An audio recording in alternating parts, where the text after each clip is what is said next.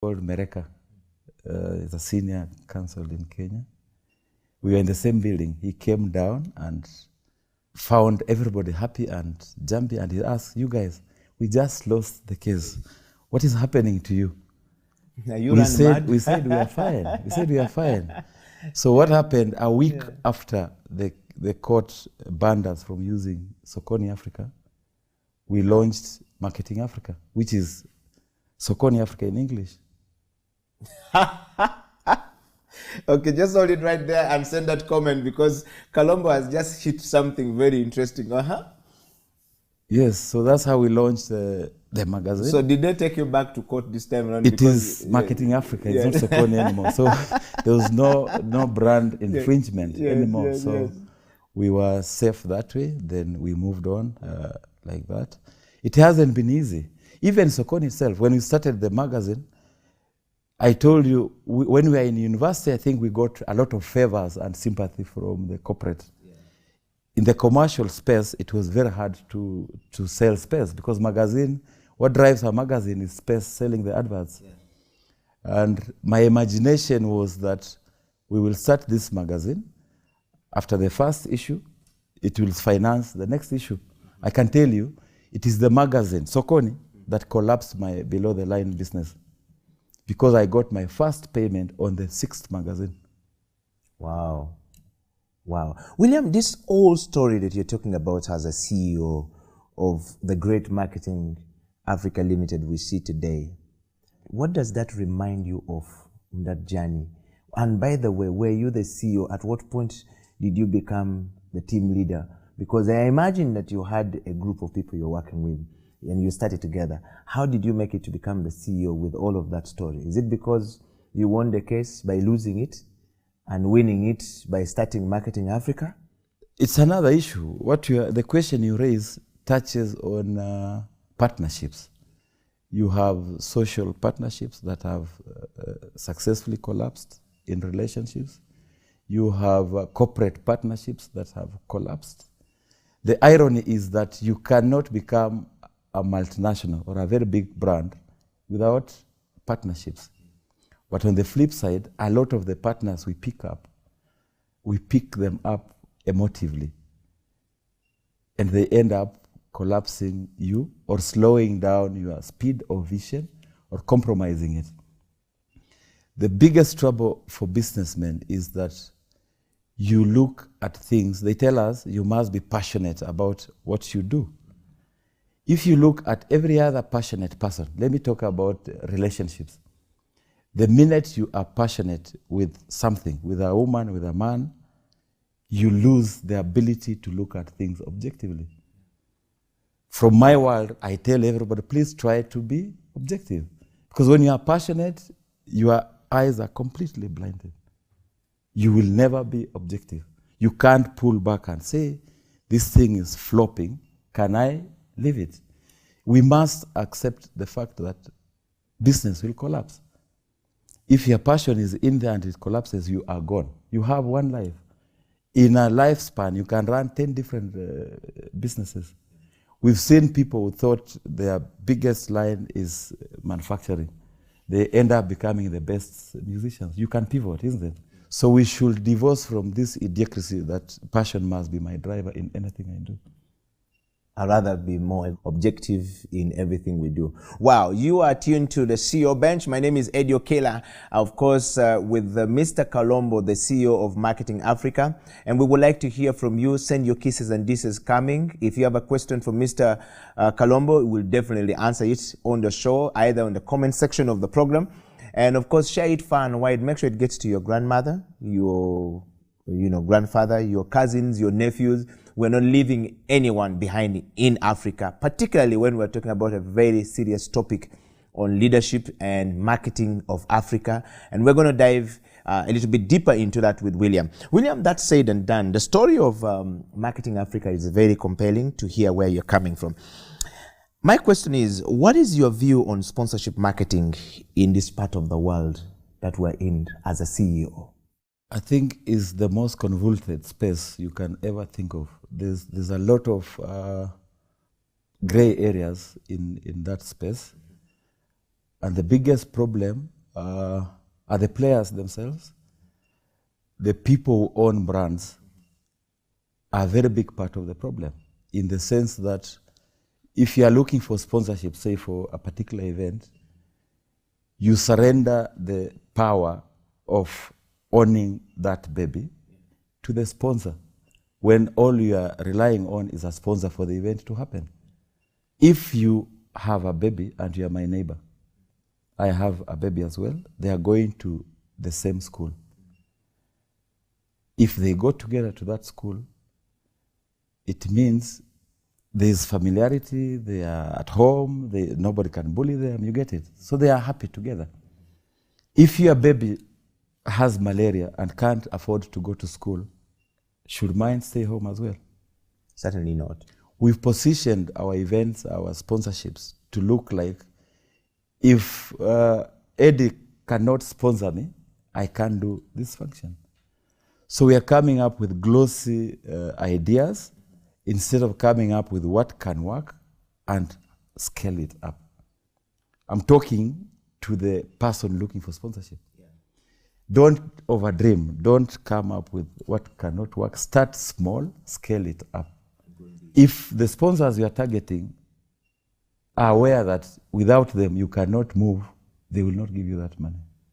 Wow. Or if they know that your project will continue with or without your support, their support, you shall dictate the terms.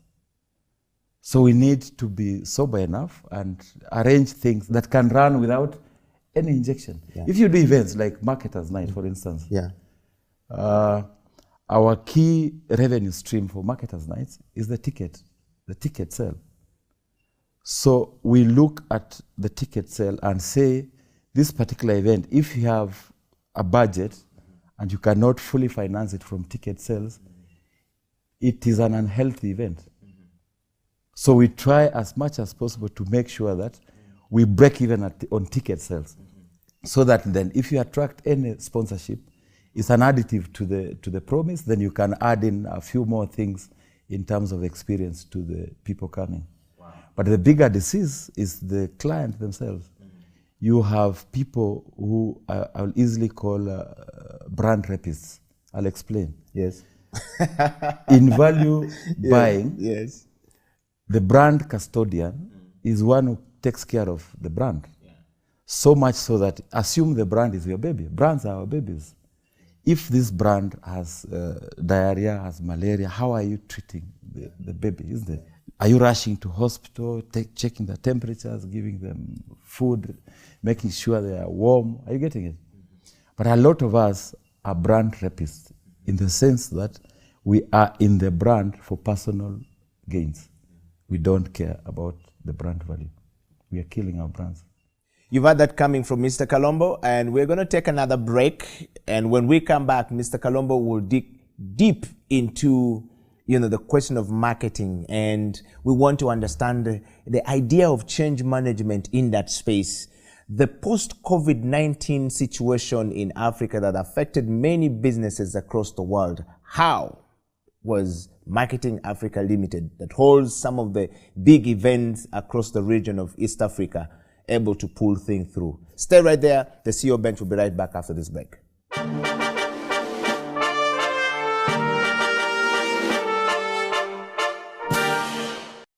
Welcome back from that break. My name is Eddie Okela, and this is the CEO Bench, where we're talking to Mr. Kalombo from Nairobi, Kenya, the man who is oiling and planting seeds of marketing across the region of East Africa, and of course springing out to the rest of Africa. If you're a marketer out there, this is probably the best interview for you to look forward to and share it far and wide so that we don't leave anyone out. William has talked about repping brands. Are you one of those people who are a rapist in our region? Can you repent of your sins? Welcome back, William, to the program. Thank you. William, very interesting choice of word that you used there. I know you explained it already. We're going down to a moment when we want to talk about something very interesting. One, do you think that brands have optimally utilized the event space across the region, across Africa? and across the world? Do you think that we have optimally utilized that space? A few brands have got it correct. Some brands have had a lot of misses. And the misses is because the people on the brand side do not respect the hustle of the event owners. So severally, they look down upon you people in the event space and they don't take you serious. You have scenarios where you are planning an event 6 months down the road and brands are coming on board a day to the function. And they're all over your space trying to dictate things last minute. The idea for creating calendars for events is so that you can have everything oiled out in good time. So events are getting affected because we have very poor respect from some people on the brand side.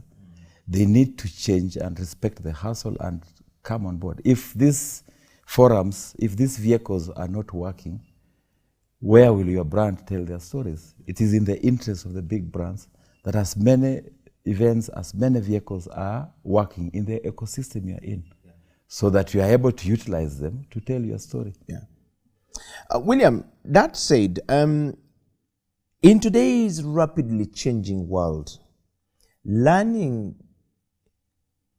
to lead our organization to read the turbulence that is brought about by the change in either technology, in our thinking space, in the way we look at money and entrepreneurship and investment and saving, is beginning to require that one needs to be critically aware of certain things that are very, very factual. My question to you is, in your view, what is ailing the marketing profession as a CEO? Today, the biggest enemy to the marketing profession are the people who claim to be marketers. The people who occupy marketing offices. If you look at the finance guys, for instance, after the first degree, they are continuously learning.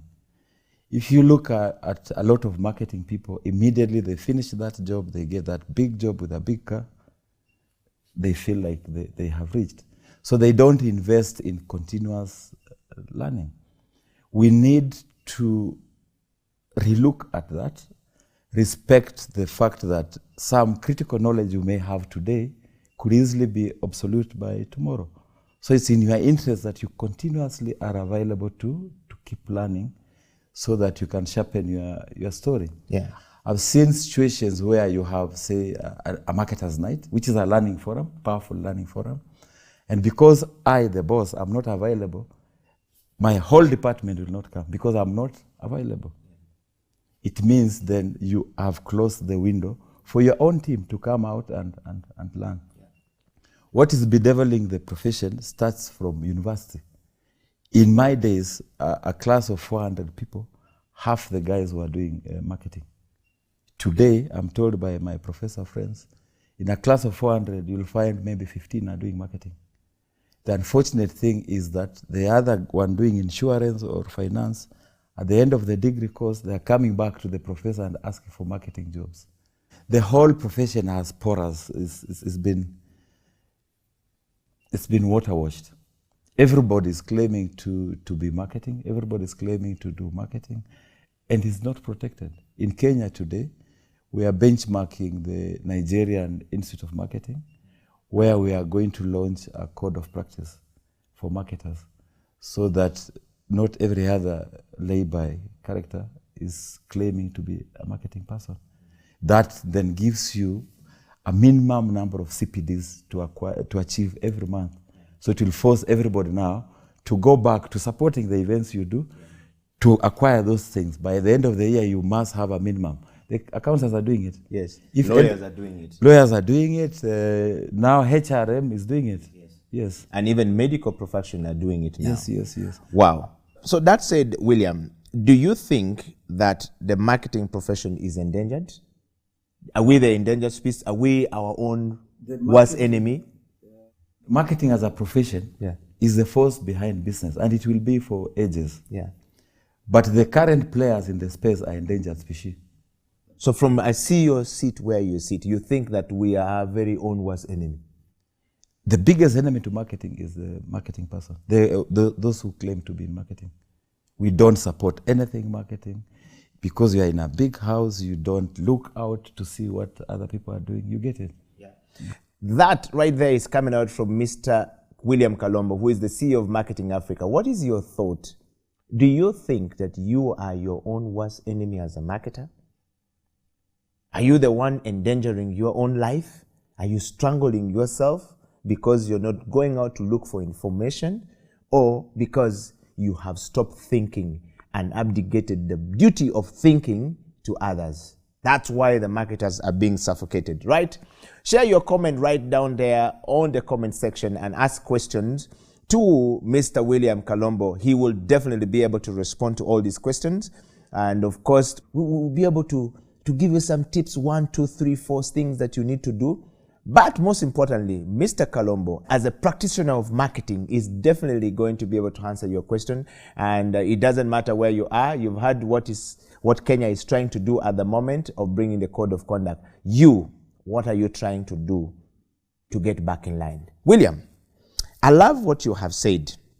I want to take you to this part that you've started doing, and it's been in Europe. There's a lot of publication about marketing, and a lot of marketing publications.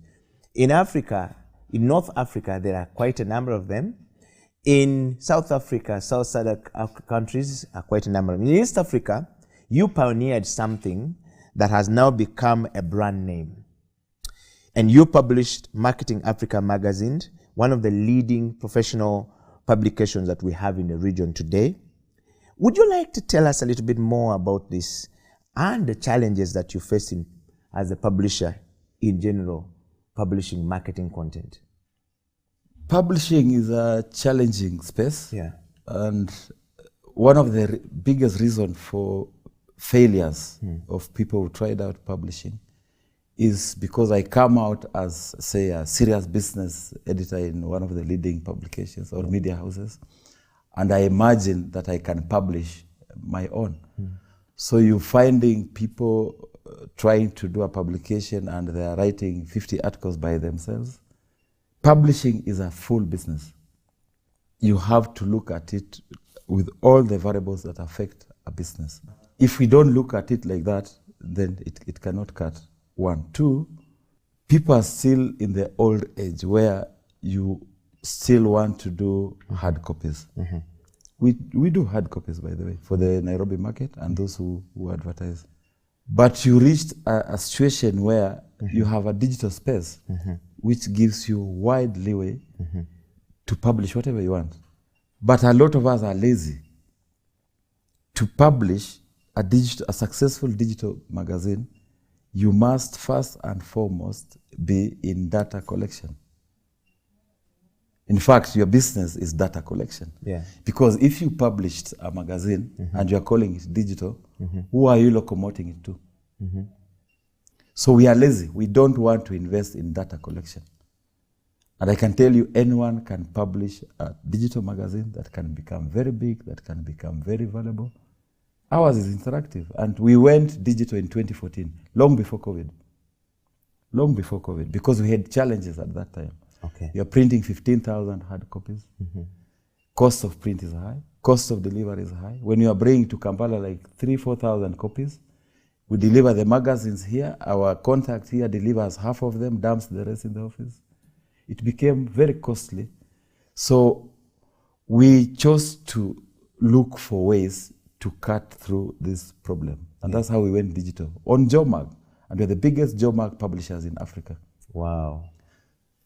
So when we went to JOMAG, it took us more than 2 years for people to acclimatize to the digital magazine. But we hit cruise level before COVID. Okay. So by COVID time, we felt nothing. When they were saying now you can't distribute magazines, they can be source of infection, we are distributing ours at a button. We felt completely nothing. In fact, our advertising revenue grew during COVID. Yeah. And the readership has also spiked after COVID. Yeah. Wow. That said, William, Is the interference between marketing industry and the institution churning out budding marketers healthy? Is it healthy? The interface is very poor. During my days, for instance, we had managers in serious corporates, BAT Kenya, Kenya Breweries, Nation Media, coming to our college to sit on my board. When you are closing for vacation 3-4 months, they used to take 600 students to go work and they pay them. Today's manager is too busy for the guy in college. We are not creating time for the students, yet we are blaming them for not catching up or doing the things the right way. So I think we need to calm down, create more time for these students. We used to do parties in our college where you have managers coming in. We used to have so many sessions where industry is coming to speak to students about different careers on very regular basis. We need to come back and talk to our students. It is the only way we can groom them to be the next generation leaders. That said, William, I want to take you to a question which is interesting. William, on that part that you talked about, I want to take you to a level of change management as we move towards the closure of this interview today. We run job adverts in our publications and we look for people who have 15 years, 3 years, 4 years of experience when we want them to come into the job. But like you've said, many of these young people coming out from the universities don't have opportunity to work. How do we bridge the gap between the job adverts that go out looking for 5 years experience, 3 years experience, but I've just come from the university. I've never interacted with any brand out there, and the brand is only looking for people with experience. How do we bridge this gap going forward, in your view as a CEO? We should bring that down and just hire people who are willing to work, people who are willing to learn on the job. All of us, what we do today, we didn't know, so you get to learn on the job. So long as they have the correct attitude and you are doing a professional onboarding, let's collapse that so that we are able to give our youngsters the window to come and learn on the job. My next question is about change and management of change. COVID-19 came in and rocked the boat. Some of our organizational companies in Africa closed. Many corporate companies across the world closed. The marketing profession suffered a deep down, and many did not know how to manage change. You are a CEO of a big corporation now by our standard in East Africa and across the region. What is your understanding of change management, and which principles do you always apply when moving out? Say, for example, as a CEO, if you're moving out, if you're a brand, how do you move out?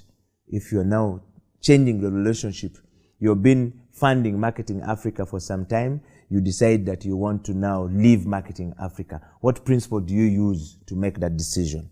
2, and how do you communicate, or how does one communicate, as well as how do they manage the change and address the problems that they have that is making them leave to go to the next level?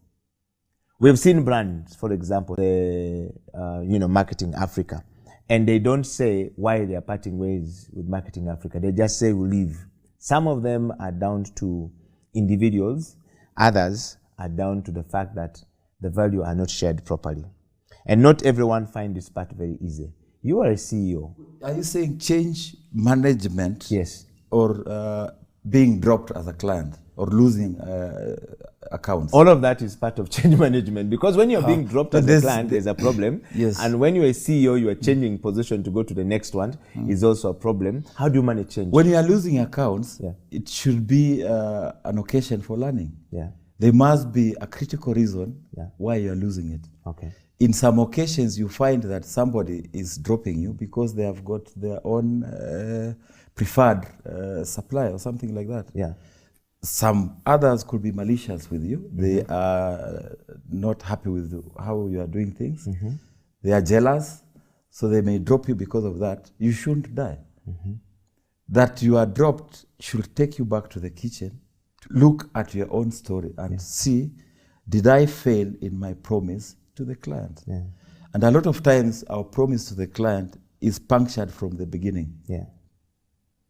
It's punctured in the sense that I get into relationship with you as my account, but we don't state clearly what are the deliverables in black and white. So when we start the journey, you start getting now gray areas popping in, and you don't have proper accountability systems on your deliverables. So from the word go, if you're engaging a client, clearly agree on the deliverables, where you can both monitor the progress as you walk the journey. Wow. You will be fired even when you are doing the best of jobs. So it should not kill you. And that's why I talked about passion earlier on. Yes. Yes, just go back. If you made the mistake yourself, then polish up your story. If the client fired you because of their own issues, they keep moving, isn't it? Well. But change management itself is a very big problem in a lot of corporates, even in our own lives. Yeah. When you find that the things you are used to are shifting, the boyfriend you had is moving on to another side. The girlfriend you had now has got better, handsome looking guys with fat pockets. Yes. It will hit you. Yeah. What must drive you is that you have to pick yourself up and keep walking. Okay. Because the fact that I messed you up should not make you die. You dying will not kill me. Yeah. Just remember that. If you die, it is you dying. Yes. I'll continue moving on. William, we're going to bring this interview to a close. Like they say, every good thing must come to an end. You are a CEO, all right? And the journey of being an entrepreneur is not an easy one for most people in Africa, at least. The fact that we don't have very many structures that support entrepreneurship. Your journey is one of a testament that when you started the university, there were so many people supporting you. When you came out, it was now real fire that you have to survive. You are out of university. Nobody looking at you as a student who they can take advantage of. Now you are starting the journey. So my question is, the entrepreneurial journey has been a very slippery one for many people. And in my view, many people have gone down the drainage without knowing the nuggets of truth of how to bounce back from the challenges they have. What, in your view, is slowing down this in this part of Africa, particularly East Africa, that our entrepreneurs don't go past a certain level? Entrepreneurship is a big challenge. The fallacy is that we imagine entrepreneurship only applies when you are running your own kiosk. The critical thing is that we need to coach people to have an entrepreneurial mindset, which means I can work for a particular company, but I have an entrepreneurial mindset. That mindset is one that brings solutions to challenges. So you can be a manager in any space, but you think solution to any challenge that you come to. So you don't have to necessarily run your own outfit to call yourself an entrepreneur. That's the first one. The next thing is that we've started what we call entrepreneurial clinics. And the idea behind it is to just pull together people in that space to learn, share, and coach each other.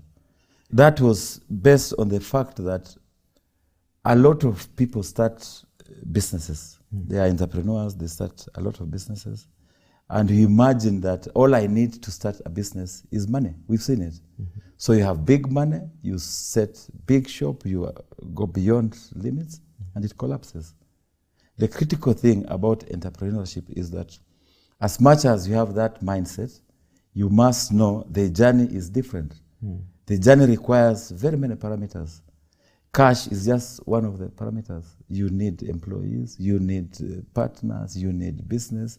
We've seen people start business. You start business, you get very big LPOs from people who will never pay you. So you end up collapsing. You get it? You've seen people start business and you step on toes, you are sued. You've seen people who run out of finance, isn't it? Yeah. You've seen people who are not compliant in tax matters. There are 15 critical elements that are killing entrepreneurs.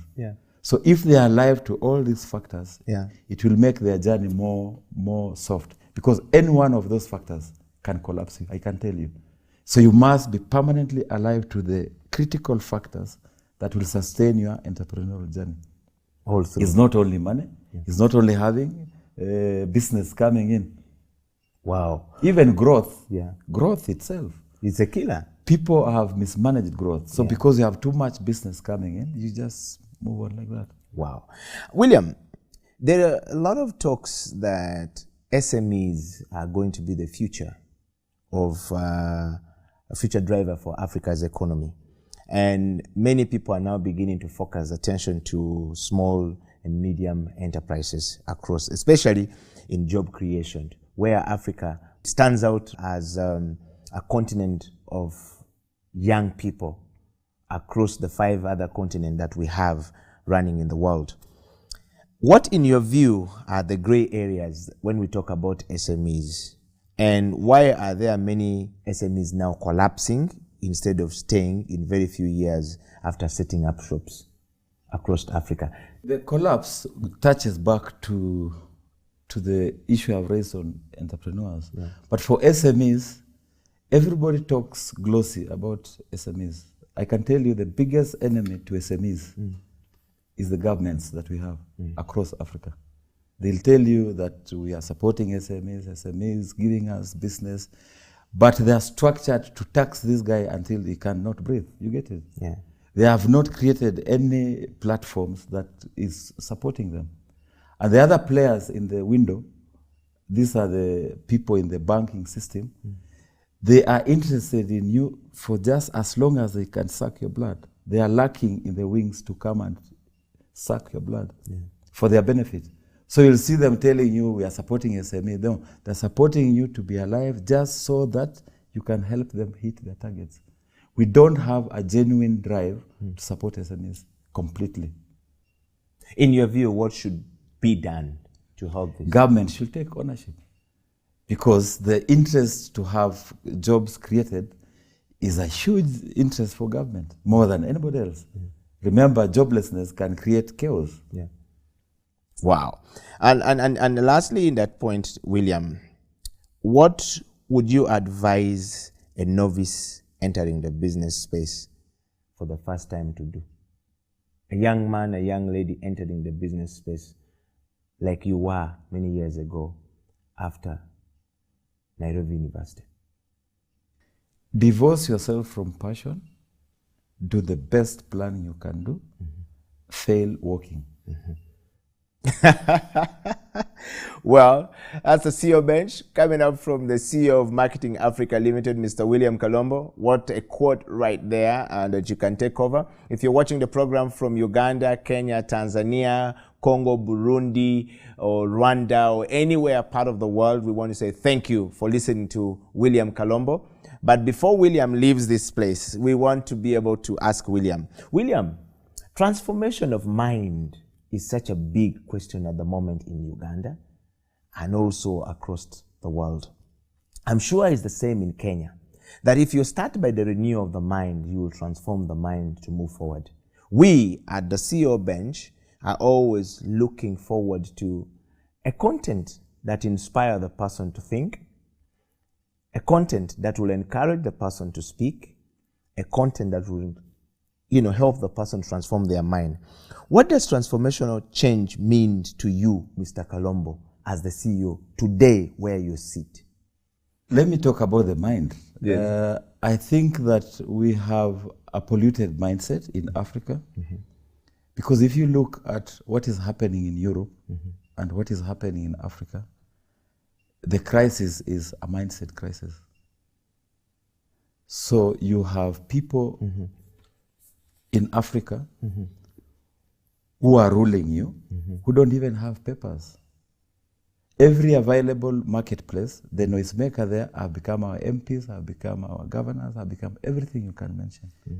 In effect, sidelining professionals. And professionals have taken a backseat. They don't want active participation in that space because it's dirty. They can really finish you.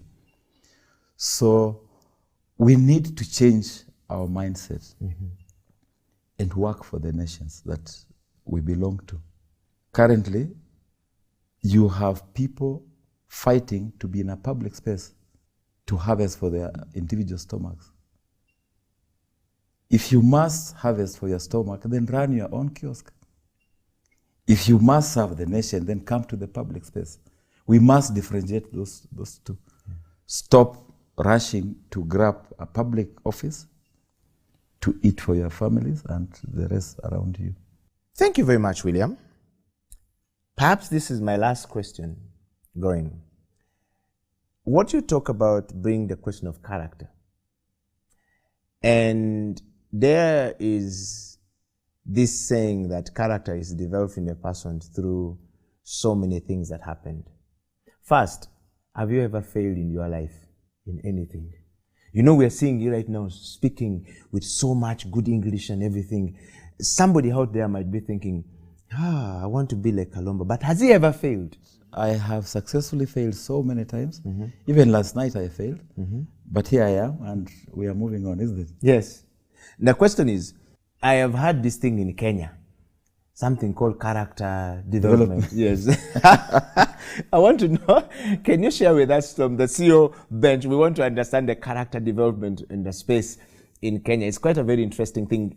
I know that this is a new word for Kampala. It's heavily used in Kenya, character development, especially in social spaces where people are talking about relationships, man-women relationships.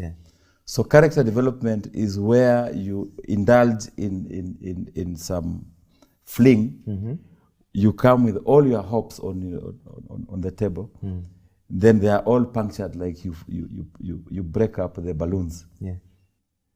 And then, so why did you guys pick Nairobi people and Kenyan people pick this thing as the best way to link it to character? How does that link to character? You see, now after the breakup, somebody's going to cry. Yes. They go crying, tears in buckets. So you find that, no, you can't be here now celebrating that you have this relation is working for you. Then suddenly you are completely off. People have even left social media because the relationship you are bragging about has totally collapsed and collapsed you as well. So William, so in the same space, you find business is giving people character development. You come in with a lot of hope, with a lot of plans, and everything you planned, you find is not working. Business is how you can break this glass on cement, for example. This glass will be your plan. But the reality is when the rubber hits the tarmac, it's very different. You hit this thing on the tarmac, on the cement, you don't know where the pieces will go to. We've had scenarios. The typical planning, I'll give you the example of planning for a drive. Let me talk of Mombasa. I love Mombasa.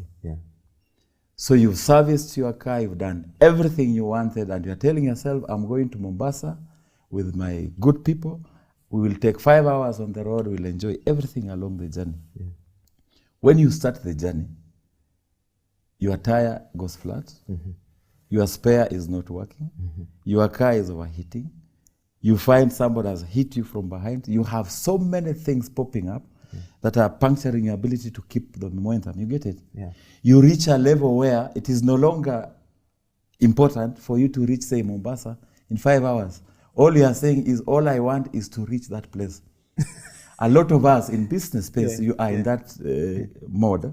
All you want is to have this function done and you move on with it.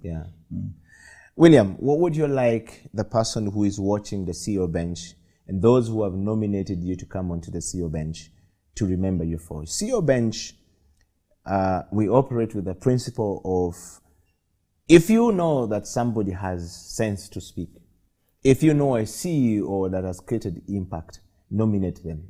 You are nominated overwhelmingly with a great number of votes right after the Marketers' Night that happened in Kampala. The very first one that happened after COVID-19 had locked down everything for almost about 2.5 years, going to 3. And here we are talking to you. What would you remember? What did you want them to take from you as we come to the end of the show, as your last word to the young man out there and to the young lady out there, as well as to your contemporaries who may not be able to have the courage to come and speak on the CEO bench like you? They should not remember me. They should remember their trade, focus on it, and keep working, isn't it? Ladies and gentlemen, the show has come to an end. This is the CEO Bench. My name is Eddie Okela, and of course, William Kalombo, right here in Kampala. As always, the parting shot to William Kalombo from the CEO Bench is, have you ever cooked for your wife? And when, since you're always giving us the marketer's night out, is there a marketing night in your kitchen? When we do marketer's night, I don't cook. Have you ever cooked for your wife? It won't help them. The show bench has come to an end.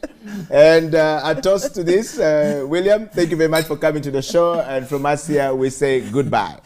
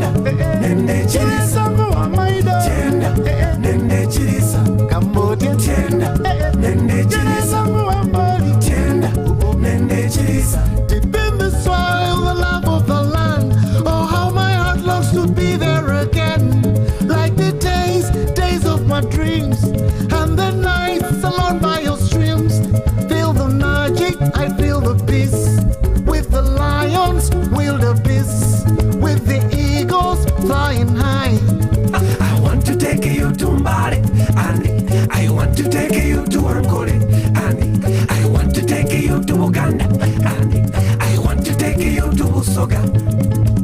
There goes my soul, there goes my mind, all the beauty you could ever find. My motherland, oh my motherland, my motherland. Deep in the forest, across the land, I hear the calling, I understand. Like this song of my soul, how my story will unfold. I love, I love, I love, I love, I love Uganda. I love, I love, I love, I love, I love Uganda. I love, I love, I love, I love, I love Angola. I love, I love, I love, I love, I love Madi. I love, I love, I love, I love, I love Lugora. I love, I love, I love, I love my motherland. Oh, my motherland. I feel the magic, I feel the peace on the savannas, the mountain peaks, like the great days of old, when the Nile overflowed, abundance across the land, and the people down hand in hand.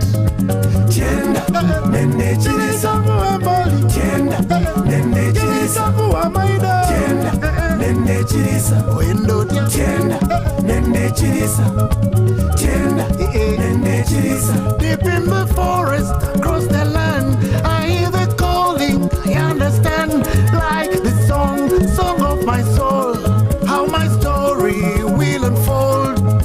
Chenda, nene chirisa, chenda, nene chirisa, nene chirisa.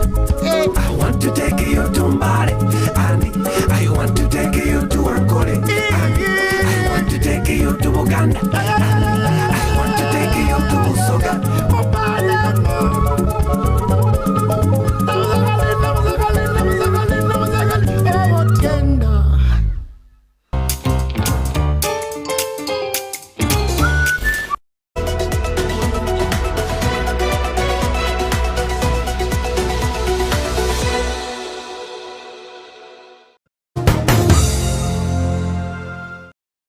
You're asking yourself, critical thinking.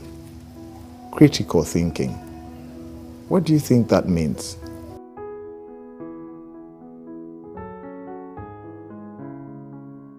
Someone will say it's deep thinking. In Uganda, kufumitiriza, deep thinking.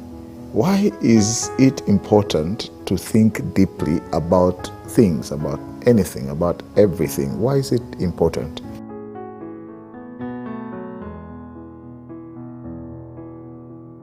You will be saying mistakes. The reason why I need to think deeply about something is because I want to have the right outcome, the intended outcome. So we all live our lives in such a way that we have visions. Those visions is what you call intended outcome. I intend it, and therefore I work towards achieving it. But in the process of achieving, I need specific actions that should produce the results. But in those actions, there are also stakeholders, different people along the way. So I intend to achieve X in this much time, but who are the involved parties? And how do I navigate to still achieve what I want to achieve, regardless of the forces that are against my working? So critical thinking is your ability to arrive at what you intended with minimal costs. That's all. Whether in marriage, whether at work, in your progress, in your career, whether even it comes to innovation, where you want to come up with solutions, you want to create, it requires you to think deeply. But now when you say think deeply, there's another question that comes to mind. How do you think deeply? Because when we were in school, the education system is not designed to teach us critical thinking. It's designed to teach us thinking about whatever the teacher wants you to think about. So if your subject is math, the teacher wants you to think about math.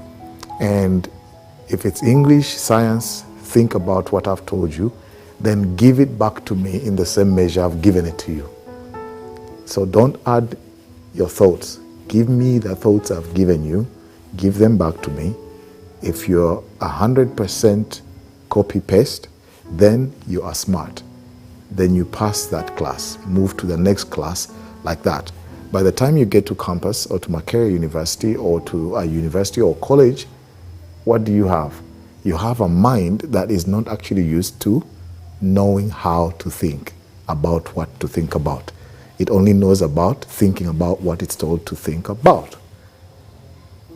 Then in the end, you're given dissertation. All of a sudden, they're asking you to think for yourself. It's the most scary experience, thinking for yourself for the first time at that age. You only do that for once. I think it's about, you usually copy-paste from Google, or you get some Bakuba or some experts to do the work for you, then you pass. Then what happens? You now graduate from college, from university, and you're ready to go in the real world. And so the first thing they're looking for in a job interview, they say, we're looking for people who are what? They will say it, they'll say critical thinking, they will say out of the box thinkers, people who think out of the box. But remember, you've been thinking in the box, but now they require you to think out of the box. They're looking for people who are resourceful, who can take initiative, who are creative, who can come up with solutions, things that no one actually told you. So critical thinking, and the book or the guide that I have written, is to allow people to have the tools, the mental tools, to navigate through their intentions and through the execution towards those intentions. That's the idea about critical thinking.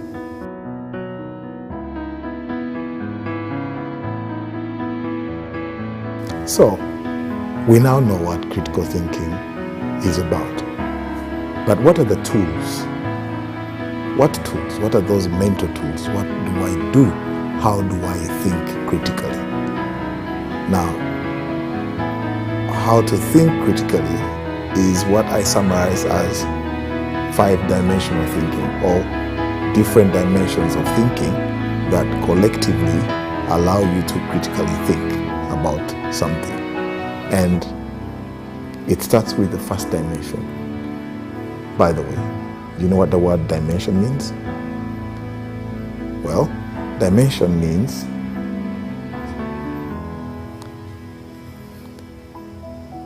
something having substance and depth enough to be believable.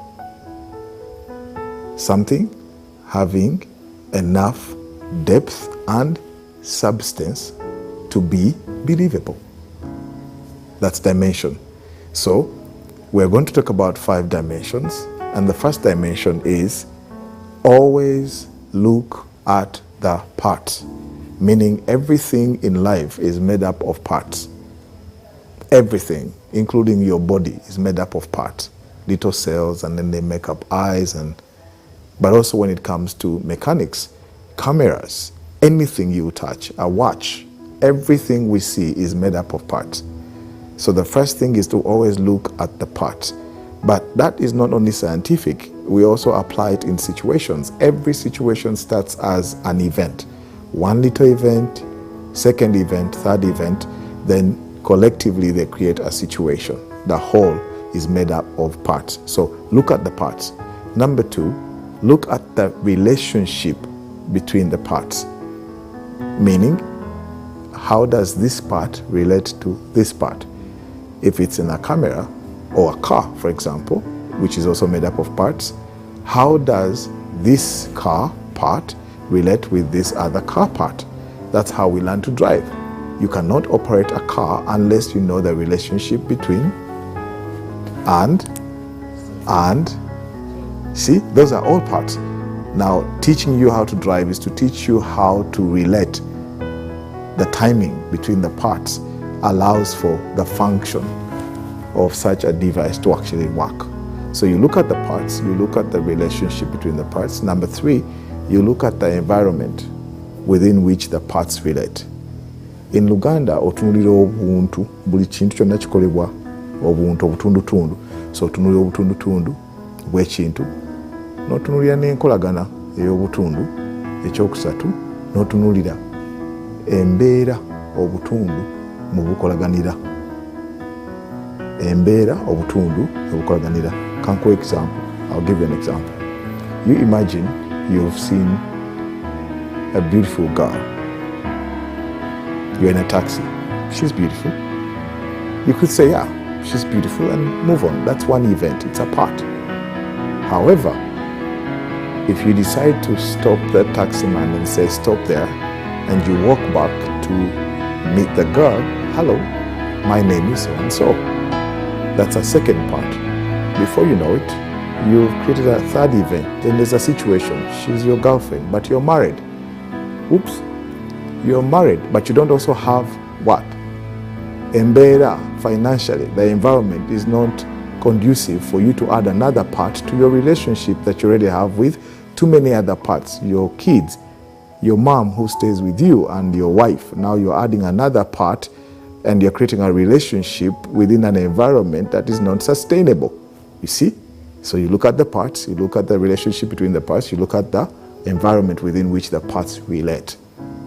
Now, what's the 4th dimension? The 4th dimension is about you putting yourself in the shoe of somebody or of a situation, then remove yourself. Then you put others in that situation, then remove them. Then stand back and observe how your mind creates solutions. Those are too many words. The simplest of words would be, think of what if. What if? What if this girl that I add to the part in a relationship of a new environment that makes me aside XY, perhaps if that happens, it causes XYZ, then what do? I get into problems. My wife discovers that XY is happening, and perhaps part of the money we've been as a family comes from my wife. She has a better job than. Then now you have a situation where the other girl now is not interested in you. So it's now our thief. So before you start to talk to the girl out of the taxi, stop back, look at the parts, look at the relationship between the parts, look at the environment, then say, what if that what if in Uganda is watya. Watya ng'omwana ono andetedde ebizibu. That thought of watya is what causes you to be fearful or kutya. Nootia. And then what happens? You let go, you stay in your taxi and continue to your destination. So what have you done? You've solved a problem before it even began, because that problem is what you call a situation that takes place after a series of events that you did not intend, but you were just acting emotionally on your feelings, and now they become a burden on you. And therefore your vision, your intentions, which is the fifth dimension, what do you intend? Mu Uganda kyekinyumenyo bagamba ogenderera ki? Kiki kyogenderera? So let's go back to our situation where you brought in a side friend into the relationship. So I would ask you, if that's the fifth dimension of intention, what did you intend? Wabadde ogenderera ki? Mu Uganda, the word okugenderera comes from the word okugenda, which is a verb. It's a doing word. The thought and action are related. So if you are seated in that taxi using critical thinking, the 5 tools, you know what you will say? What is my intention? Okwesanyusa oba mirembe mu maka gange. You see how that is different? So what if I bring in this woman, okwesanyusa, will it also add a mirembe to me? If the answer is no, then ekigendererwa kyo si kyakwesanyusa but mirembe. Therefore, let the girl go. Continue in your taxi. That's a very simple situation that can turn ugly, and a lot of people's lives have become havoc to themselves simply because they didn't have tools to allow them to assess and achieve the intended outcome. Critical thinking, 5 parts, 5 dimensions. Can we repeat them? Number 1, look at the parts. Look at the relationship between the parts. Look at the environment or context within which the parts relate. Ask yourself, what if? Intention is basically your feeling. How do you feel? Because also feelings are feedback mechanism. And always remember, every time you think about the 5th dimension, think of this scary thought. What you make others feel is what you mean to them. Think about it critically.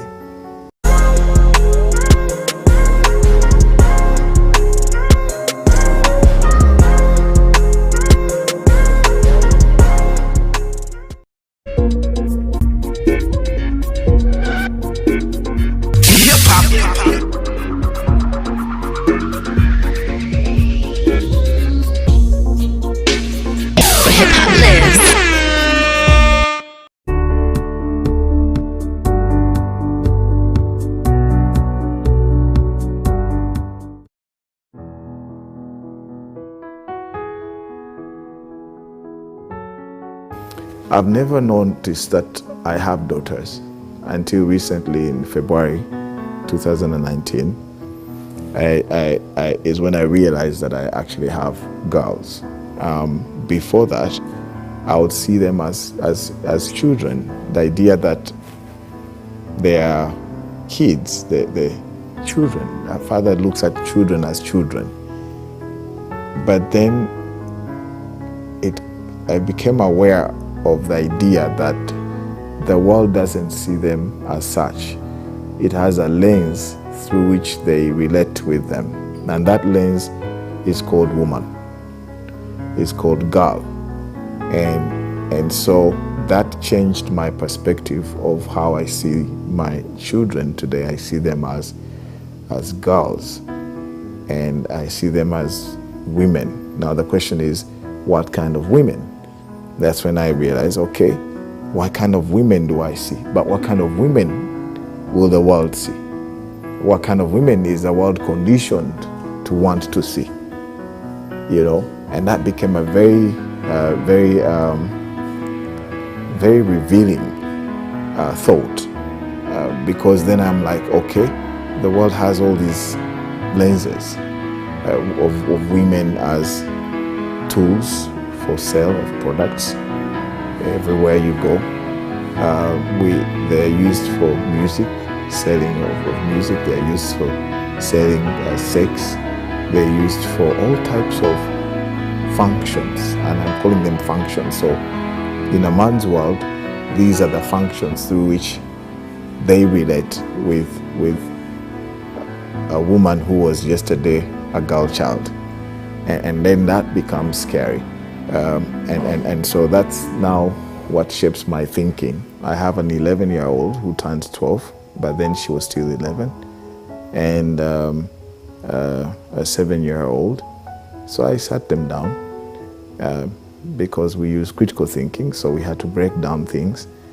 And the conversation began in that context of how the world has been structured from day one. And it's structured to operate as a man's world. And the role of women is a small corner in that world. And once in a while, men call some of those, out of the many, they give an opportunity to some of them to come to the world of men. If it's boardrooms, once in a while, but even when it's boardrooms, they will give them the role of a catering service provider.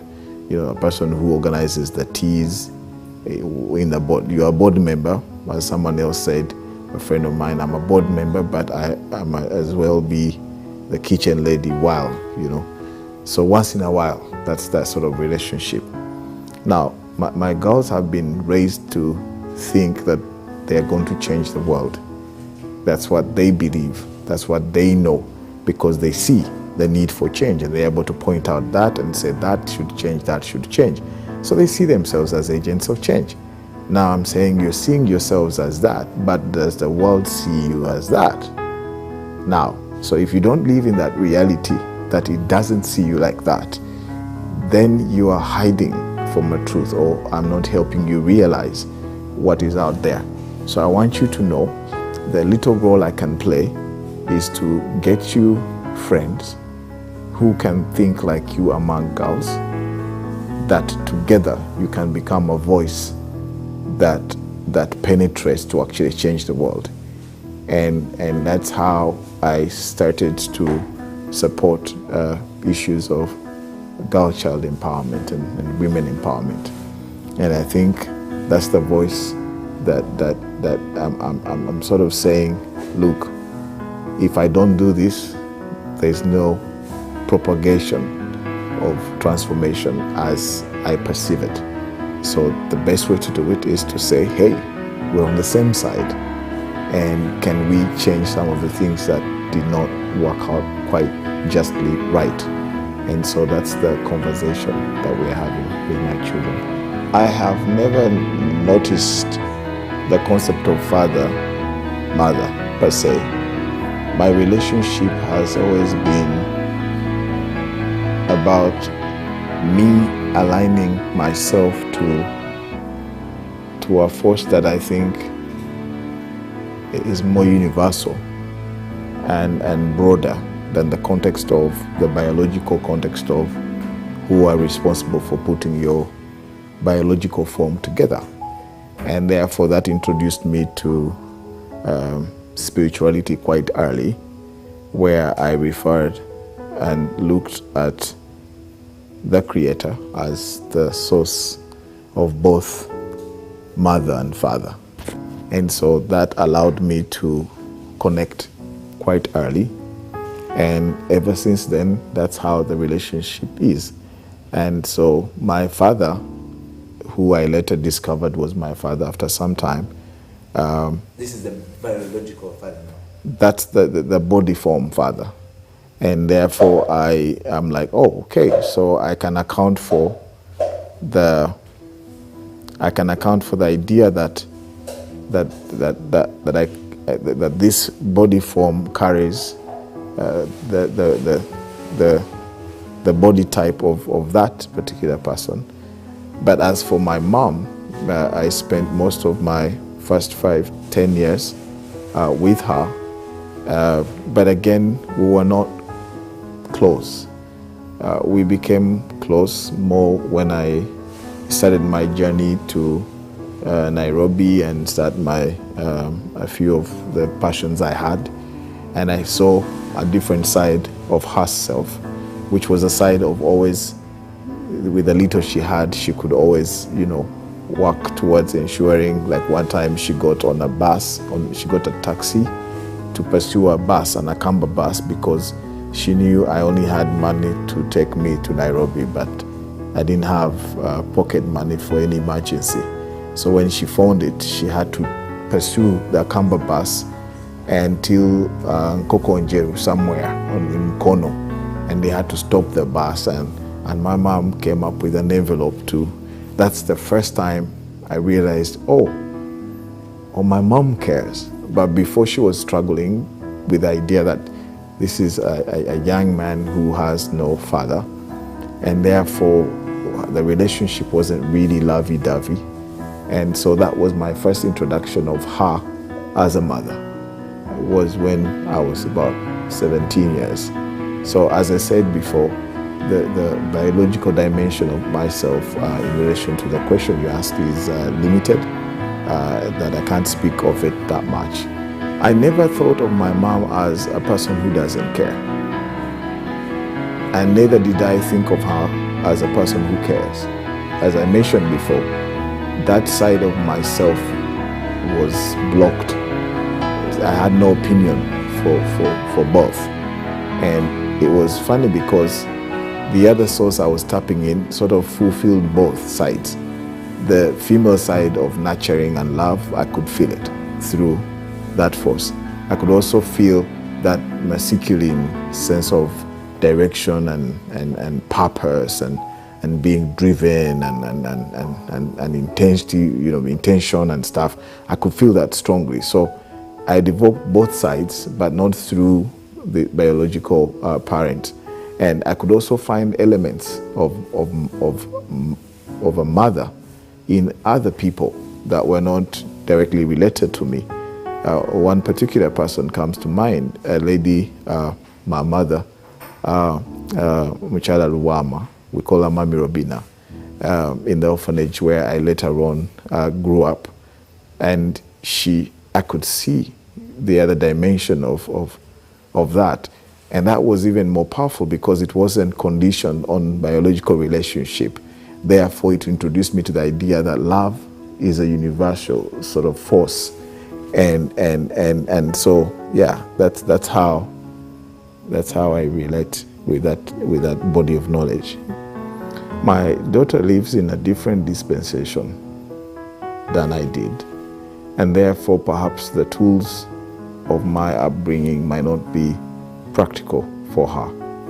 So rather than giving her that, I thought that perhaps I need to give her something that is more user-friendly for the generation coming. Something that she can use, but also quickly pass on, and it becomes timeless.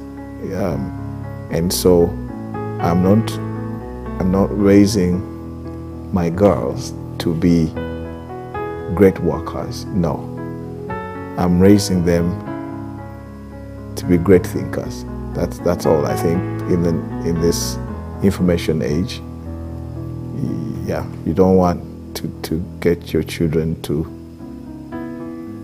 work towards being workers and looking for jobs and doing jobs. No, you want them to be critical thinkers, because wherever life throws them, they don't need anything else. That's all they will need, and they can operate on a global scale because the principles are universal. And so that's how I'm raising them. So to answer your question, no, I can't raise them the way I was raised. It's absolute. It's a gone thing.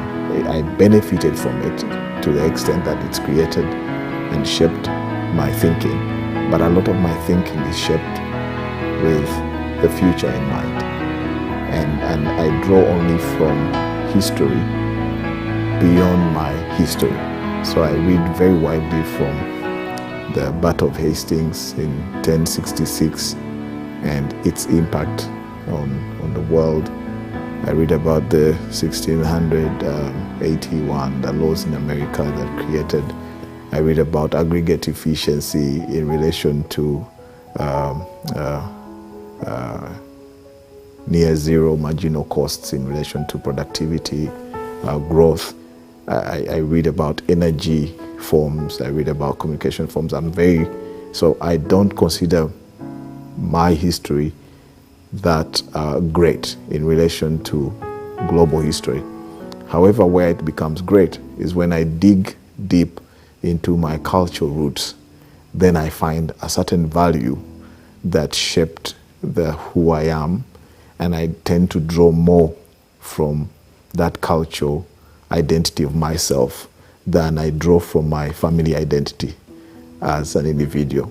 So then I can be able to analyze that cultural context in relation to other cultural contexts globally that were running parallel to my culture in time, and seeing comparisons and being able to say, while this was happening in Europe, what were my kings doing at that time? When Christ was happening, what was Chintu doing? So I call it retrospective history. I keep analyzing the global context within our cultural context, and then I start looking for themes that allow me to understand the principles beyond the physical expressions of what they would call development. The things we look at and say, those guys are better. They spend too much time in the physical. My people spend too much time in the unseen, and they lived there quite a lot. So now that we live in a world that is unseen more because of the new 5G technology, the world is going to be more of the unseen, and how you experience it is going to be more important than physical. For example, Uber already has expressed that. People are tending to be more in love with having access to mobility or transportation as opposed to ownership of an item called a car. So then what happens to the physical realm where you thought that the car defined you? So that's from the perspective of Western history. The physical manifestation of their greatness dwelled within the physical realm quite a lot. And in Africa, the spiritual stayed deeply embedded in our psyche, in our music, in our expressions of forms of expressions. And now that we are in a world where it's 5G, then the African spirit is going to become the spiritual property, whereas theirs was intellectual property. So you see now, intellectual property protection, Africa, spiritual property protection. And that's where the future is. That's 5G. That's critical thinking. That's where I'm more focused on. Yeah. So I draw from my history, but not simply from my 1977 to this Kawesa. That's too narrow to sort of bring context. Thank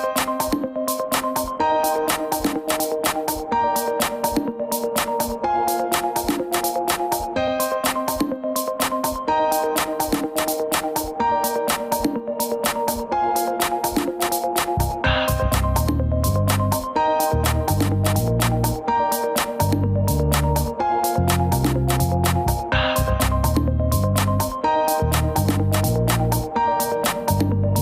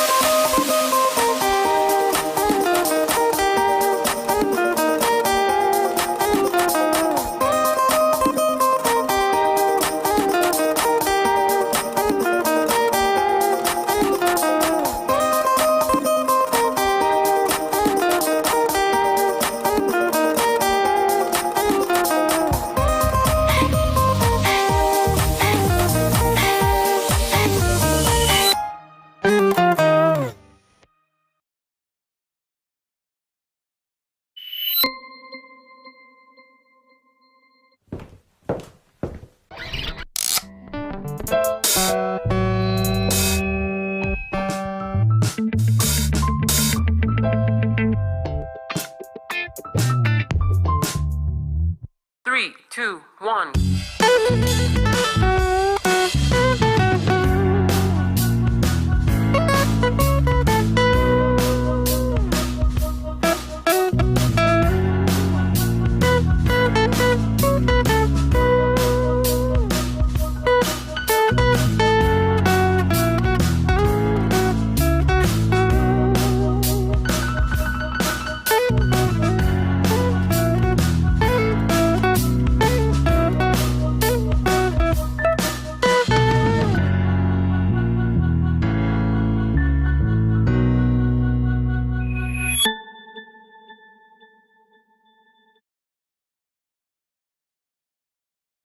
I have the pleasure to present to you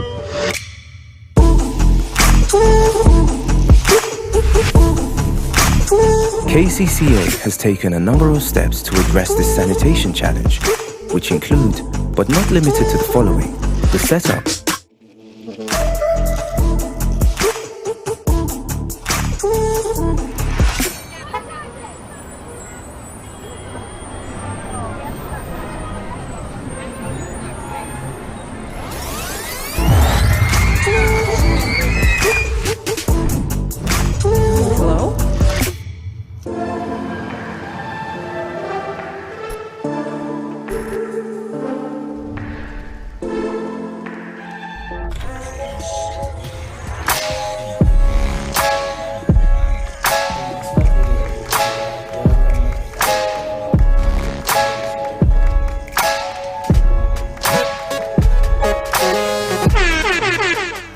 Welcome to Slam Dunk Basketball Talk.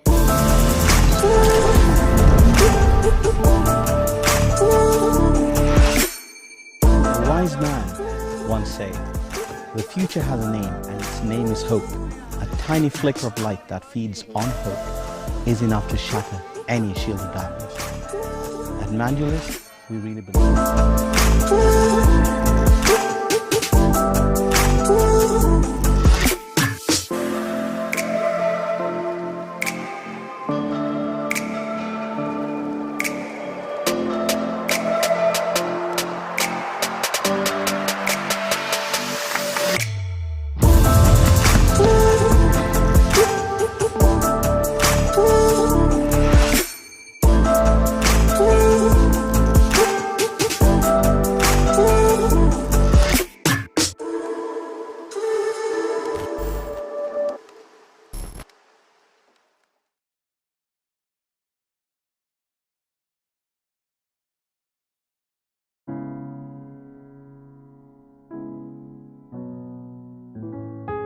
As I said, culture expressions that reflect on property in physical forms would have such an argument as what the people had.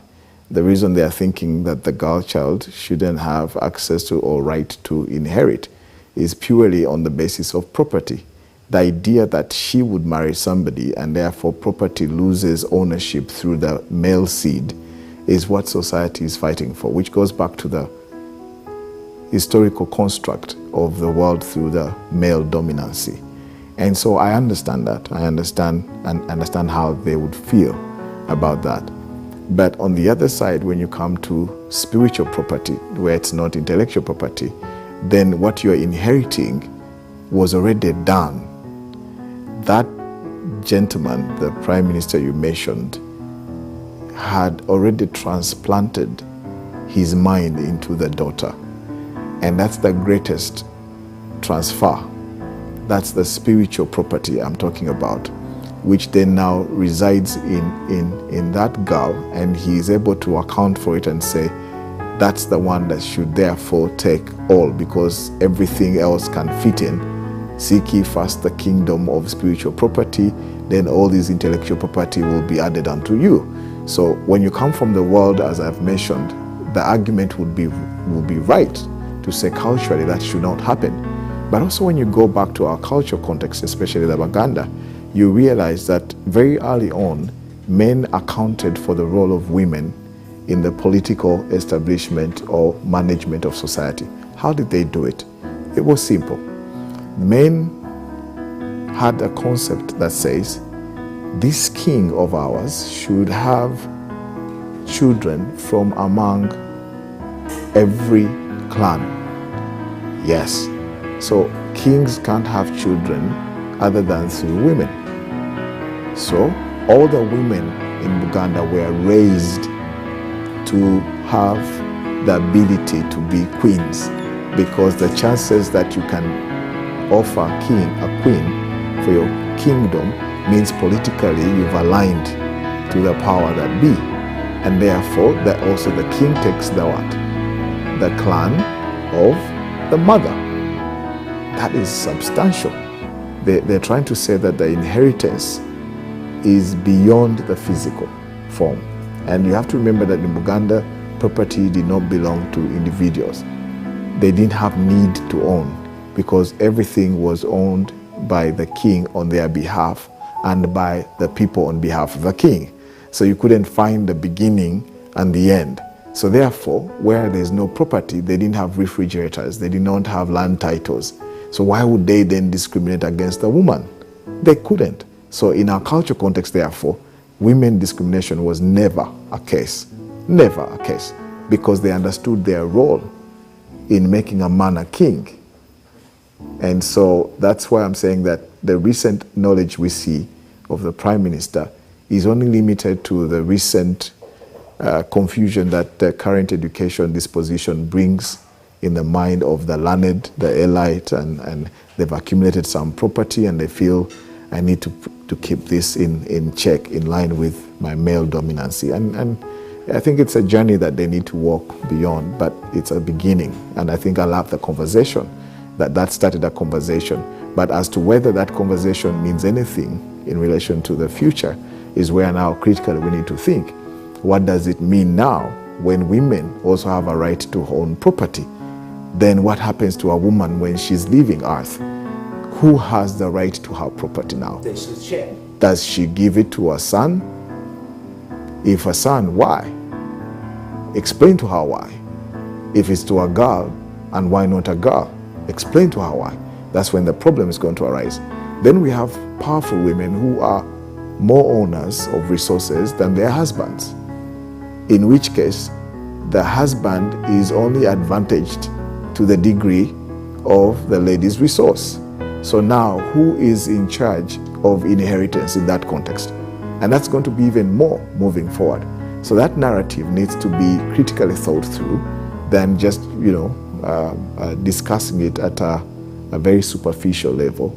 And so that's what I would think. I'm not doing anything really special to my daughter in relation to critical thinking, other than one thing, the idea that I am deliberate about it. And they also find it interesting. I create little stories, like when you read the book, those little stories make sense to kids as much as they make sense to old people. And so when they follow the steps, they can see the parts, they can see the relationship, they can see the environment, they can see what if, they can see intention. And therefore, once they get the gist of it, because you're deliberate every day as they do their little small things per day, whether they're doing school or at home, they're chatting with their friends, where you're driving, and you're constantly asking, okay, which dimension is that? Okay, but you've not, so you gamify the idea of critical thinking. So it becomes a lifestyle. They talk about it, they see things through that. When someone does something, if I do something, they say, but Daddy, that's not critical thinking. And they challenge me. I'm like, okay, yes, it's true. I didn't see that part, but I'm happy you saw that part, because we do acknowledge in the book that there's what we call blind, corners of knowledge, and we are not all knowing. But for the parts we can see, we at least are deliberate enough to get it. So really the question is being deliberate as a parent, being deliberate to raise up children that can meet the world on equal terms is really what critical thinking as a tool does and empower them with. My mother, in 1958, August 8th, she was born. Uganda gets independence in 1962, she's 4. In 2010, I look at the history and ask myself, did my grandfather see my mom then as a 55-year-old in 2012? meaning 50 years later, seeing her then. She was just a little girl. So, before I talked to my grandfather to say, wow, why didn't you see, if you had seen my mom then as a 55-year-old, would you raise her differently? If the answer would be yes, what would you empower her with to be relevant in 2012? So now those questions he can't answer.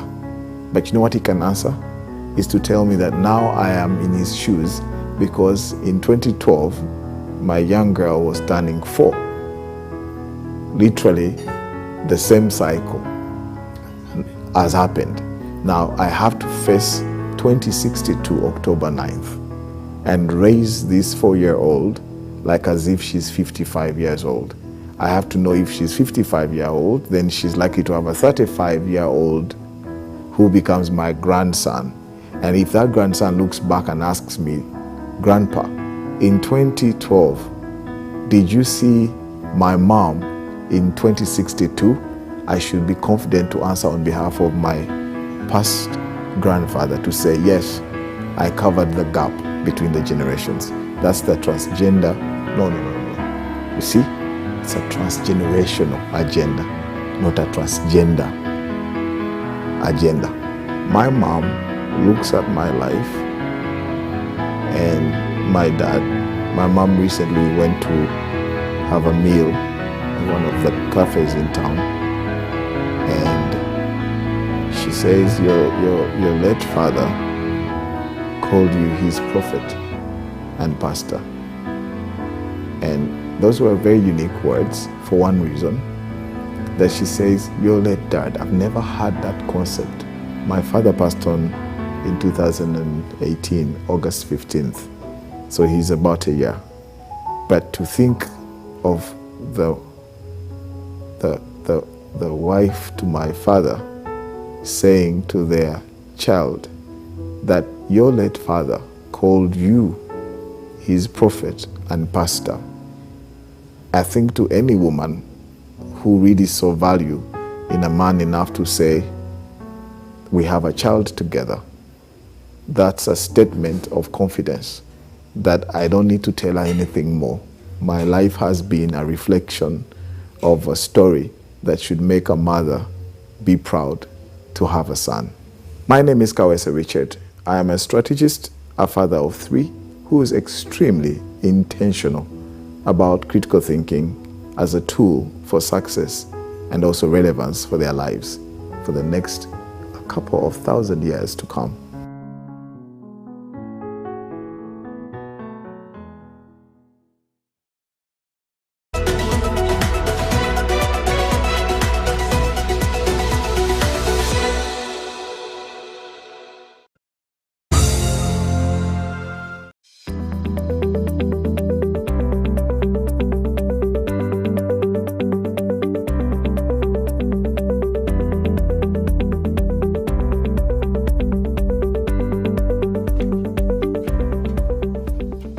Farmers around us here have no access to electricity, no access to clean cooking fuel, and no access to milling. So to mill their rice and groundnuts and maize, they have to drive miles away to grow.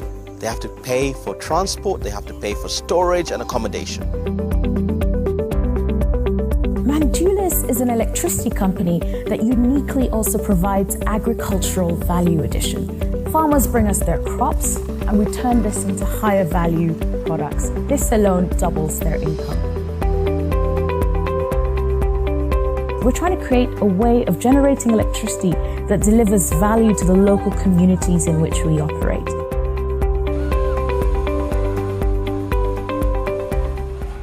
Now, we've come here so that we use the waste from all the farming around us to produce electricity through biomass gasification at each of these sites. At the same time, that focus on biomass means we can not only generate electricity, but we end up with a byproduct, that biochar, which can be used to produce cooking fuel. Doing that means that we save nearly 1 million trees per annum. Technology is a thread that ties everything together. We combine the blockchain technology, AI, and Internet of Things to make sure that we can address critical bottlenecks that allows us to engage thousands of farmers. And the cost of settlement of electricity transactions go down significantly. In a sense, energy is the center of entrepreneurship in the regions, and by providing these underserved areas with access to electricity, we're hoping that it won't just turn on a light, it'll turn on a movement towards improving people's lives in those regions.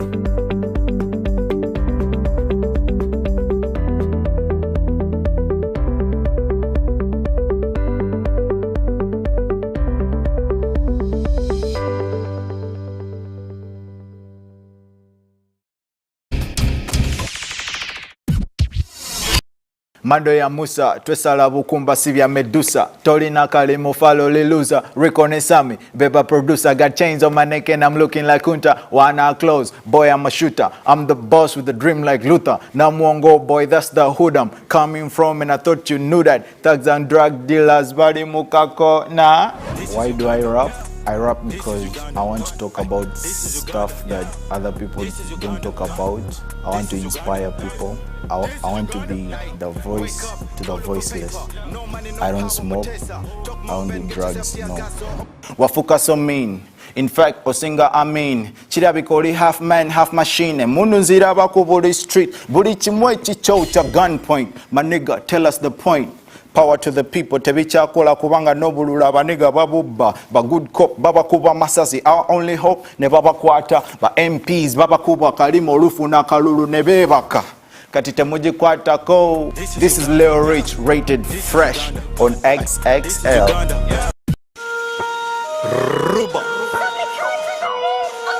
Yeah, Leo Rich. Oh yeah. This is Uganda. This is Uganda. This is Uganda. This is Uganda. This is Uganda. This is Uganda. This is Uganda. This is Uganda.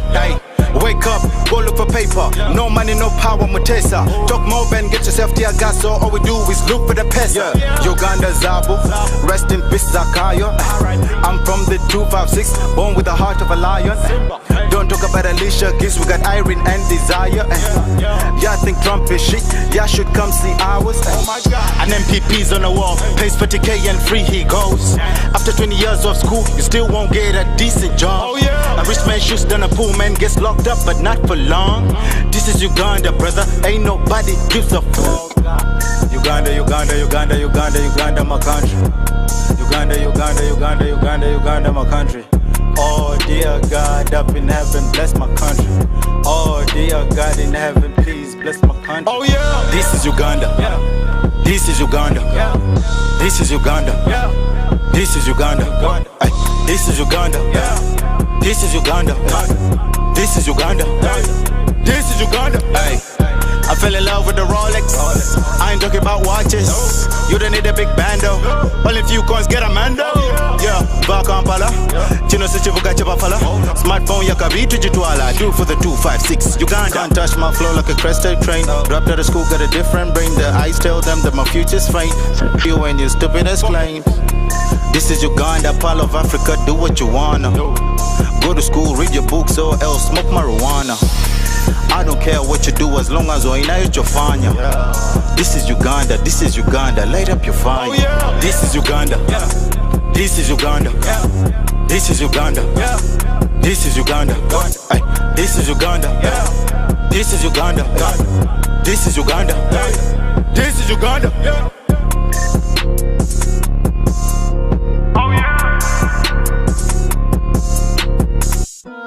Uganda, Uganda, Uganda, Uganda, Uganda, my country.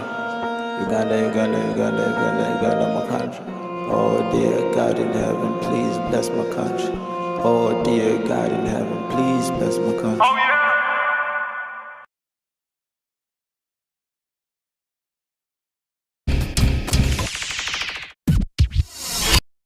Hi, my name is Mujiz Hilary, and this is my story on XXL.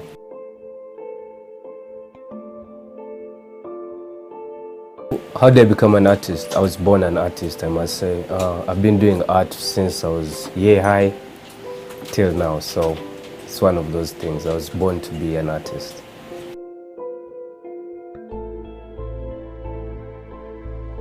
How do I describe my art form? I think I'm a digital artist. I use computers. The computer is what I use to create this amazing work I have. But I can draw and paint, but I'm focused on the digital kind of work.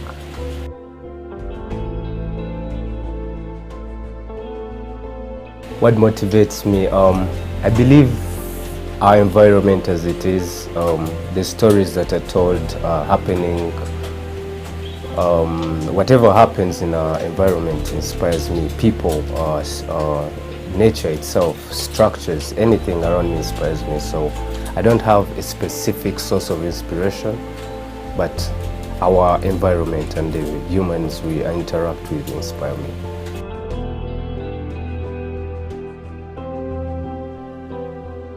Does my work impact community? Of course, you know.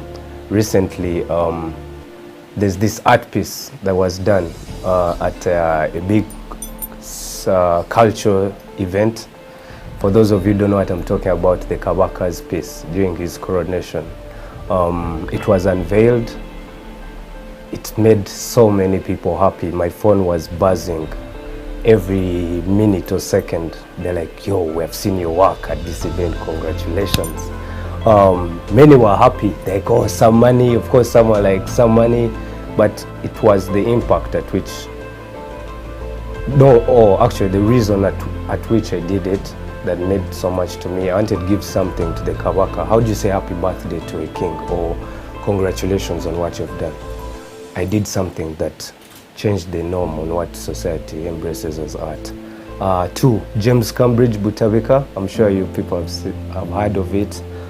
There are buses that move around. Definitely, we haven't thought of buses with artwork. My work is on buses, you know. UAP, Old Mutual, it's an insurance company. Their office is branded with my work. And this is just art, you know. So how do I impact the community as well? Kids or the young generation looks up to me. I'm a symbol of hope to some. People stop me while I'm walking and shake my hand. They're happy to be around my presence. Those are things that inspire me as an artist, and I feel I'm a symbol of hope, and I'm creating a shift in what the community sees as an artist.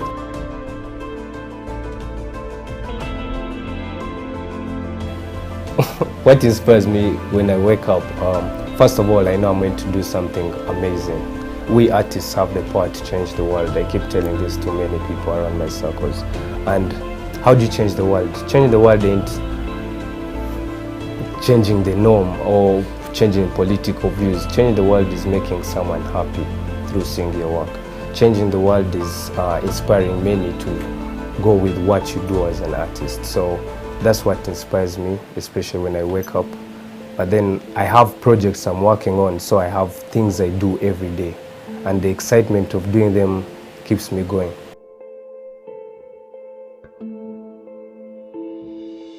Where do I see myself 5 years from now? All over the place. I have plans to do so much. You know, I would want to have a foundation. I would have a foundation that would help change the world through my work. Maybe partner with organizations that can use my work, since it can be multiplied and blown up to infinity of size. And we see what we can do for certain communities, you know. How can we help a community of kids? Can we create a center for kids to come together and do stuff? But it's beautiful because it has my work. Couldn't we help the hospitals use art to heal? Medicine ain't the only way that heals people. I would want to have a school that would maybe teach the next generation what we as artists do, but at a fundamental level, to the biggest level. So 5 years, if I'm alive, definitely I intend to do so much with my work, and hope people will be able to support me as an artist and see what we can do together.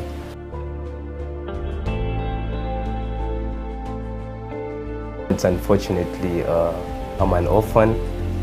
But I've been raised by this loving family that has been supportive, always taught me to be the best I can and believe in myself. So yeah, I believe it's always good to have a family that backs you up and wants you to do what you are meant to do. So school, I've always been a troublemaker in school, very, very troublesome, but then with the gifts, and it's good that people saw the beauty in me through my art and try to see the trouble as just a character I had. My brand is easy, of course. It's a combination of my name and my late mother. She was called Bomwezi. I'm called Mojizi. The last initials of both our names are Easy. So she's not around to see me be the man I am today, but I'm sure she is proud and she would be proud. And I'm not only doing this for my immediate parents. You know, family ain't just whoever birthed you or having the same blood flowing within you. Family is your friends, those who look up to you. So I believe my family is proud of me.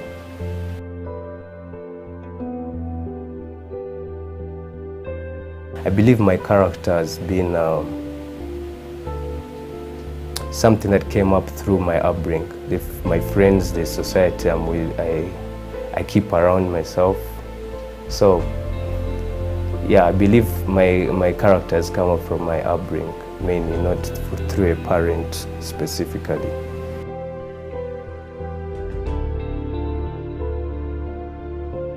If you love me very well, touch me very well. That's my best song at the moment, and I'm glad it's done by Ugandan. I love it so much. So singing ain't one of those, but maybe boxing. Yeah, I'm a boxer. So that's something I can do. I'm Mojizi Larry, and that was my story on Double XL.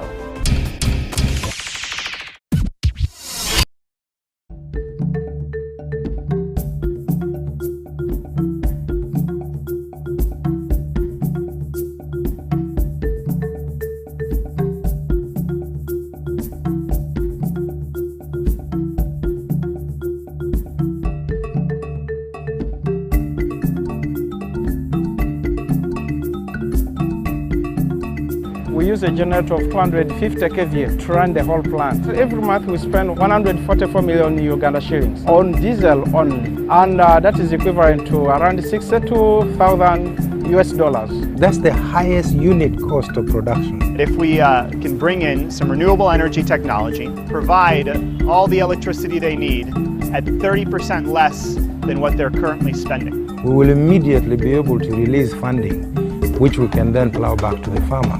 We're looking at a biomass gasification system. Everywhere you go here, you find biomass. It's being burnt out there every dry season instead of being collected.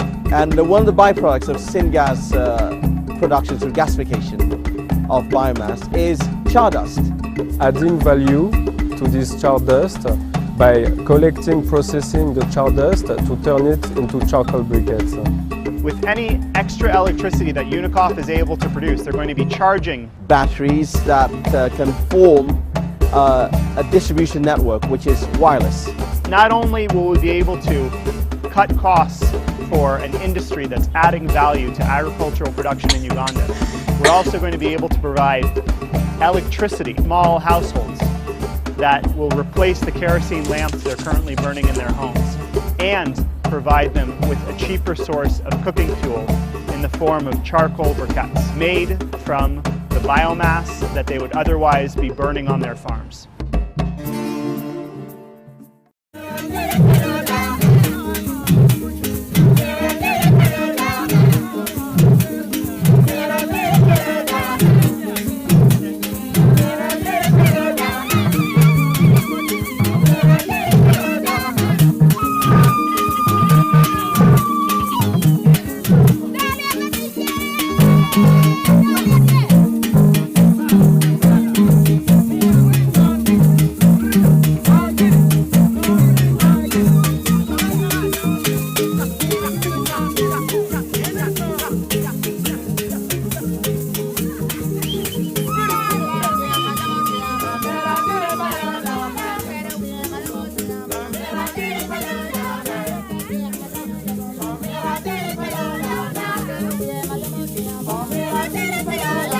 Tenga tiek ma yamo tiamba.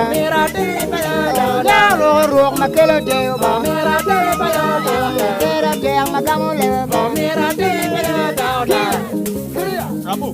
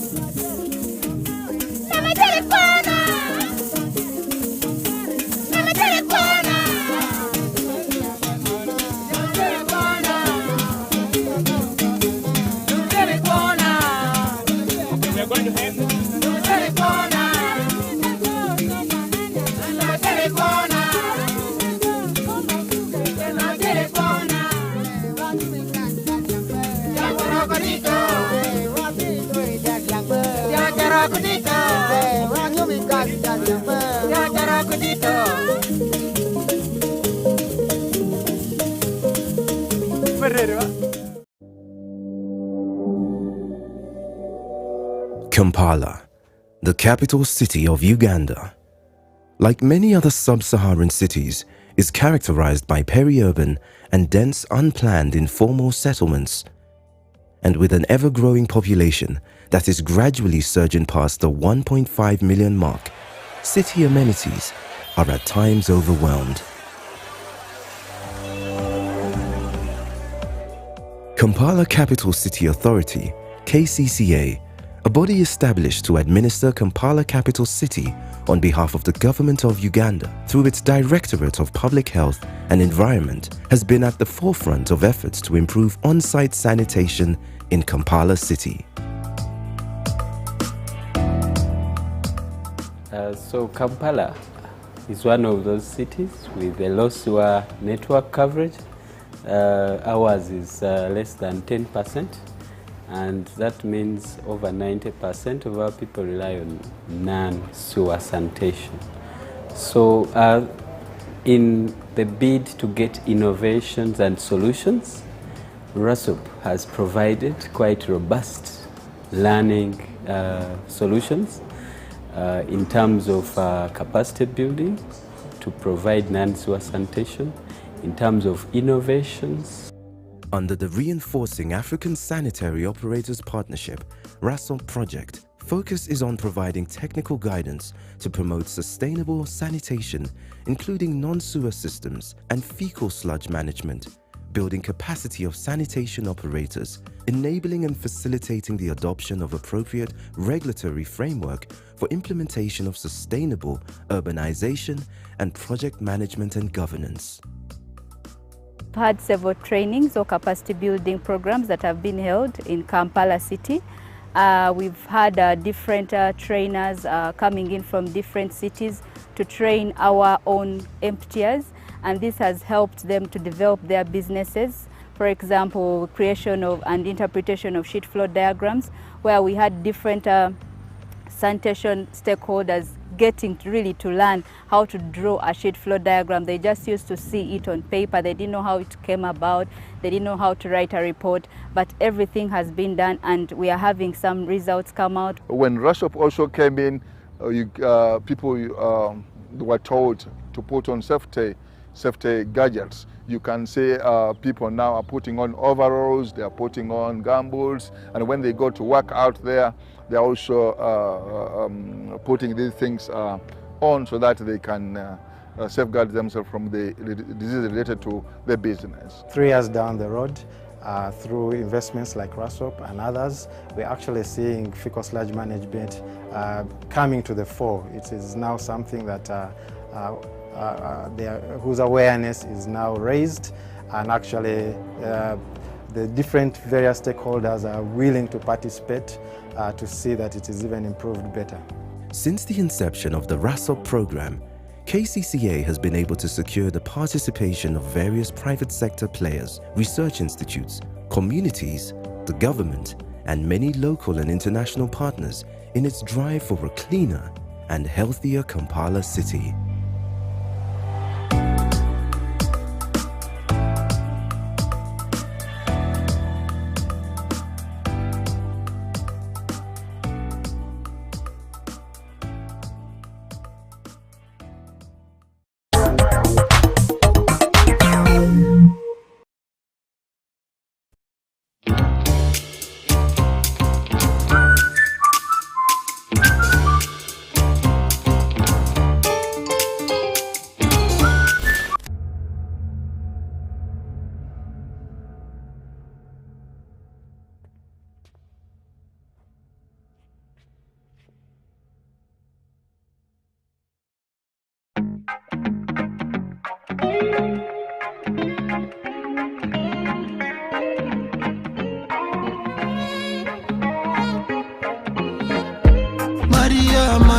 Mariana, Mama Diana, ono muwala teba mukwana. Mariana, Mama Diana, ono muwala teba mukwana. Big woman thing, girl me love how you talk so, girl when you talk me can't tell you shut up. Simply fine when you talk, baby. When you talk, I'm just a blackout. Jagalanzi Jeff, your body boat. No visa, baby, got no passport. No money, boo, no visa too. But baby, me give you the comfort. Mariana, Mama Diana, ono muwala teba mukwana. Mariana, Mama Diana, ono muwala teba mukwana. Big woman thing, baby killer, bite me, Dracula. Seen you from afar with my killer binocular. Me speak vernacular, Nkwagala you a killer. Me know say so many men I want you a kubo killer. She tell me she could love me but she got HIV. How could I see that when she got no ID? Mariana, Mama Diana, ono muwala teba mukwana.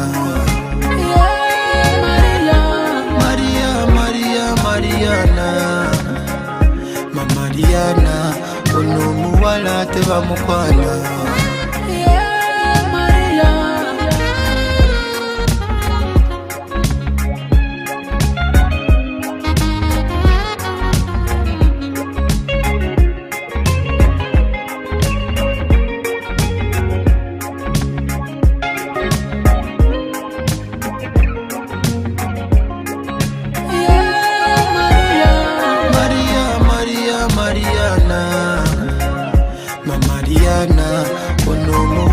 Teba mukwana.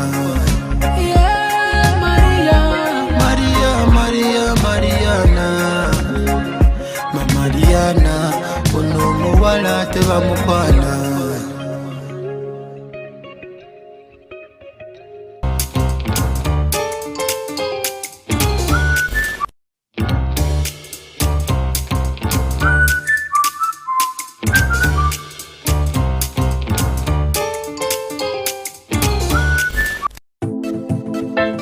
Kampala, Apex, Uganda.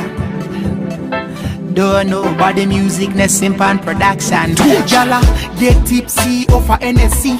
Missy Pepsi, a lot of them I see. The movie and no apology. Many artists get an allergy. The wagulu, a lot of them me a pre-torch. For the music in a oveni. We gone so high, so a lot of them I see. We are so high. Bali mumotoka fe tuli kubigere, tulinze sente zafe ziwere, mambo mingi alatakelele. And a bad mind still fight it every day. Power, them a like that fire power, them a like that fire power. Fire happy bone, and soon. Monday to Sunday na kulwange, sula wonanze wensanze. Abachala bange bona mubampe, nyenyeza mu wine palme. Me tell them that he bad mind, no time for you. No response if me think it, no wreck for you. Don't need gira, but no see good debo. I'm a time for you, mash up the place, you know. Bali mumotoka fe tuli kubigere, tulinze sente zafe ziwere, mambo mingi alatakelele. And a bad mind still fight it every day. Them a like that fire power, them a like that fire power. Fire happy bone and soon. Bagamba, Nzenta kanga malaika, akapira nkazanya me striker. Tubayo mubide like flighter. Never to lava, they say we out of the sight. But to wala na beka we art and style. Zena the movie before the boy, yeah I know. DJ me know you bad, yeah I know. Girl them off the wine pan time. Bali mumotoka fe tuli kubigere, tulinze sente zafe ziwere, mambo mingi alatakelele.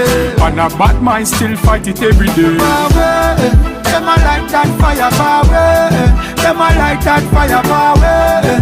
Fire happy bone and soon. Studio with Tony, now we not a killer. Everybody fall in when they see the killer. Everybody fall in, feel lyrical, oh me gala. Love me when me perform it. You know me pull up the bad man style, yeah, hear me. Too much money to me till you can't help me. Now me self on the water like fairy. Some say me cool but me say I'd vary. Bali mumotoka fe tuli kubigere, tulinze sente zafe ziwere, mambo mingi alatakelele. And a bad mind still fight it every day. Power, them a like that fire power, them a like that fire power. Fire happy bone and soon. Step on top like a pulpit, flow got brain inside it. So visible them can't hide it. No man to me think can't hide it.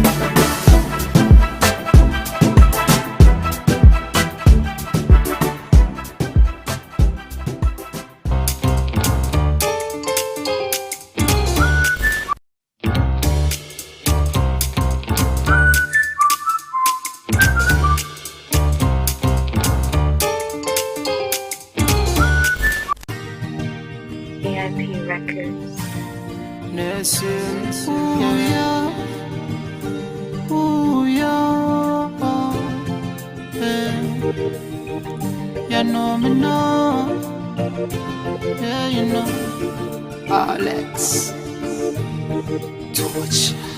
Hey. Ooh, yo, ooh, yo, ooh, yo.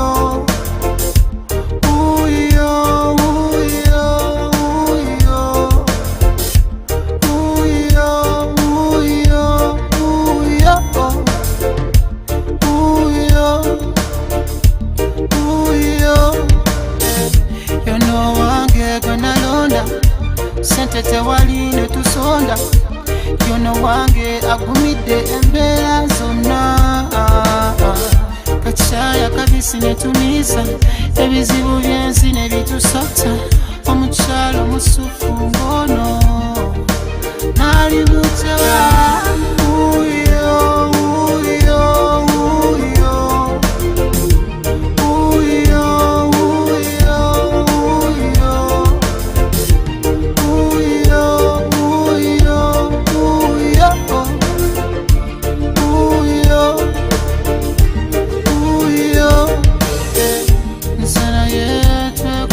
Katonda kuba yalina pulani kyagala ntunge nzenna nebase ku kyalani wendi wenambadde kali nza kubawo you are my darling siri kusibya njala ekibuga nja kitambula yono wange gwe nalonda sente tewali ne tusonda yono wange agumidde embeera zonna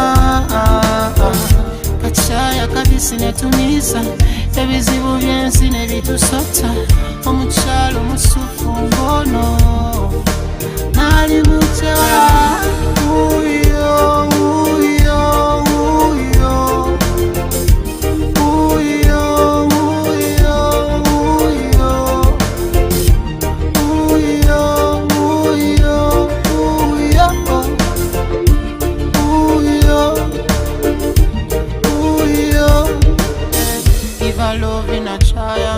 my love no chameleon and go okukwagala kiba kife naza musango asatebo bakunkwasa nakuyisa miryango tuli fembi it's me and you twewala bigambo yono wange gwe nalonda sente tewali ne tusonda yono wange agumidde embeera zonna kachaya kabisi ne tumiisa ebizibu byensi ne bitusota omukyalo musufu ngono nali butewa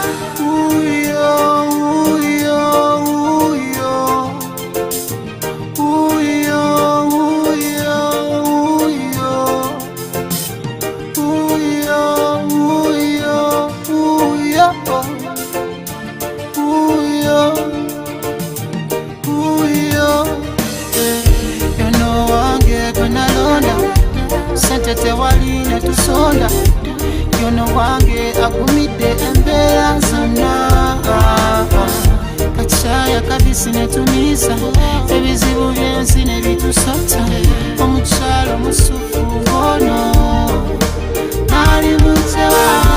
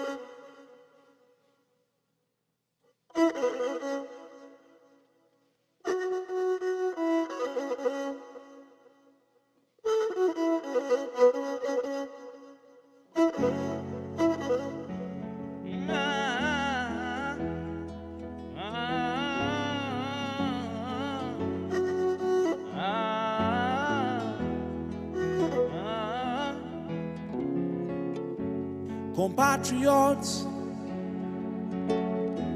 victorious fighters of Africa, compatriots,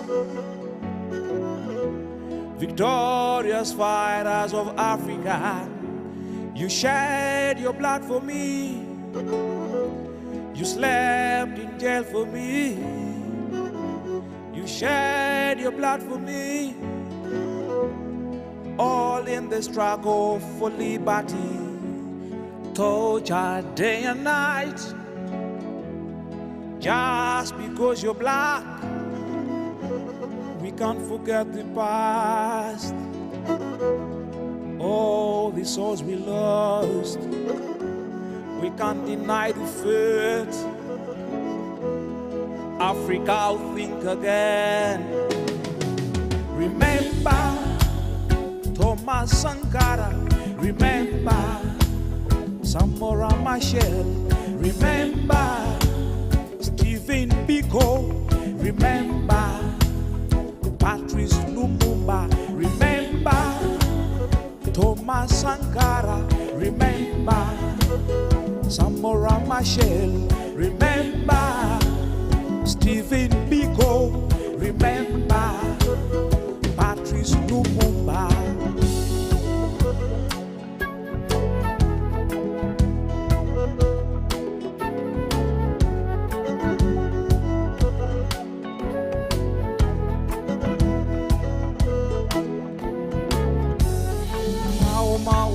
Maji, voice of freedom, Kanutanu Frelimo, the movement of the people.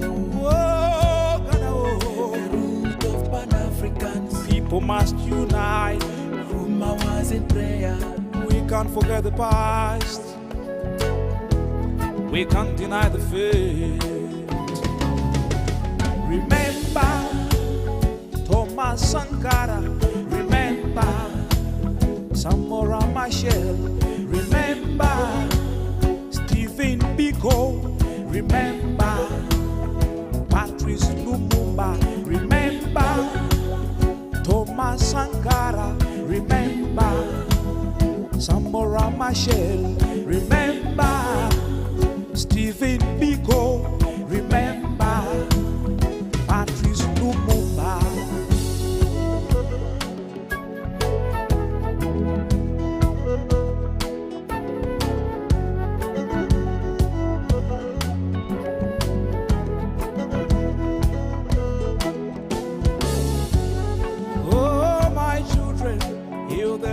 Calling, yes, my brothers, it's the sound of victory. Senegal, Gambia, Senghor is champion. Abidjan, Côte d'Ivoire, Félix our father. Soweto, Soweto, Soweto, Mandela. Soweto, Soweto, Soweto, the land of the brave. Remember Thomas Sankara, remember Samora Machel, remember Stephen Biko, remember Patrice Lumumba, remember Thomas Sankara, Patrice Lumumba.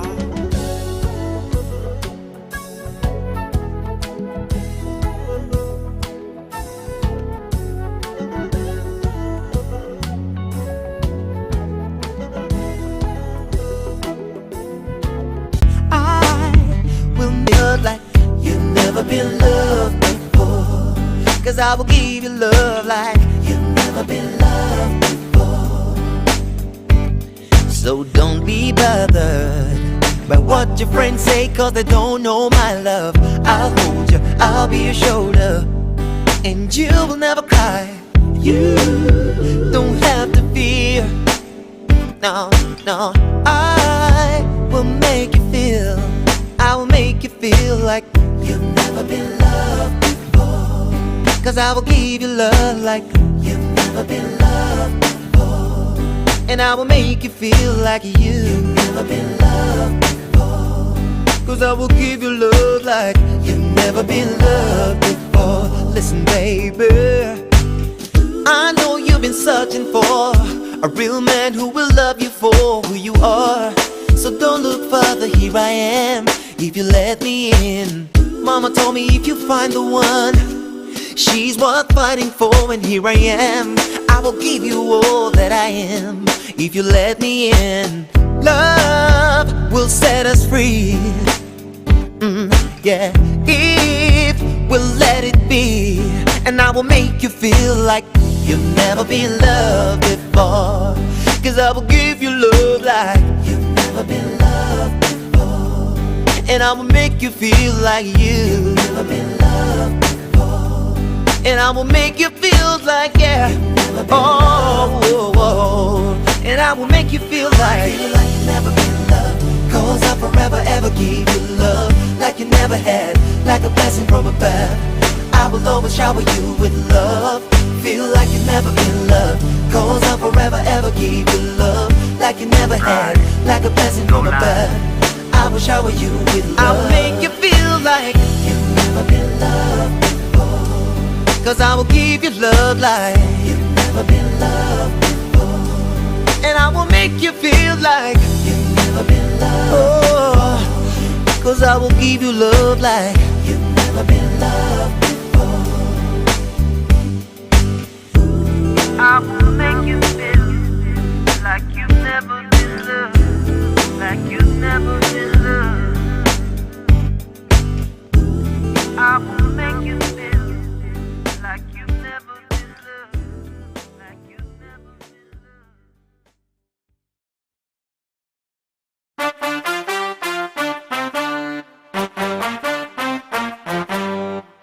Nalina omuwala eyebusabala Prosikovi omulungi webusabala yalina akamwenyu akalinga enjuba nga mutayiza nga tegejjuba waliwo ekintu ekyansumbuwa ekyo ekintu ekyangoba ebusabala yalina muzeeye yali yajjula obukambwe nga buli bwandaba ng'awagala ekyambe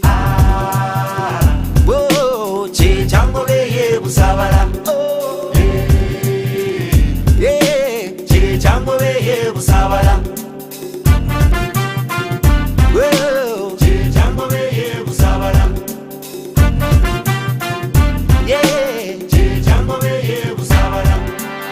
muzeeyi yali mulodi w'ebusabala okuva ebuvanjuba paka ebugwanjuba ng'abanoonya abasajja ba local defense mikwano gya muzeeyi wa Sikoviya buli omukwano gwali gujja kunzisa nga njiribayiriba ne Prosikoviya obula muzeeyi yali yajjula obukambwe nga buli wandaba ng'awagala ekyambe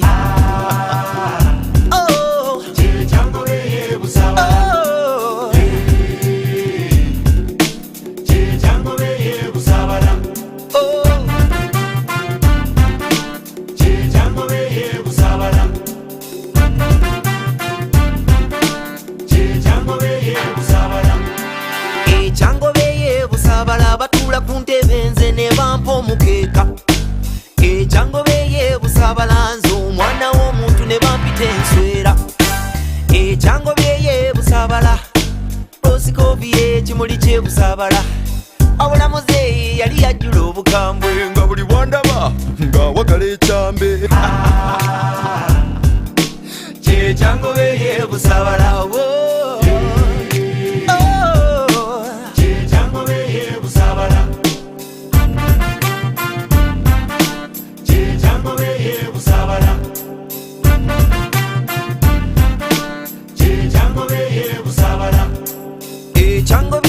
Busabala batuula ku ntebe nze ne bampa omukeeka ekyangoba eyebusabala nze omwana w'omuntu ne bampita enswera ekyangoba eyebusabala Prosikovi ekimuli kye Prosikovi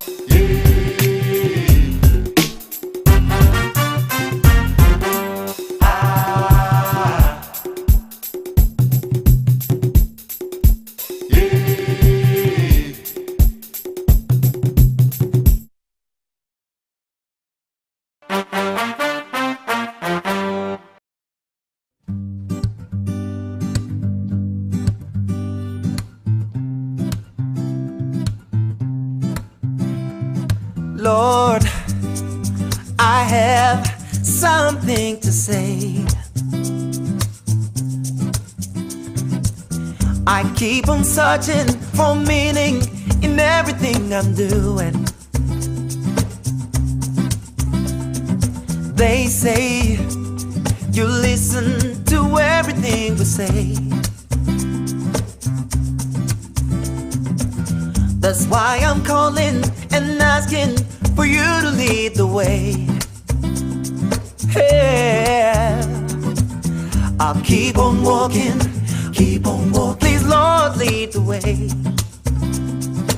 Let the children sing now, yeah. Keep on walking, please lead the way. Yeah, I'll follow. And I'll follow. And I will follow. I'll follow. Lord, sometimes I get afraid. Then I remember what the scripture said. You see, they say you listen to everything we say, and that's why, Lord. And now I'm calling and asking for you to lead the way. Yeah. So I'll keep on walking, Lord, lead the way. Yeah, I keep on walking, Lord, lead the way. Yeah, and I'll follow. I'll follow. I will follow. I will follow. Yesu, mukwano gwange. Yesu, tata wange. Yesu, subi lyange. Kamugoberere, whoa. Keep on walking, Lord, lead the way. Keep on walking, please, Lord, lead the way, yeah. And you know that I will follow, yeah. Oh, I will follow. I will follow you, Lord, yeah. I will follow. And I'll keep on walking. Let the children sing, yeah. Keep on walking.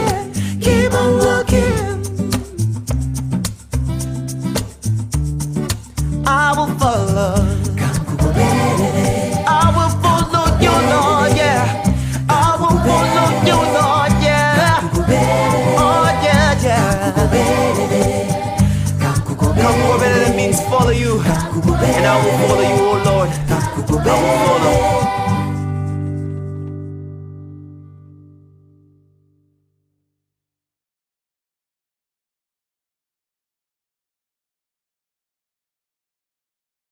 Baligamba nti nayimbira abato, nayimbira emitima egyali mu kabi gitebenkere, abantu balamu baagalane. Baligamba nti nafubira ku gita, abalala balwana, senga ndi ku gita, njagala bayige ewane, nti twaliyo.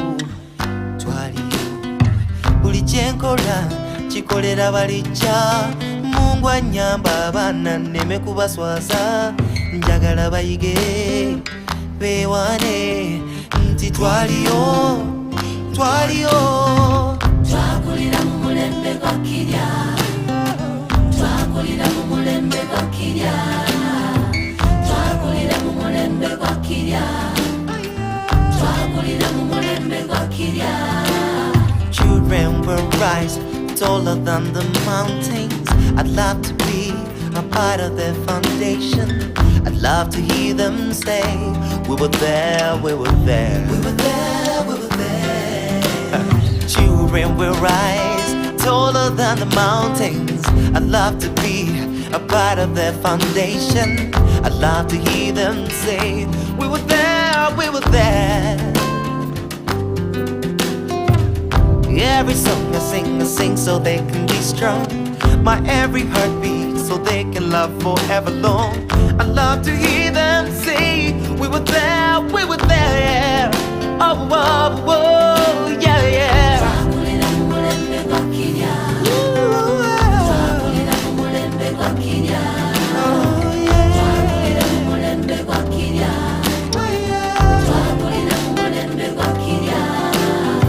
Mumulembe gwensozi empya baliwulira oluyimba luno ku radio, balijjukira ennyimba ezatuweweeza. I would love this song to be played on the radio for many years to come. Whatever it would be called then, we'll remember when we used music as therapy. And I will have sung the song way back then. Yeah, way back then. Way back then, yeah, yeah. Way back then.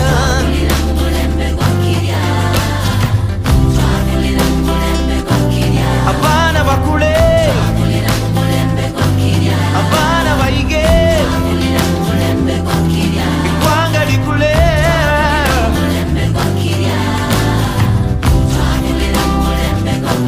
I wanna inspire the world, yeah.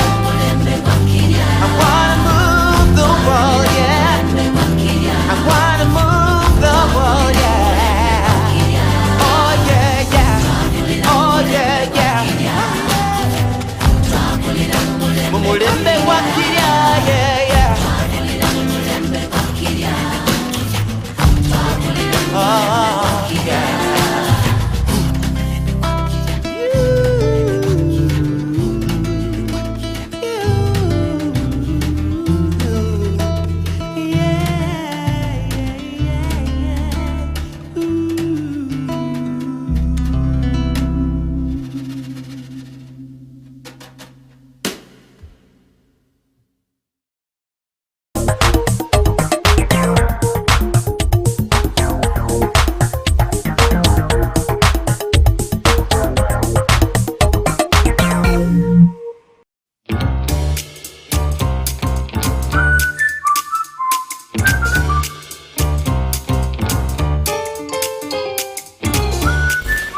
They projected the image of Africa negatively. They projected Africa always in a negative light. Jungles, savages, cannibals, nothing civilized. And naturally, it was so negative until it was negative to you and me. And you and I began to hate it. We didn't want anybody to tell us anything about Africa, and much less call us an African. And in hating Africa and hating the African, we ended up even hating ourselves without even realizing it. Because you can't hate the roots of a tree and not hate the tree. You can't hate your origin and not end up hating yourself. You can't hate Africa and not hate yourself. Africa, I love you daily. My home, I think about you every day. Africa, I love you daily. My home, I think about you every day. You're so beautiful, Mama land. Fertile, glorious, sweet Africa. Flora and fauna is delicate. Oil and gold is tempting. Flora and fauna is delicate. The oil and gold is tempting. Rise up, Africa. I love you. Viva Africa. We love you. Rise up, Africa. I love you. Viva Africa. We love you. Africa, I love you daily. My home, I think about you every day. You're so beautiful, Mama land. Fertile, glorious, sweet Africa. Flora and fauna is delicate. Oil and gold is tempting. Flora and fauna is delicate. The oil and gold is tempting.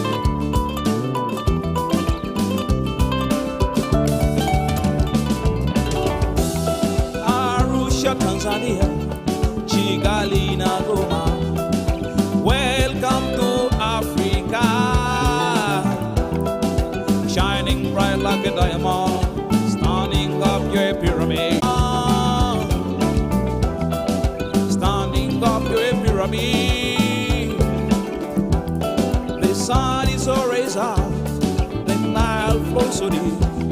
There is no place like Africa. I am born in Africa. Rise up, Africa. I love you. Viva Africa. We love you.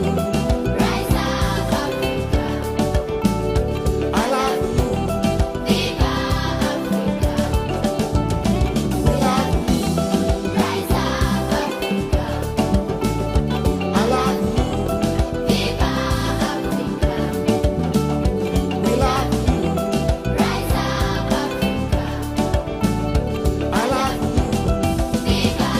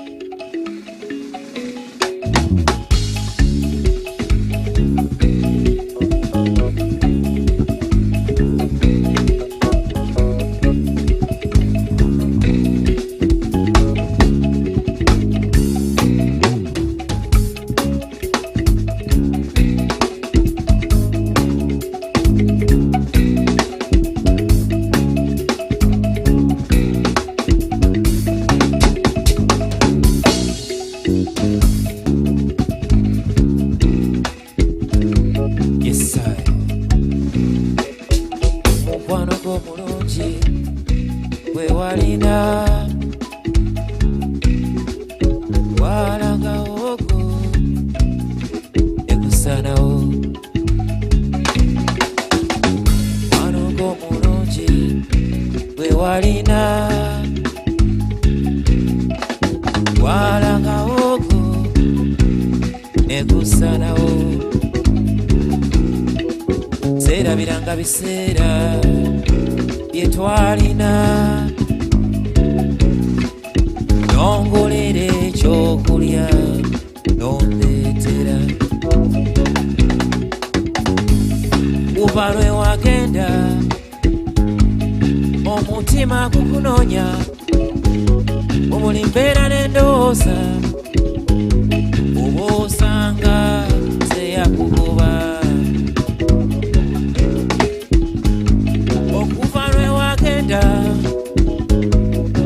Mutima gukunoonya omuli mbeera n'endowooza oba osanga nze yakugoba.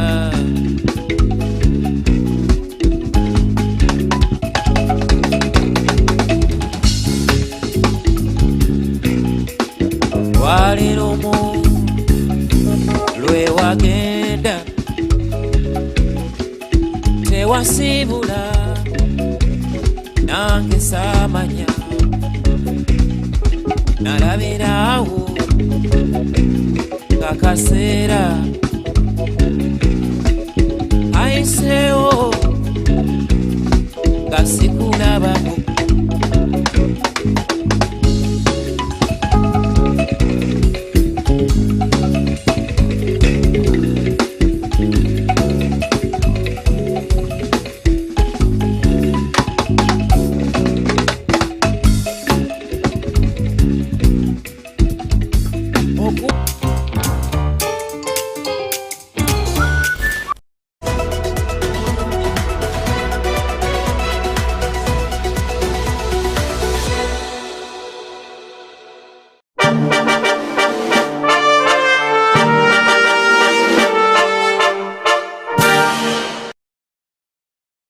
An army of sheep led by a lion will beat an army of lions led by a sheep.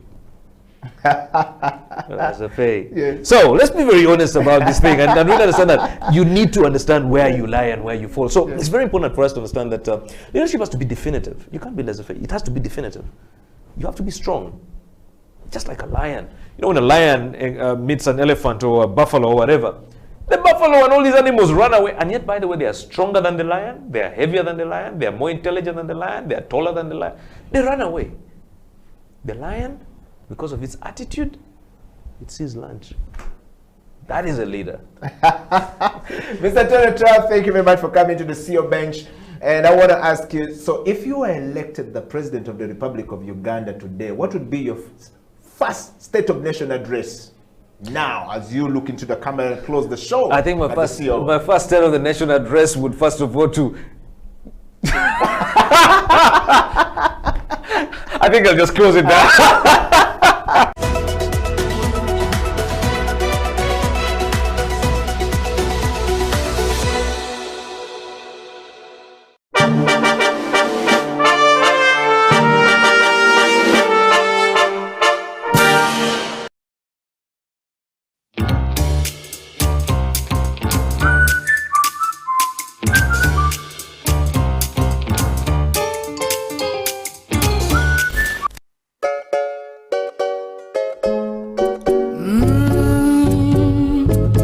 I hear the calling, I understand.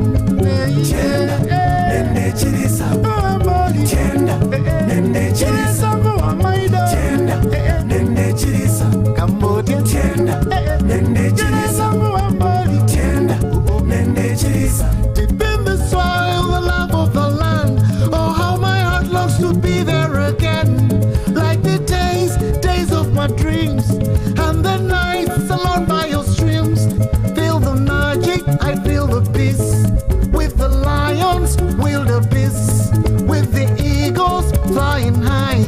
I want to take you to Mbale, and I want to take you to Ankole, and I want to take you to Uganda, and I want to take you to Busoga. There goes my soul, there goes my mind. All the beauty you could ever find. My motherland, oh my motherland, my motherland.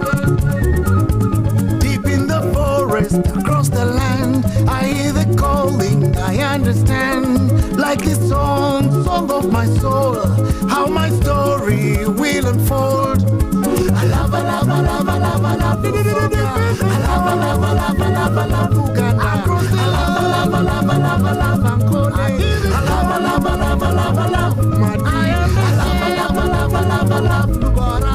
I love, I love, I love, I love my motherland. Oh, my motherland. I feel the magic, I feel the peace on the savannas, the mountain peaks, like the great days of old, when the Nile overflowed, abundance across the land, and the people down hand in hand.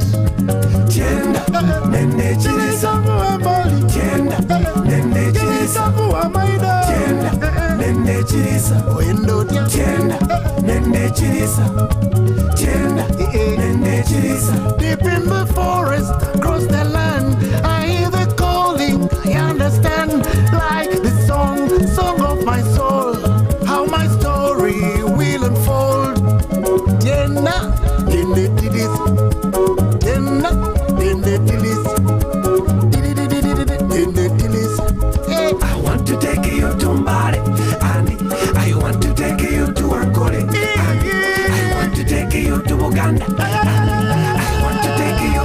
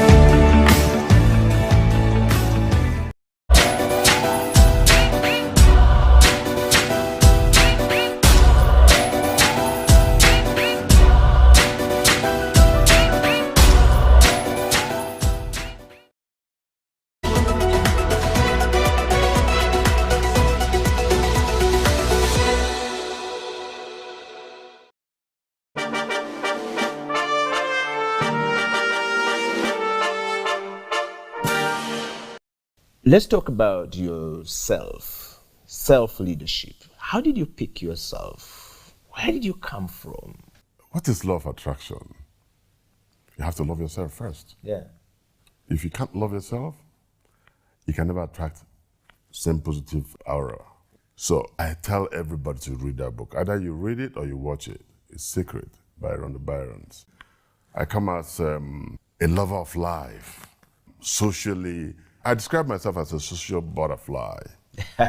Yes, I think so. Because when you see me, you will imagine that you just begin to ask yourself, this is not the same person.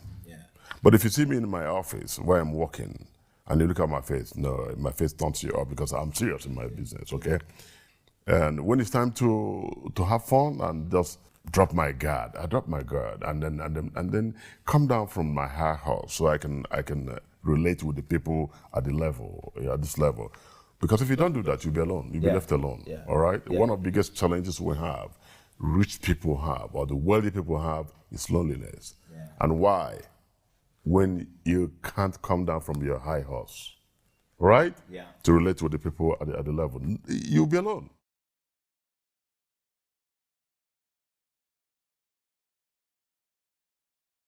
I have the pleasure to present to you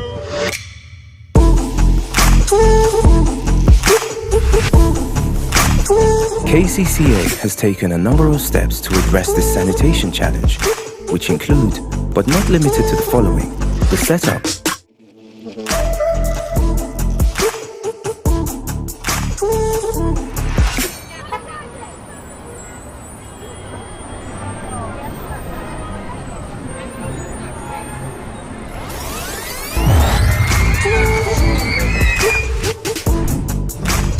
Hello?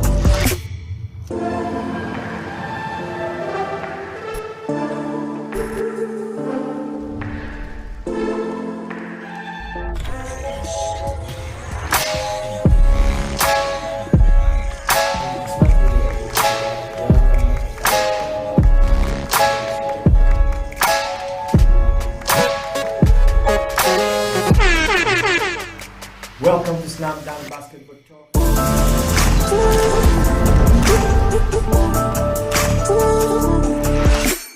A wise man once said, "The future has a name, and its name is hope. A tiny flicker of light that feeds on hope is enough to shatter any shield of darkness." At Mandulus, we really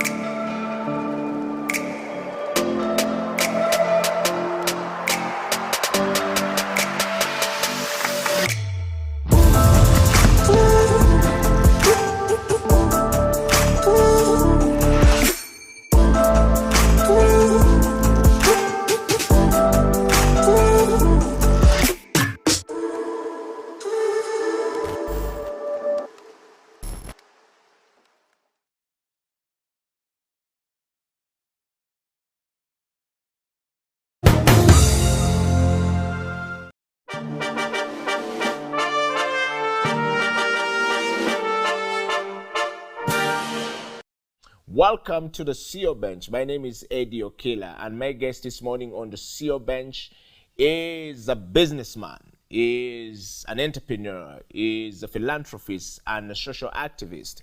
He speaks a lot about youth empowerment across Africa and across the continent. And he's been a man around Africa and oil and gas industry. He's done it all. And he's here with us this morning, or this afternoon, or this evening on the CEO Bench, depending on where you're coming from and which part of the world you're actually watching this program from. Ladies and gentlemen, I'd like to present to you Emperor Chris Baywood Ibe. Emperor, welcome to the program. Thank you, Eddie. It's nice to be here with you. It's quite a very pleasant day, and I'm ready for you. All right, if you're joining us from anywhere in the world, I'd like to bring a very small profile of Emperor Chris to you. Emperor Chris is, like I said, is an entrepreneur and, of course, a philanthropist, a social activist. He is from a state in Nigeria known as Iusu Awa. Enugu State. Enugu State. So I'm from Enugu State. That's the southeastern part of Nigeria. Okay, let's talk about that. Now that you've talked about it, who is Emperor Chris? Just a young man, little unknown, but known. Like the introduction goes with, and I'm an entrepreneur. I'm a social activist, and I'm a mentor of youths. I've been around. I'm a business guy. I take interest in anything that will make the world safe and better place. I'm a family man with 4 kids, and I'm from a family of 8. I'm the 3rd. So Chris Baywood has been around, like you captured in your intro. Yeah. I've been around Africa, from Western Africa, where I come from, because I'm from the ECOWAS region of the Sub-Saharan Africa. I've been around East Africa. I've been around the SADC region, that is Southern Africa. I think why is missing is Central Africa. So, yeah. And I'll tell you, because I take a lot of interest in Africa, because I'm a Pan-African. I love Africa. I breathe Africa. I talk Africa. Wow. Yes. So this is why most of my business interest is trying to, tap the opportunities and the potentials that are in Africa, because I believe that's one of Africa, like I always tell people, is the remaining frontier. So I don't know what I'm going to look for in Europe or what I'm going to look for in North America that they cannot find in Africa. Wow. So this is who Emperor Chris Baywood is. Well, if you're joining us from anywhere across the world, that's Emperor Chris Baywood Ibe talking to us on the CEO bench. He is the CEO and the president of the Baywood Group. And the Baywood Group has offices all across Africa and Europe. And we're going to know, and in South America, I think, we're going to know. North America. And we're going to know a lot more about that on the CEO bench. But we want to start the discussion, Emperor Chris Baywood, from a point of leadership. A lot of people are doing great stuff across Africa, and sometimes those who are doing great stuff across Africa is not known to us. Sometimes we don't know the talent we have, but we have been looking at your profile, and I want to start from a more personal note of knowing you from what is leadership to you and what is self-leadership to you? Well, it depends on where you're coming from. Leadership, are you talking about political? Are you talking about human leadership or human capital?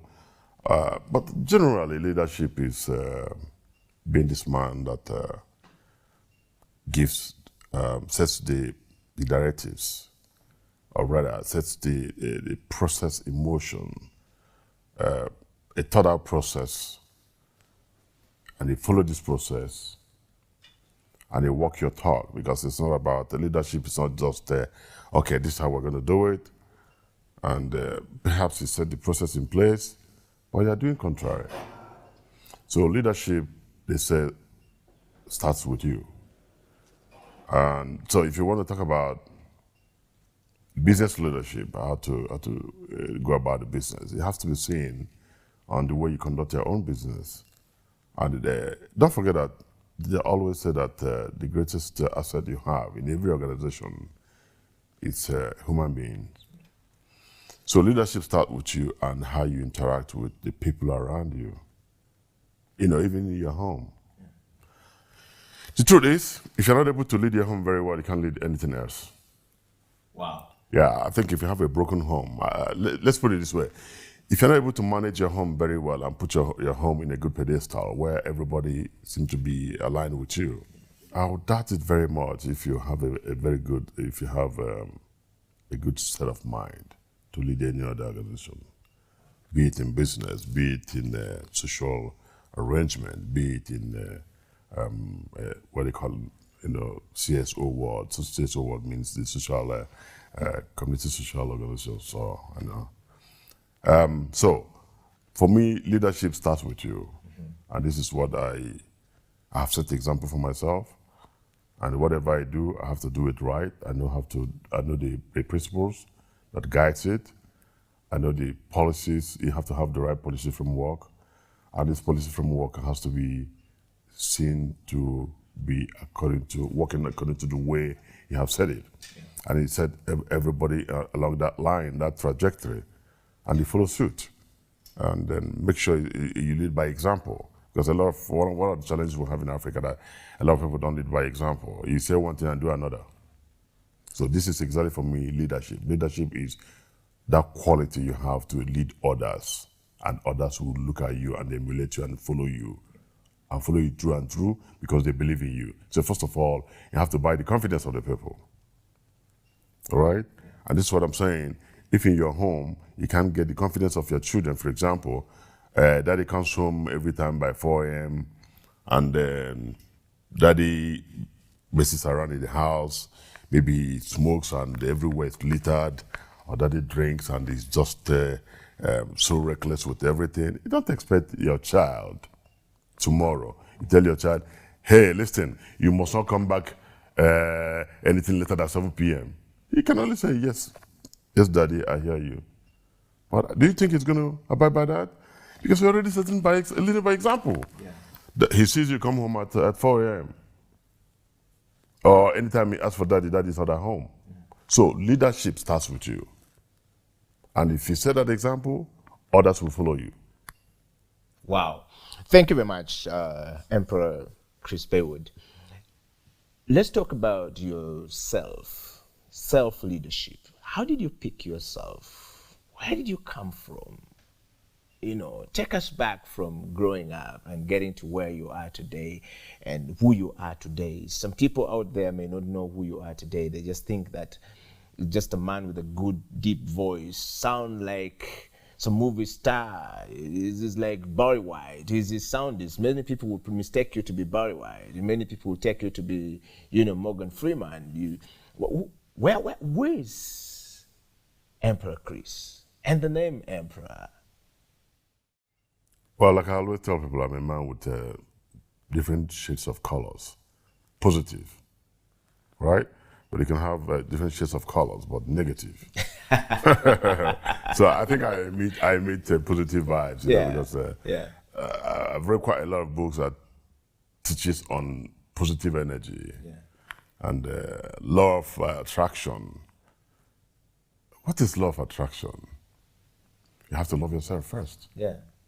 If you can't love yourself, you can never attract same positive aura. Yeah.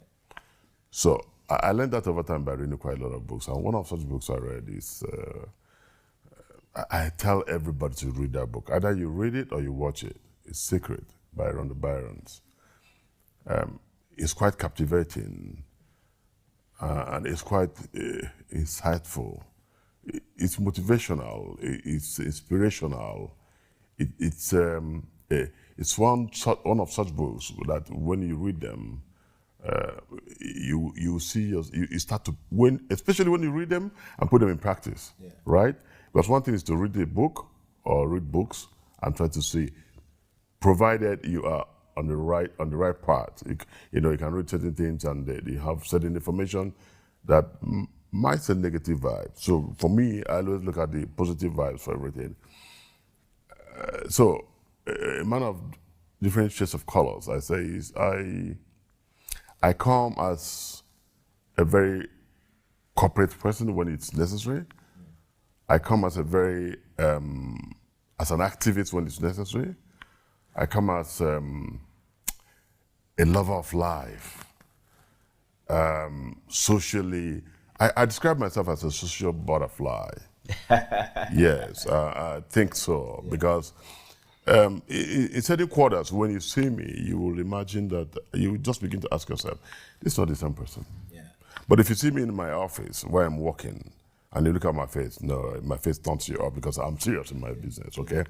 When it's that moment, I face it. And when it's time to have fun and just drop my guard. I drop my guard, and then come down from my high horse so I can relate with the people at the level, at this level. Because if you don't do that, you'll be alone. You'll be left alone. Yeah. All right. Yeah. One of the biggest challenges we have, rich people have, or the wealthy people have, is loneliness. Yeah. And why? When you can't come down from your high horse, right? Yeah. To relate with the people at the level, you'll be alone. Yeah. So it's a lonely world. Wow. So I grew up as a young man, like I said earlier, from a family of 8 and number 3. I would say from a mid-average family. My father was a farmer, issue before he got into construction. He was a miner, a coal miner.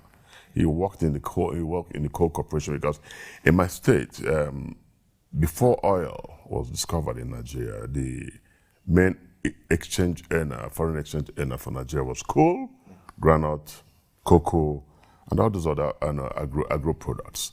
And of course, a whole lot of things was happening around coal. And so we have the coal belt in my zone. So my father worked in coal corporation. Okay, he understands what it means to be a hard worker. Yeah. He understands principles of discipline, because if you work in such an environment, anything can happen. The next minute you are alive, the next minute you can die because of the accidents or the inherent challenges in the coal mining. Yeah. So he comes across a very disciplined guy. So we grew up being very disciplined children, and that has instilled quite a lot of things growing up.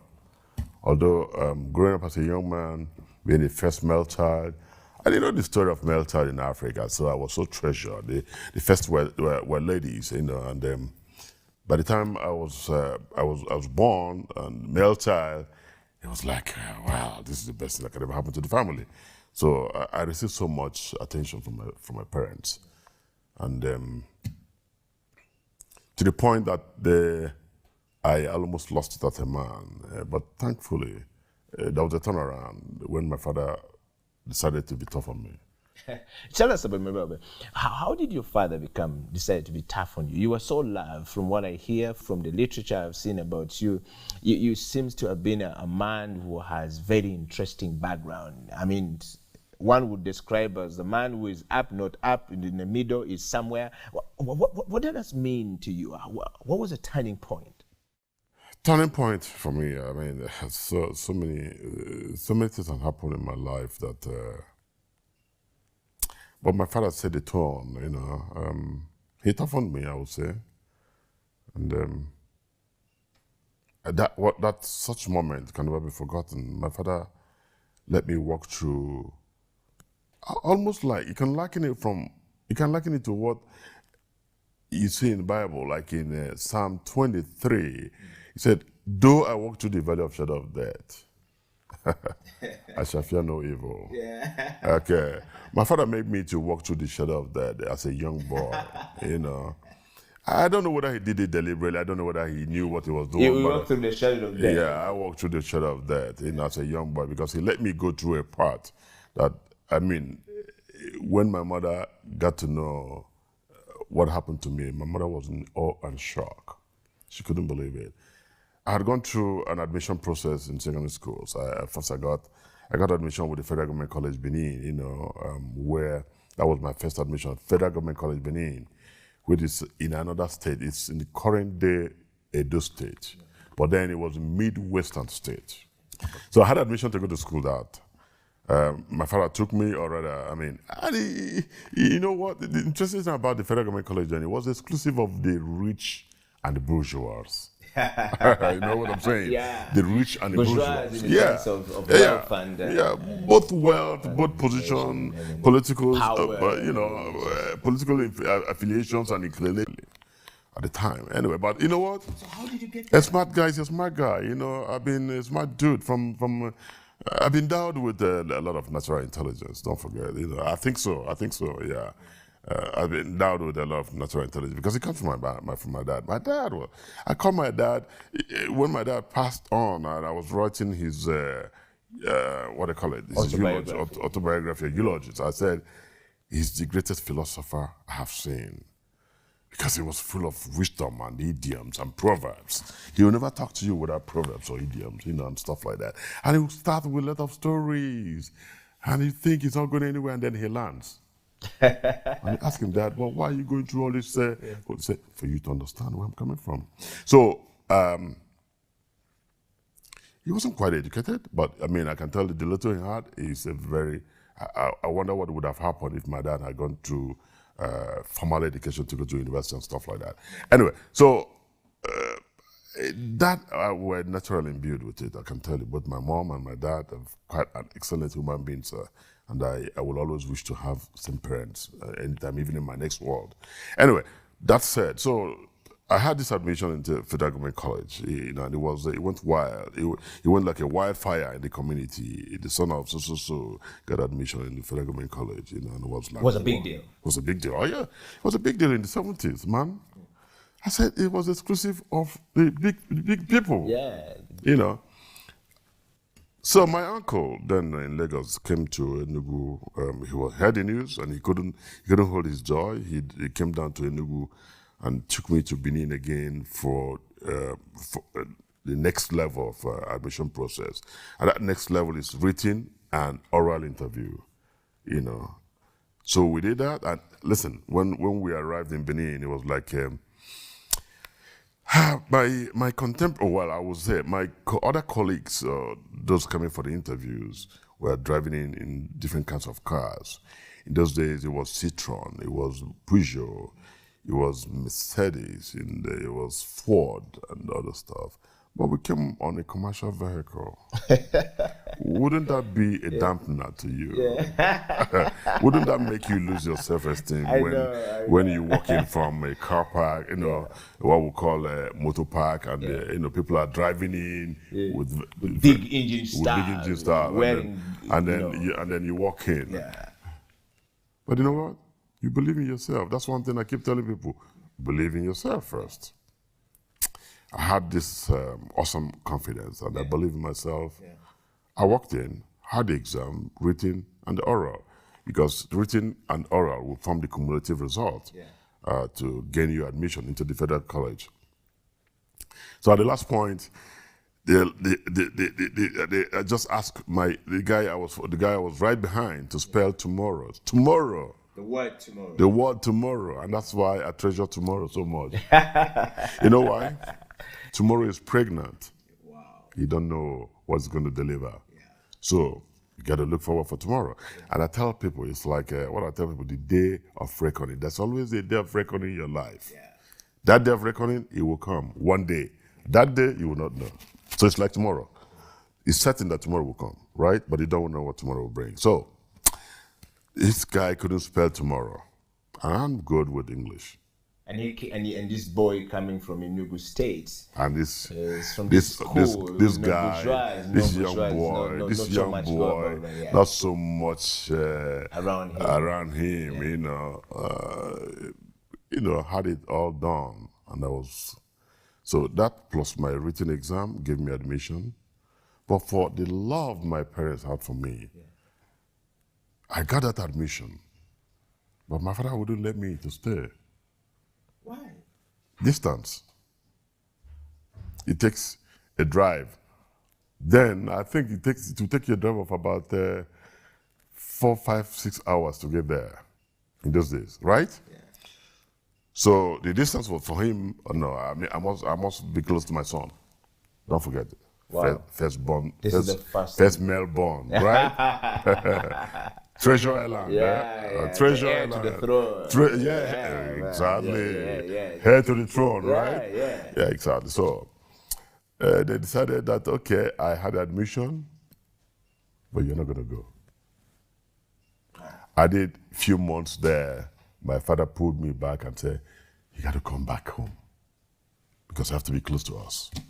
I came home, took another common entrance, and then bingo, I landed another one in my state, where finally I attended Colliery Comprehensive Secondary School. Yeah.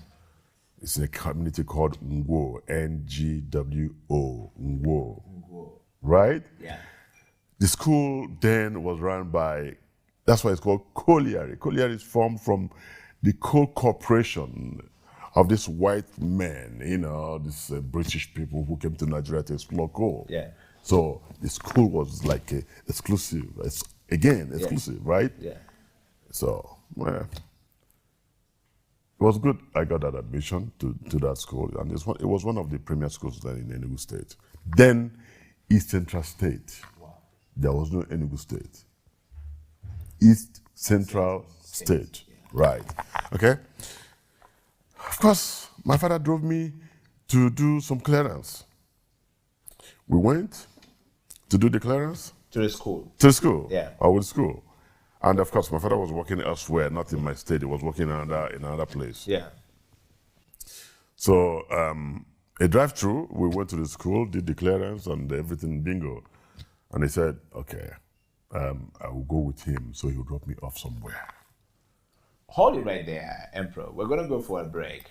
And when we come back from this break, Emperor will continue with his with his story of self-leadership, how the transformation happened, how, you know, he became a man from a 12-year-old man to becoming a man, the turning point of the young man, the heir to the throne. The man was heavily protected. Stay right there. The CEO Bench will be right back after this break.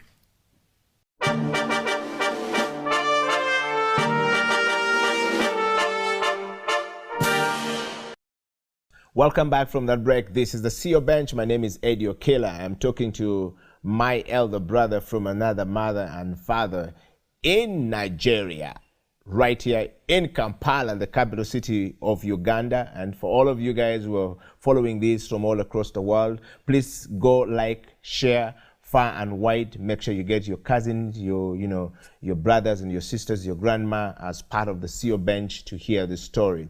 It's a story worth listening to. Emperor Baywood, welcome back to the program. Before we went for a break, you were talking about that moment where you had to flip because the love from your parents were too much and they couldn't risk leaving you 4 or 5 hours of a drive in another school, and they brought you back, and there you've gone and visited the school. And we want to know how this boy who was heavily loved by his parents, how a baby who was pampered. Most times in Africa, when a baby is over-pampered or anywhere in the world, they don't turn out quite well. But you turn out to be quite different. And the story continued from the school. Pick it up from there, Emperor. I don't know. Anyway, so we're done with the school. I drove with my dad in his car.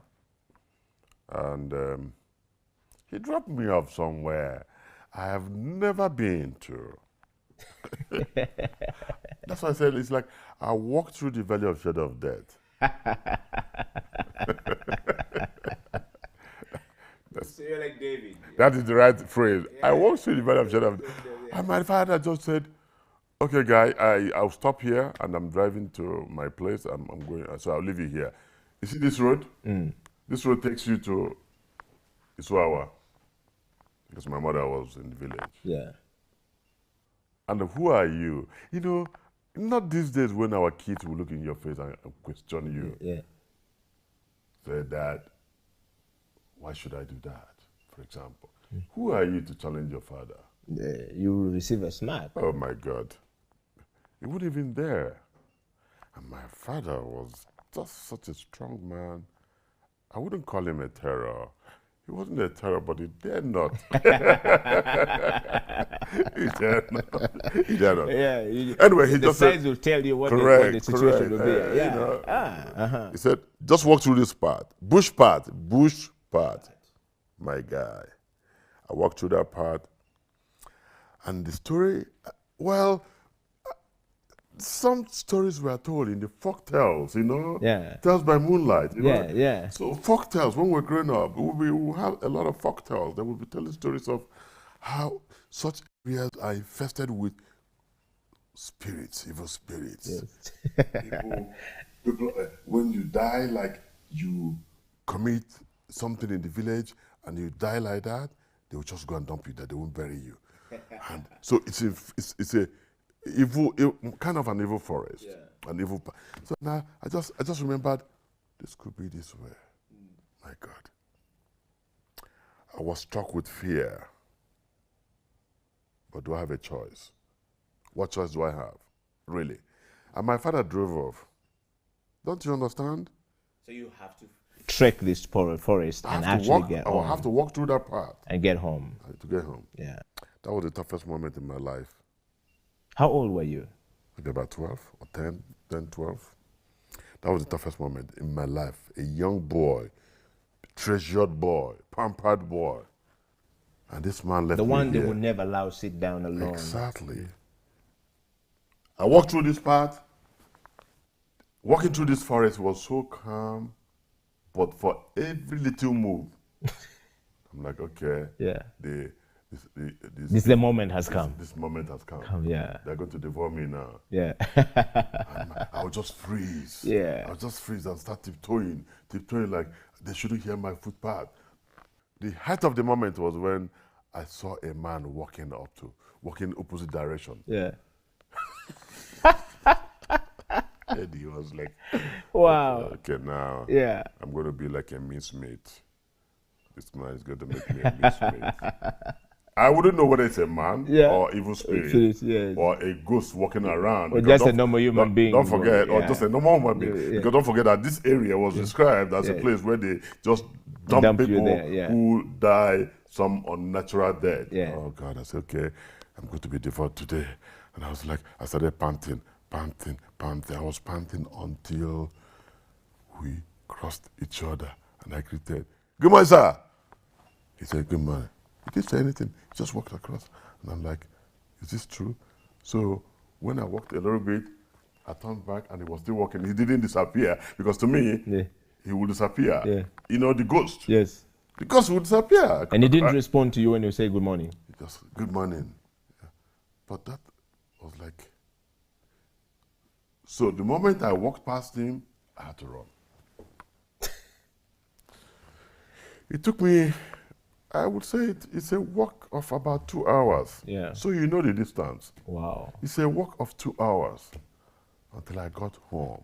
My dear brother, that was a turning point of making this guy who was like a lily gel to be, to start becoming a man. Yeah. And when I got home and I told my mother this story, my mother passed out and said it was murderous for my dad to have done that kind of, to have taken that kind of decision. But anyway.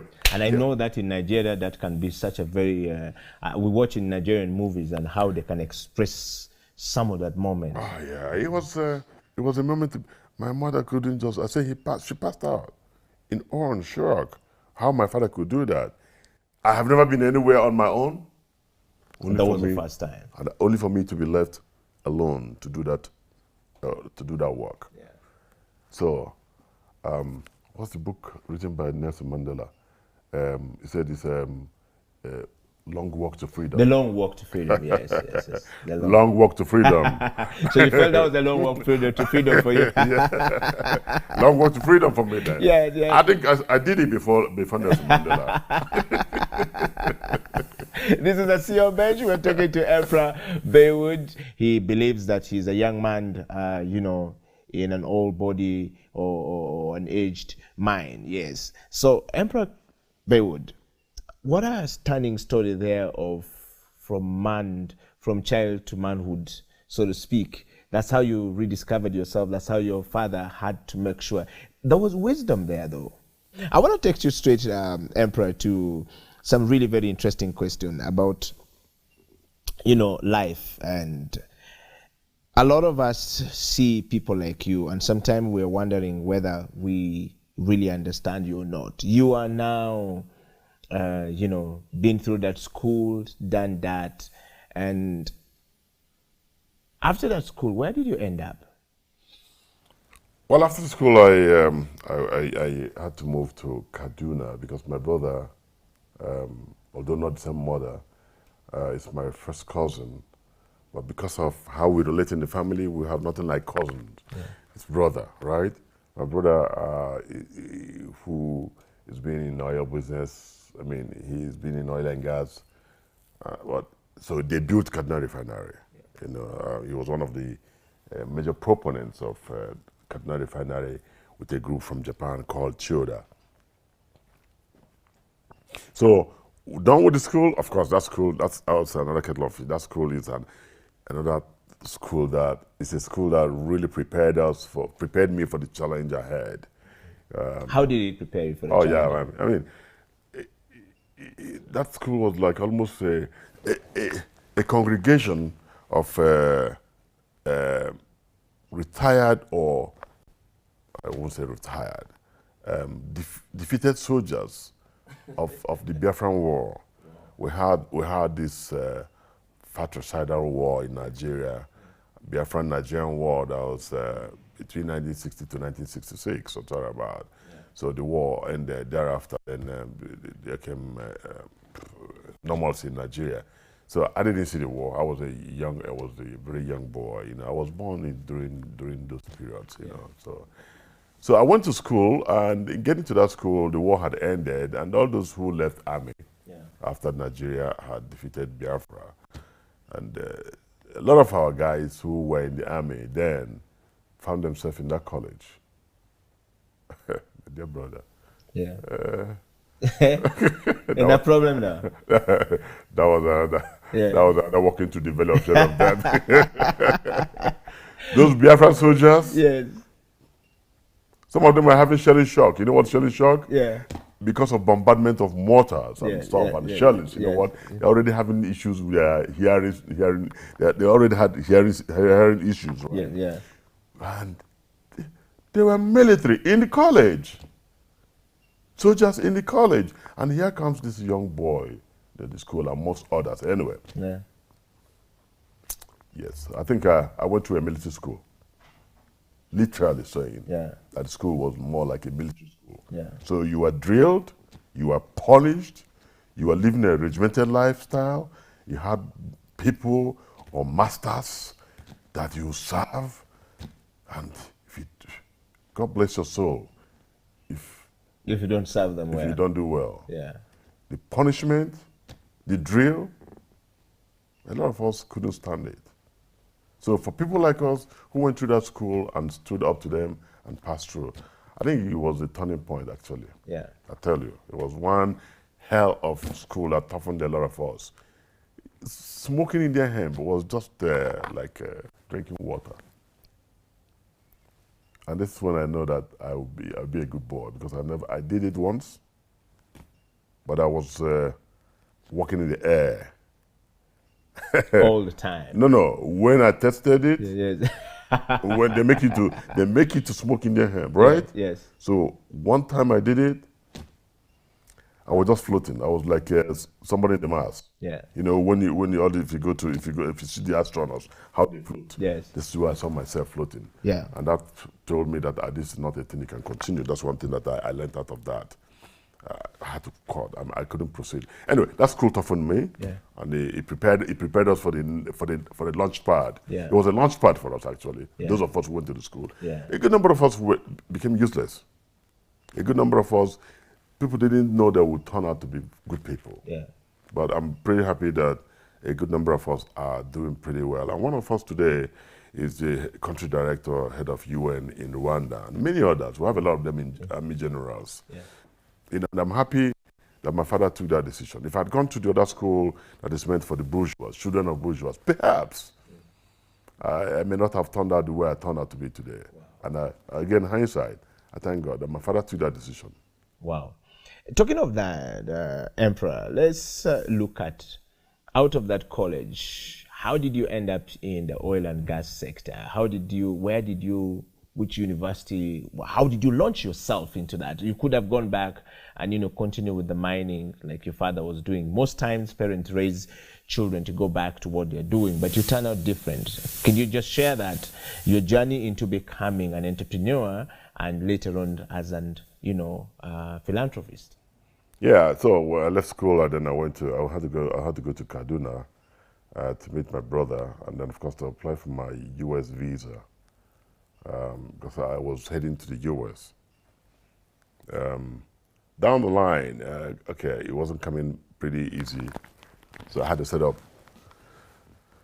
because in school we were involved in a lot of things. We did artisanal work, we did music, we did dancing, we did arts, we did construction. It's more like a technical college. Yeah. So we had all manner of things. So I learned a lot in that school. It's a technical college. So you had the opportunity to go to workshops. Yeah. That's again what I'm talking about, skill acquisition, right? Yeah. And once you acquire the first skill and passion, you never leave it. It becomes part of you. So I acquired a whole lot of skill while I was in school. So while waiting for this whole thing, I decided to set up something like a studio, a music studio. So I set up a music studio while waiting for my visa, and I became a DJ. You know, of course, in those days, we were doing LPs. You know, LPs, long play. Yeah? Okay, so not these days that you can just do MP3, download music, you know, and online music and stream, blah, blah. It's LP, man. It's gramophone. You just put it and it's playing with a kind of makeshift, what do you call it, loudspeakers, built locally, you know. So, and then I would go and be blasting my music, you know, entertaining people. So I've been. So I was a DJ, man. So it's a passion that has not left me because music is part of me. If I'm not doing anything, I'm listening to music today. Yeah. So I did that for 1 year, and I tell you one interesting thing that happened. During that time, my brother, like I said, my brother is being an oil mogul amongst many others again from my community. So we always envy them, how they make money, how they spend money, the things they do. So when I was giving money to go for my visa, some guys approached me. I don't know how they knew that I got money. Oh God, that's another thing again. Yeah. Some guys approached me. These guys, they call them money doublers. Do you know that? I don't know if you have anything like that. Those are money doublers, yes. We'll double your money. We call them here money gamblers. from nowhere, these guys appeared to me and said, listen, don't worry. If you give us that money, we'll make you get richer than your brother. You don't know what your brother is doing. You think he's doing oil and gas? No! These things you do, man, people making him rich. Yeah. So you become richer than your brother. Wow. I said, really? Good at 10. I decided to use my money for the visa to go and double. So I can become richer than my brother. I was already planning how to buy a Mercedes. I'm going to teach my brother how to make money. Yeah. Because my brother was already driving Mercedes at that time. Can't you believe? Yeah, I was already, okay, I'm going to teach my brother today how to make money, right? Yeah. He thinks he's rich. I'm going to tell him. Yeah. So I gave them the money. I think about 1,000 of our naira at that time. Yeah. Oh, the guys were so excited. I didn't see my money. My money was gone. To this day. And so on this day, this guy took me to a place and said, just sit here. We're going to prepare your market for you. They call it market. Yeah. We're going to prepare your market for you. Then I'm going to give you this money. But don't forget, at the first time, they gave me some little notes to go and change. Yes. Go and try this money so you'll be sure that the money we're giving you is real. It's not fake. Yeah. I went to the market to buy a few things. And of course, it was good money, supposedly. Yeah. It was good money, supposedly. Yeah. So I went with these guys at the last count to go and collect my market, as it's called. My brother. The last I heard was somebody screaming and shouting that police has arrested him, bringing the market. Everybody should run away, that the police is coming to arrest everybody. The guys scampered, and then I scampered one side, and that was how they discharged me. Wow. I lost my money. And did you go back to your father to ask? I went to I was devastated. I didn't know what to tell my brother. I didn't know what to say. So information got to my brother somehow, and my brother called my dad. My dad came. A man of wisdom. He said to me, my friend, the only one word he said, you are stupid. Somebody said, give me 1 naira. Let me give you 2 naira. Don't you think? You should have told the person, why not make yourself rich? Why make me rich before you? Why don't you double the money and make the money yourself? The life of a philanthropist, the life of an entrepreneur, the life of the man who is now the CEO of the Baywood Group, that we now know in Nigeria. What a story. Emperor, proceed. So... Your father says you're stupid. My father said, you're stupid. My friend, you're stupid. He didn't smack me. He didn't beat me. He didn't scold me as much. But my friend, you're stupid. You want to double money, right? Yeah. So the person loves you more than himself. Should have doubled the money and make the money himself. It's stuck here. And that's what I go to everywhere. Man, when you're making a business proposal to me, I'm looking at you. Till tomorrow. Yeah. Till tomorrow. It's like my sixth sense. I will always remember that word. You're stupid. So, anyway, so he became a guide and he set the tone for who I am in business. Then I went to school eventually to Yugoslavia. Yugoslavia is, of course, Soviet Union and all this Republic of Russia. Of all the places, you went to the US and you ended up in Yugoslavia. I didn't go to the US eventually. I ended up in Yugoslavia. Yeah. Of course, before I worked a little bit with my uncle again, who had one of the biggest construction industries in my state. So I assisted his the quantity surveyor, who was then in charge of his company, you know, in charge of cost estimation, cost valuation, and cost evaluations. You know, so I gathered a bit of experience working with them as an intern, because that's one thing again you have to intern. I believe in intern a lot, because if you do intern, that will stimulate your appetite and your skill and interest in everything. Yeah. So doing that job as an intern, you know, sharpened my appetite and the skill to want to study it. So I eventually went to Yugoslavia to do to study quantity surveying.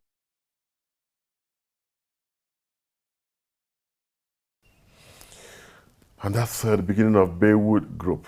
Wow. Let's talk about Baywood Group after this break. We're going to take another break, and when we come back, Emperor Baywood is going to be telling us about the Baywood Group.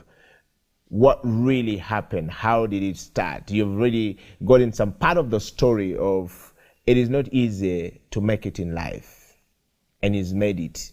So the question is, are you ready?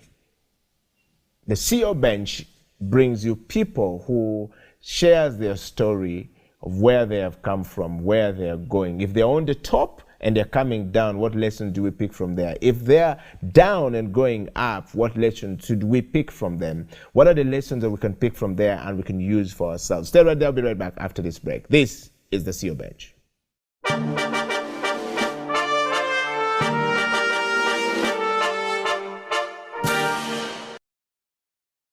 I come from the Pearl of Africa. It's a beautiful country with beautiful nature. To me, it really inspires me and motivates me. And actually, in one of my tags on my clothing, especially on my jeans, you see those lines that appear on the back pockets of the jeans. When I was doing my internship in Paris, I happened to go to a fashion museum where I read a few books, you know, about fashion designers and their names and about their creations and things like that. There are signs on jeans like the Wrangler, the Lee jeans. All those jeans have signs on the pockets. And before I went to Paris, I was doing that already because I was drawing my inspiration. I used to love geography. And the Ugandan, East African geography was really very interesting to me. You know, knowing that I come from the Great Lakes, East African Rift Valley, that's why you see those lines on my jeans. I brought two theories because they are just theories about the creation of the Great East African Rift Valley. So I put those. So it's the nature and the music that really inspires me and motivates me. Wow.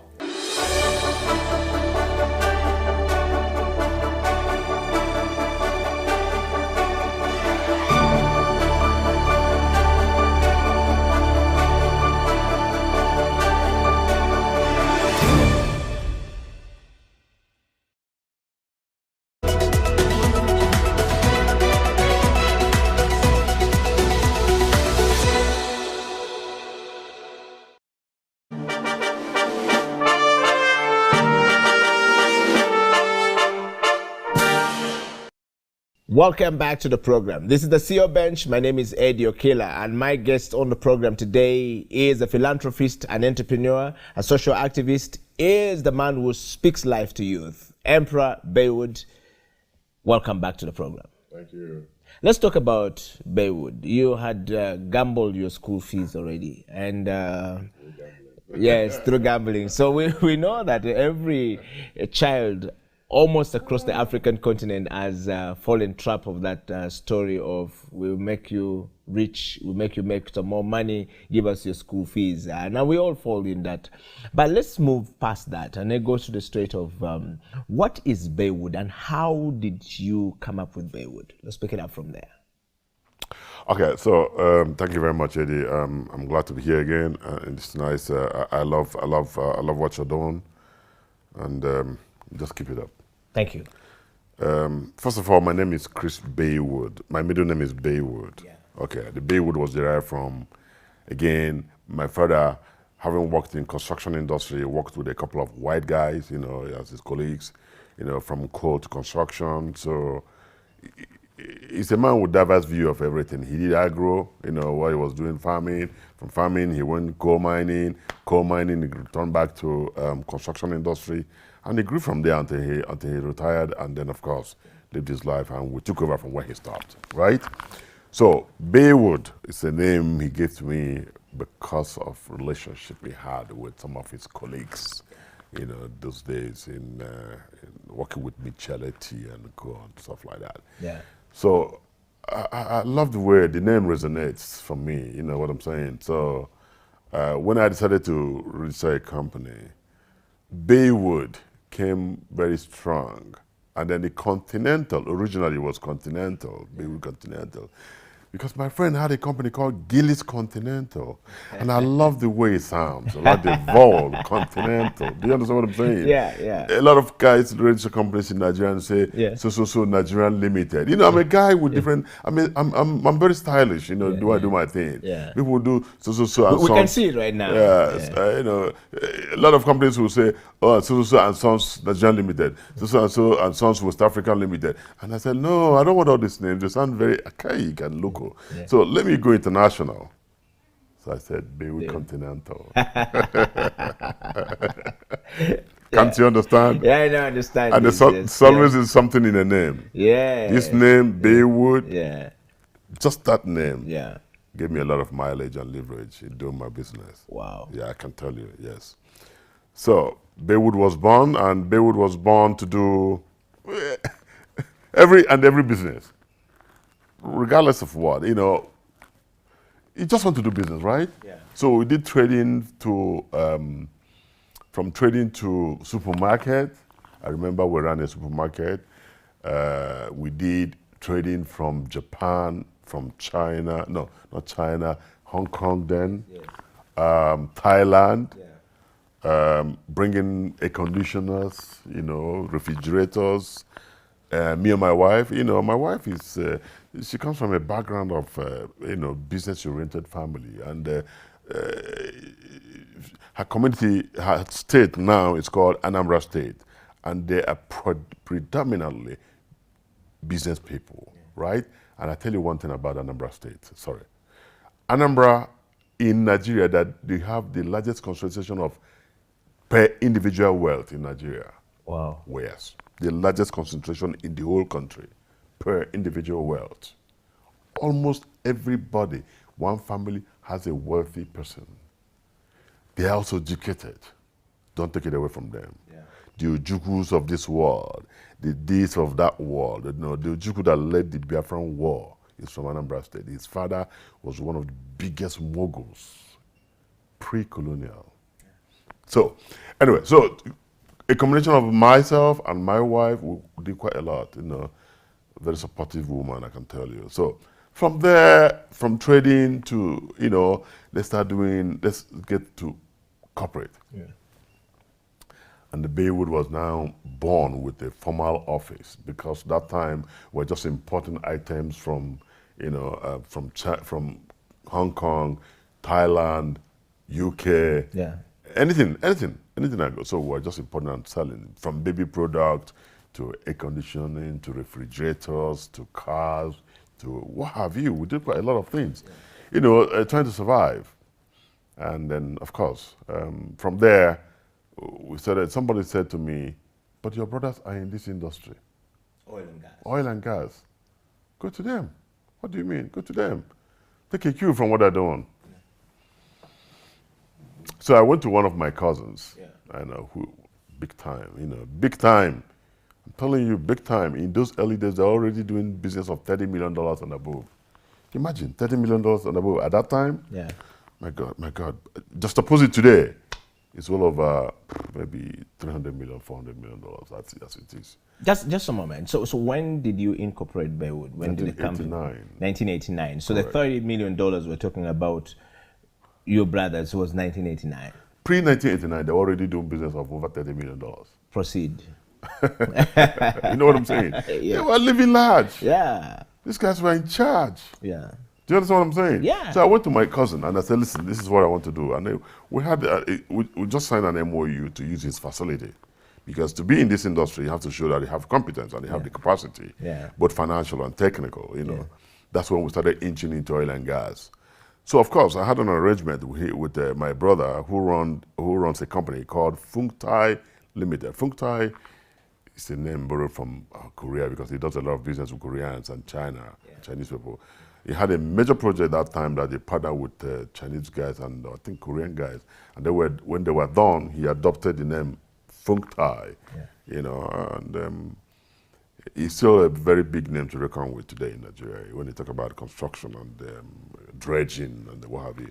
So we got into a quasi-partnership. Yeah. Quasi in the sense that the equipment were available to me. Yeah. He gave me an MOU that I could use any of the things he wanted and I wanted to use because that's what the IOCs want to see. Yeah. It's not that, I have them. Because they're going to inspect what So you the have. IOC being the International Organization Corporation. International Oil Corporations. Yes. Yeah, oil companies.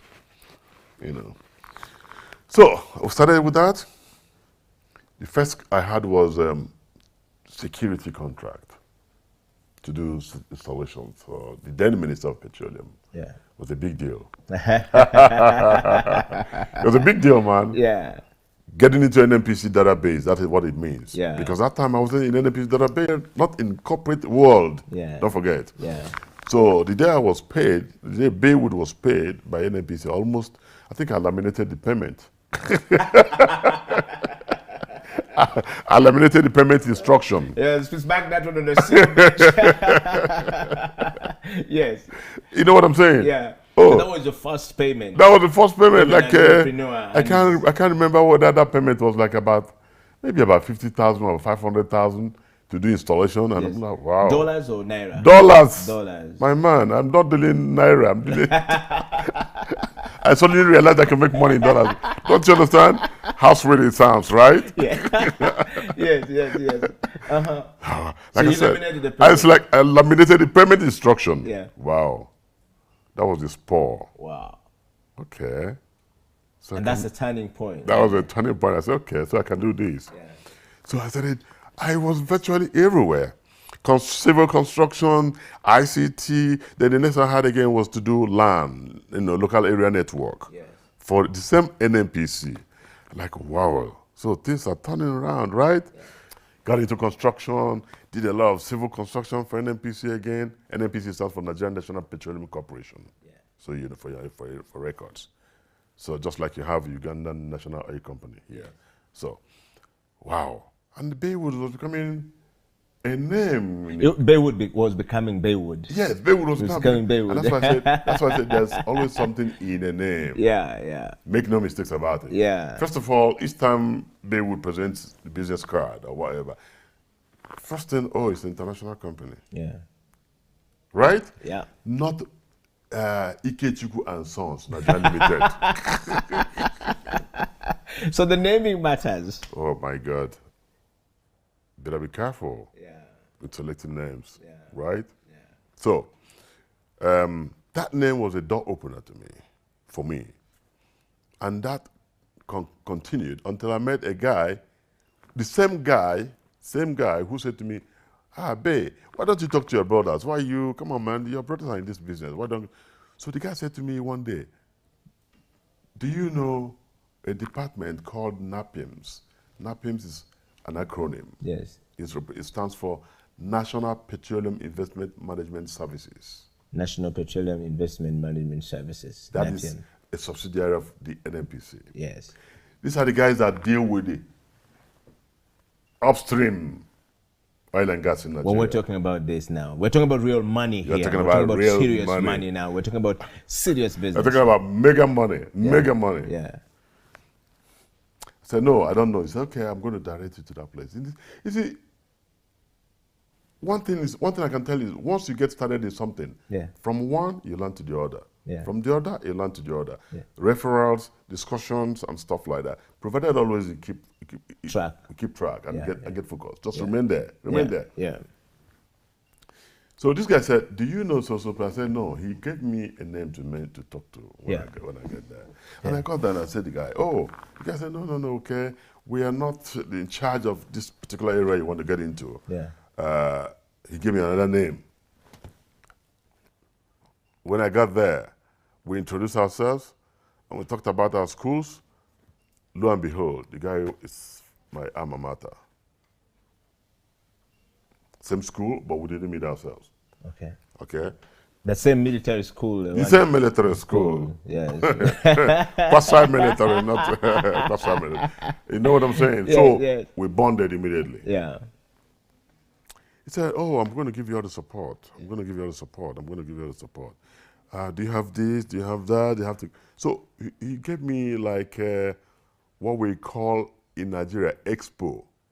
Expo is a common parlance we use when you are being foretold of something ahead. Yeah. Do you understand? I want you to say that in Nigeria. Expo. How you say it in Nigeria? In a Nigeria, how a typical Nigerian would say it? I don't have a typical language for it. But expo, if you understand what the expo, I'm giving you expo. Expo means I'm giving you information that you shouldn't know. Yes.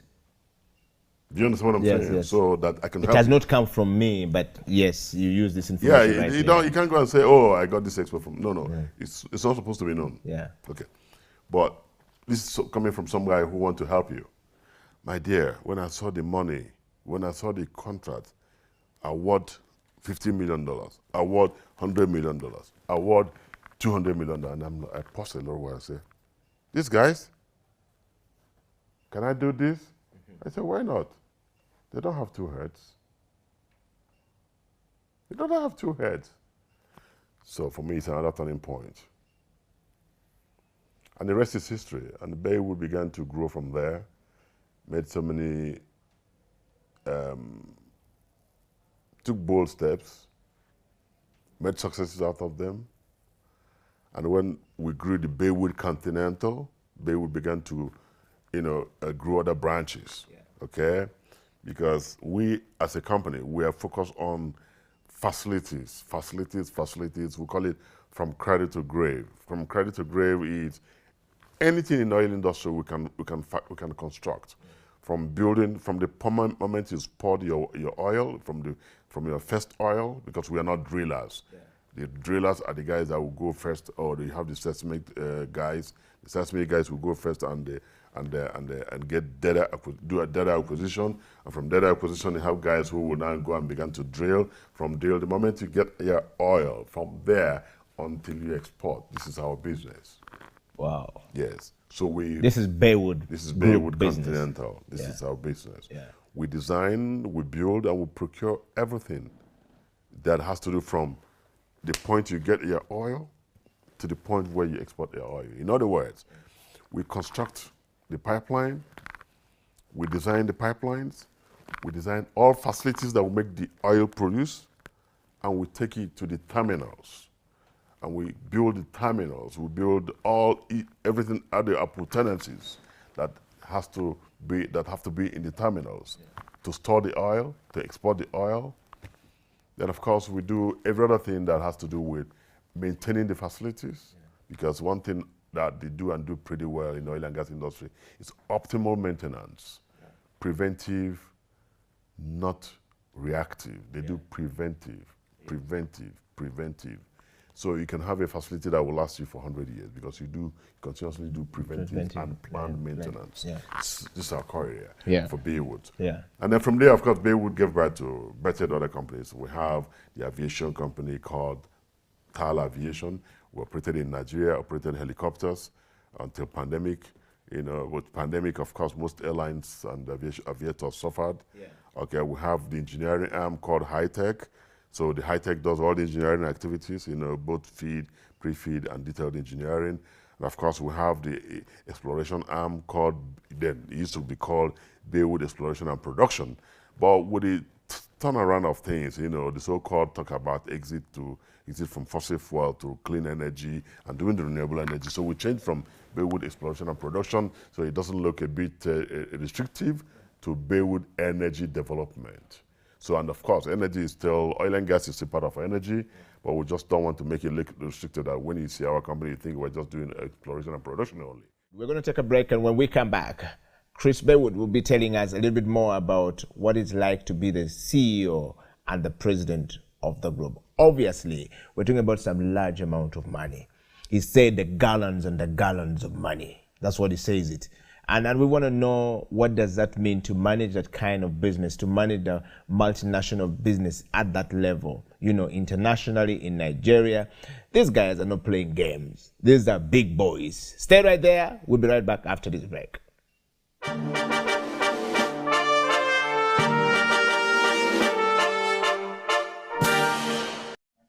It is a CEO Bench. Welcome back to the program where we get to discuss change management, leadership, and transformation. We are now going to that part of, you know, transformation. We've talked about, you know, leadership. You've had the story of leadership of, you know, Emperor Chris Baywood, Ibe.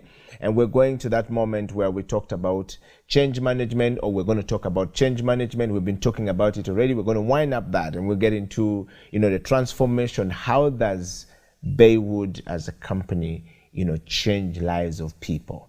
And how is this whole thing of, you know, being a social activist and being a youth empowerment person, what change? How is it that a person of his caliber is beginning to push down here, yet he's supposed to be talking about big things, you know? Stay right there, okay? We're gonna bring back, you know, Emperor Chris Baywood. Welcome back to the program. What a fascinating story and journey so far that you've had in your life. And you talked about this. I want to know, what is it like to be the president and the CEO of Baywood Continental, Baywood Group, and all these things going on? How do you manage? First of all, is determination and purposefulness. You know, I like to use the word purposefulness because you have to be very purposeful in life to succeed. Yeah. Another word for it got to be deliberate, you know, to succeed, no matter what. And being deliberate and purposeful means that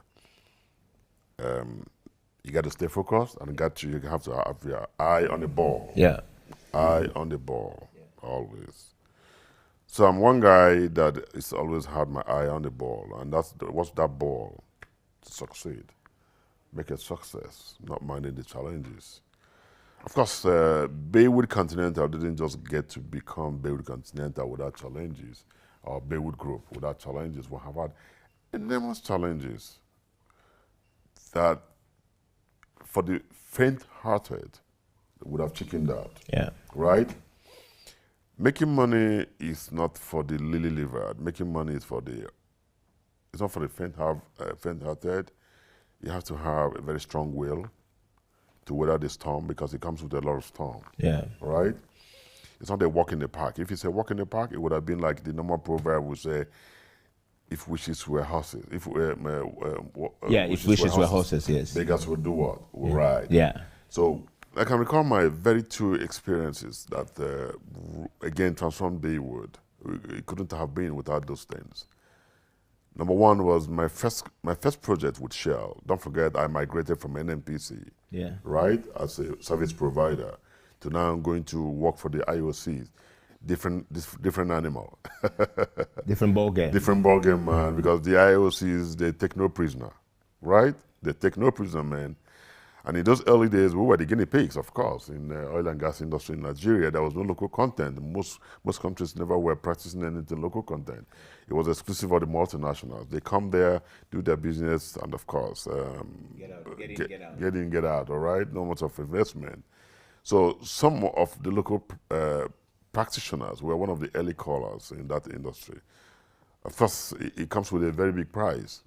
always a price you pay, and when you want to pay that price, it's very painful, right? Yeah. So I think one of our first project about 1993 with the IOC, if I'm correct, was about $5 million. Very excited, man. $5 million. From 50 million to 100,000 to 5 million. Yes, dollars. From 50,000 dollars. Yes, And dollars to some now millions to of 5 naira million. before. Yes. You know, we did quite a lot of projects with NNPC there. You know, maybe 30 million, you know, 10 million, but it's not compared to $5 million. $5 million to $500 million. $5 million, initial money, initial award, first award from IOC, $5 million in 1993. My brother, it's like David, what do you call it? What do you call him? What do you call this short guy that is a film producer? He said, money stinks, but he loves the smell. Yeah. Danny DeVito. Yeah, Danny DeVito. Yeah, he said money stinks when it lost its smell. It means you said money is the only thing that stinks, but he loves the smell. So for me, big money is what gives me a kick. When I hear big money, I'm like, huh? What can I do to make it? Yes. Right? Yeah. So we got a project down the line, we lost the contract. How did you lose the contract?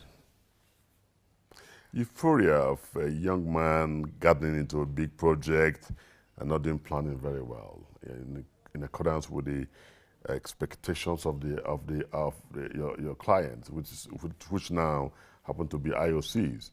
Okay, procedures, processes, quality, standard, specifications, and any little thing can cost you a project.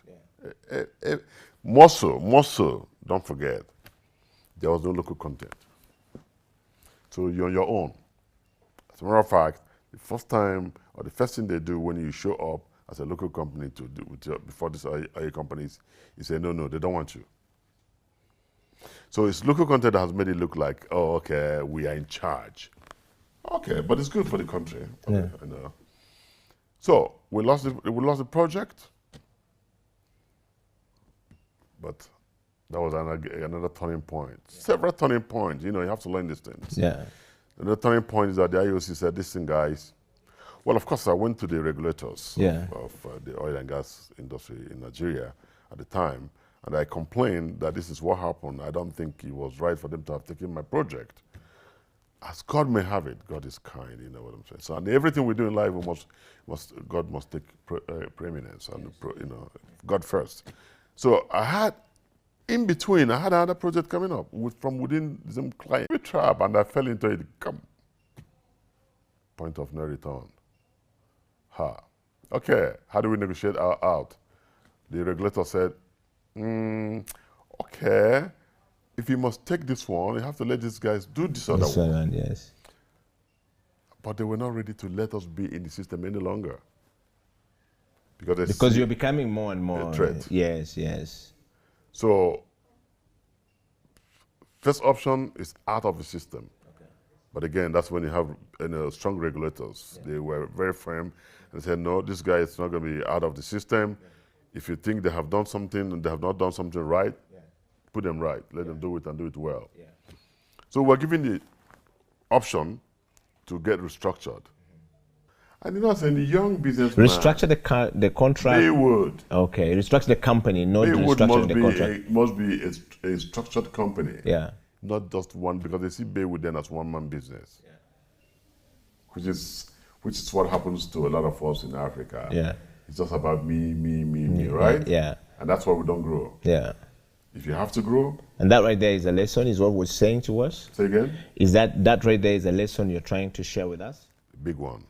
So what the point here is, we have to let go from the company.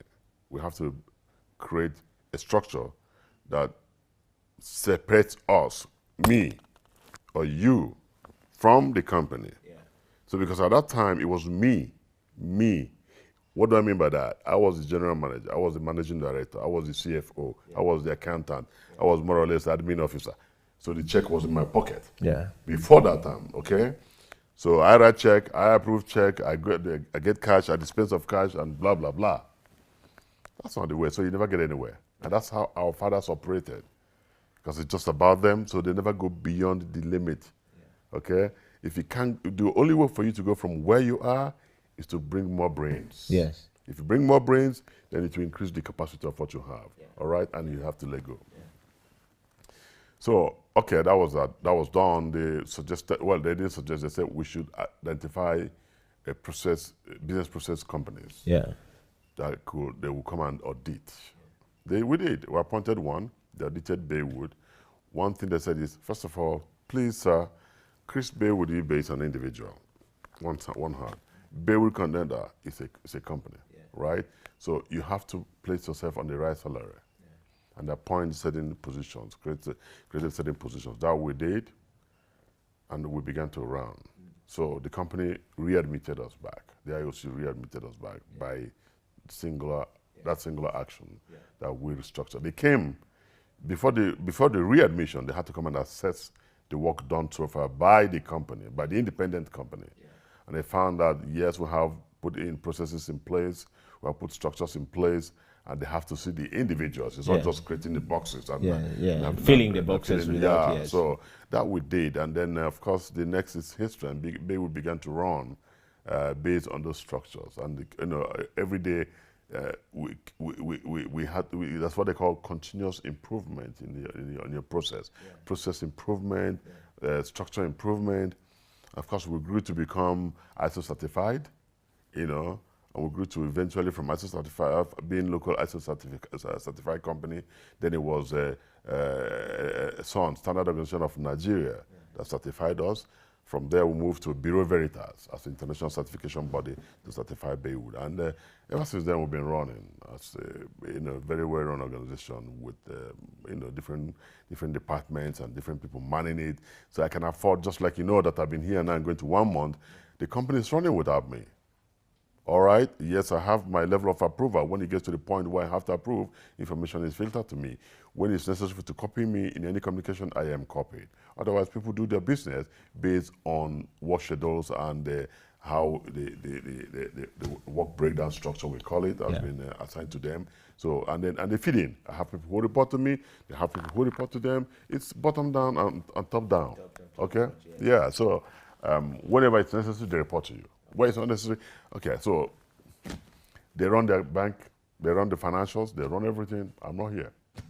That said, Emperor Chris Baywood, we wanted to speak from there. You talked about the challenge, and how did you outcome the challenge of the big loss that you made?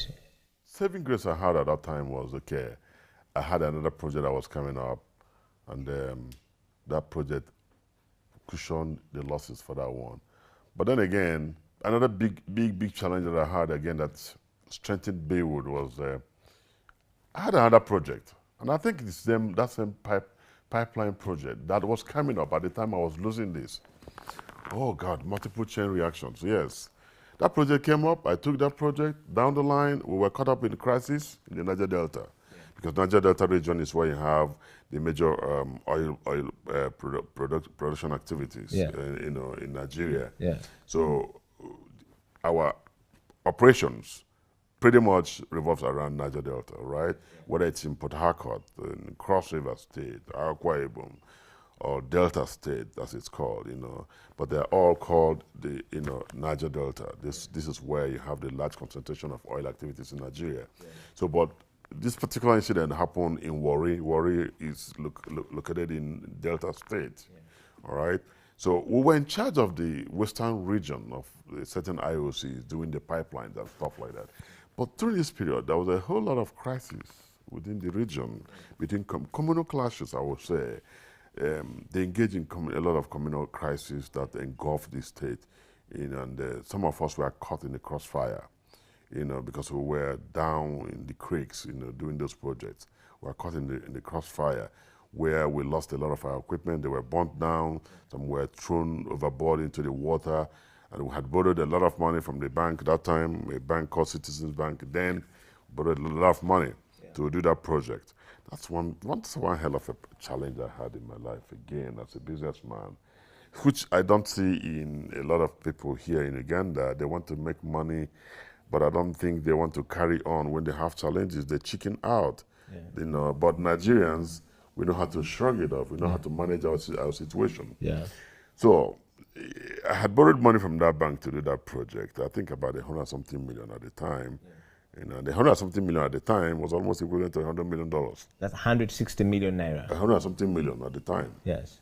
You know, because it was almost 90.900 to $1, you know, in those early days. So. And what was the rate at which you borrowed the money per annum? 40%. Wow.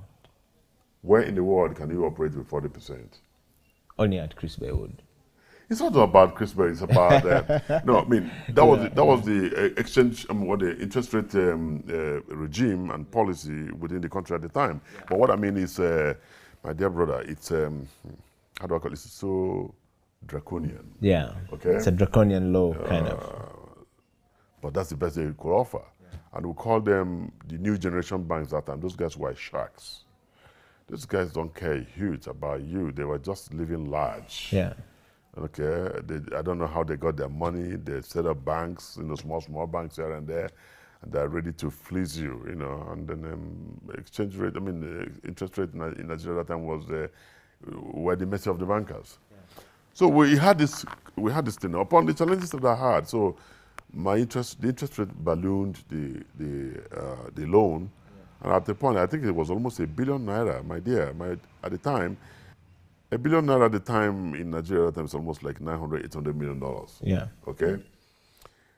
And then, of course, there were a lot of failed bank facilities. Yeah. Of course, why would it not fail? Yeah. 40%. 40% is quite a huge. Yeah. What business are you going to do with a 40% interest? Yeah.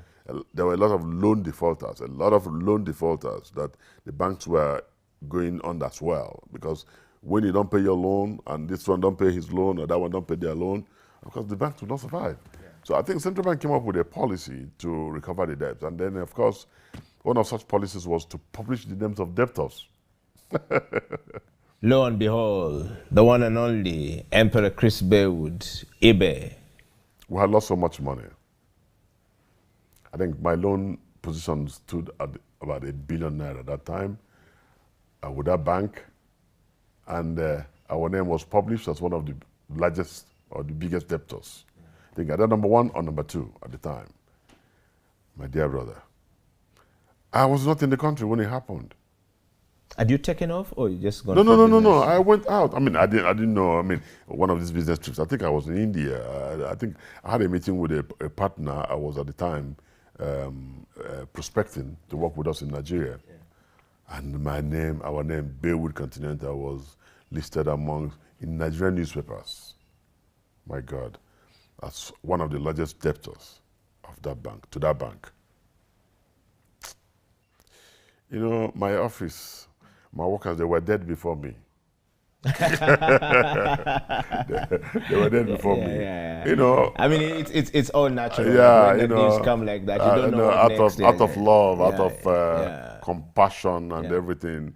They didn't know what to do. So they called me and said, "Sir, this is what is going on in Nigeria. Please don't come back," because they had set EFCC against the loan defaulters. EFCC is Economic and Financial Crimes Commission, set up by federal government of Nigeria, not primarily to hunt down loan defaulters, but against economic saboteurs, yes. right? Yes. In any form or shape. Yeah. And of course, in this regard, we have been classified as economic saboteurs because we're owing banks, okay?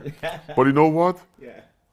It's just owing supposedly a superfluous money. Yeah. This is the way I describe it. It's superfluous because how do I mean superfluous? I didn't borrow 600 million naira. Yeah. I didn't borrow 800 million naira. I borrowed less than this. I borrowed far less than this. Yes, and but because of the interest accumulation and what they call compound rate, compound interest, default charges, blah, blah, blah. Before you know it, it ballooned.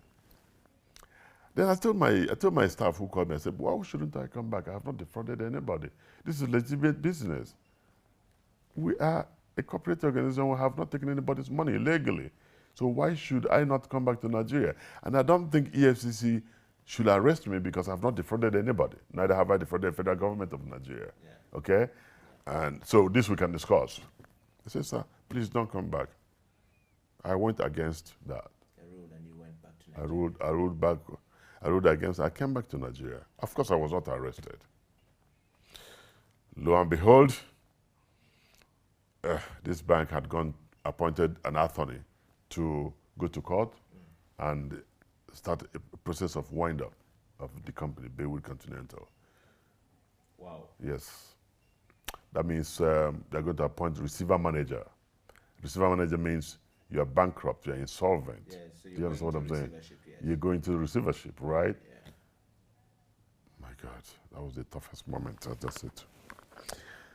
And I never wanted to lose my name, because if you go through such process, you never operate with that name any longer. Do you understand? Yeah. You can't do business again with Baywood. Yeah. Okay. Yeah. Unless you do. You find a way out. You find a way out. So it was a major concern to me, and okay. On another thought, I said, okay, let me have a meeting with the bank before we go through that process. I went to the bank, had a meeting with the bank ED, and I told the ED, listen, guys, I mean, we need to do something about this. I didn't borrow this money, and I don't know why I have to be in this list. I think it's not very good. Something has to be done. And they said, no, you have to pay down, or you have to pay some money before you go into any negotiation. I said, I don't have the money to pay. I was very determined. But one thing that occurred to me is that in the worst case scenario, actually, I was going to declare bankruptcy. In which case they would not get their money. In this case, I don't. So I looked at this guy and I said, excuse me, sir, are you aware that the so-called money I'm owing you, they're all paper money? I don't owe you this money. Technically, we don't owe this money. It's just paper money. So best thing for us will be to negotiate and let's find a way and make a win-win situation so that we'll find a way to pay the money. This is between the bank and Baywood Continental. Correct. It's between the bank and Baywood Continental. Finally, I think they saw the reasoning with me. The sense of reasoning came into them, and we discussed. And it was pruned down to about 600 million naira. We had a haircut down to 600 from almost 1 billion to 600 million. Yes. And with that, we were able to start making payments. So I entered into payment plan with the lawyer who they had appointed, who had gone to court to start that winding process. So we entered into a negotiation with them. And of course, EFCC eventually invited me. We had a meeting with them in the bank, together with bankers, and they said, listen, I don't owe this money. This is how much I owe, and this is the way we plan to pay it. Yeah. And I was set free. I mean, I didn't go behind bars because of that, or detained by EFCC, because there was a clear understanding, a clear plan to how to make it. Emperor, we always don't hear this part, but when you're talking about this story, I can see you become more emotional. It takes you back to the day it happened. You know, as a CEO and president, I still see that a lot when you try to recount the story. Many of them don't make it alive. We have had such situation in Uganda here where they just die of stress, or they just go to sleep and they don't get up, and then something happened. You know, what are the lessons that we can pick from you? What can we learn from you right now? For all the CEOs who are watching this CEO program from all across the world, you've been caught in a situation like Emperor Baywood is talking about with your company. How do you pull out of it? You know, how do you get out of it? What are the things that you need to do to get out of it? You are a CEO up on the top, or you are a CEO going to the top? You know, how do you get out of this situation? What are the lessons that we can pick from here? We want you to write us comments. Kisses and disses are all welcome. And of course, we will have, April Bay would write back and, some of those comment sections to give us, a thing or two. And if you're young and you're building, this is quite a journey for you to pick. It's a journey of patience. Yeah, truly a journey of patience. You have to believe in yourself. That's number one. Number two, you have to be very confident. And you just have to have the spirit of can-do attitude. again, let me put it this way. Yes, I know the banks are there. They want to collect as much money as they could. But you know what? They will always say, we're not in the business to sell your property. Yeah. We are not real estate owners or managers. We are interested in getting our money paid. So you can, most times you enter you schedule your debt. Even countries with IMF, especially African countries, they always reschedule their debts, provided you are a going concern. If they kill you, your company, and kill AD's company, and kill another person's company, they are not in business anymore. They will never get So it. it's not actually in their best interest to kill anybody's company, all right? But they have to see a willingness to for you to continue to be in business. You have to show that willingness and to pay. You have to have, again, some people, there are two kinds of borrowers. People who really borrow to pay and those who borrow not to pay, all right? And if you're amongst those who borrow not to pay, then it's a recipe for failure. Because sooner or later, your business will go into extinction, right? I set out not to allow my company to die because I look at other companies. I look at multinationals, you know, and I ask myself, international organizations, I say, why are we not able to replicate such organizations in Africa? Why do we have to grow and die and fizzle away? When you have companies, they say, established 200 years ago, established 100 years ago. Why can we not do it in Africa? Succession plan, sustainability plan, and the focus of the founder. Okay, these things got to come into play. It's a mix, right? I like to see my company being there and outlive me, and outlive my children. It's a legacy. So I pride myself in trying to build a legacy. It's not about how big. It's not about how big. You must not forget, right? Legacy is not about how big, but how you're able to nurture it, to grow and maintain. So that actually sets you apart from any other one. So we have grown as a company for over 30 years, and we have maintained the name. We didn't change the name. We have not changed the name. And we don't intend to change the name because it's a brand that we're very proud of. And I do not intend to lose my brand identity.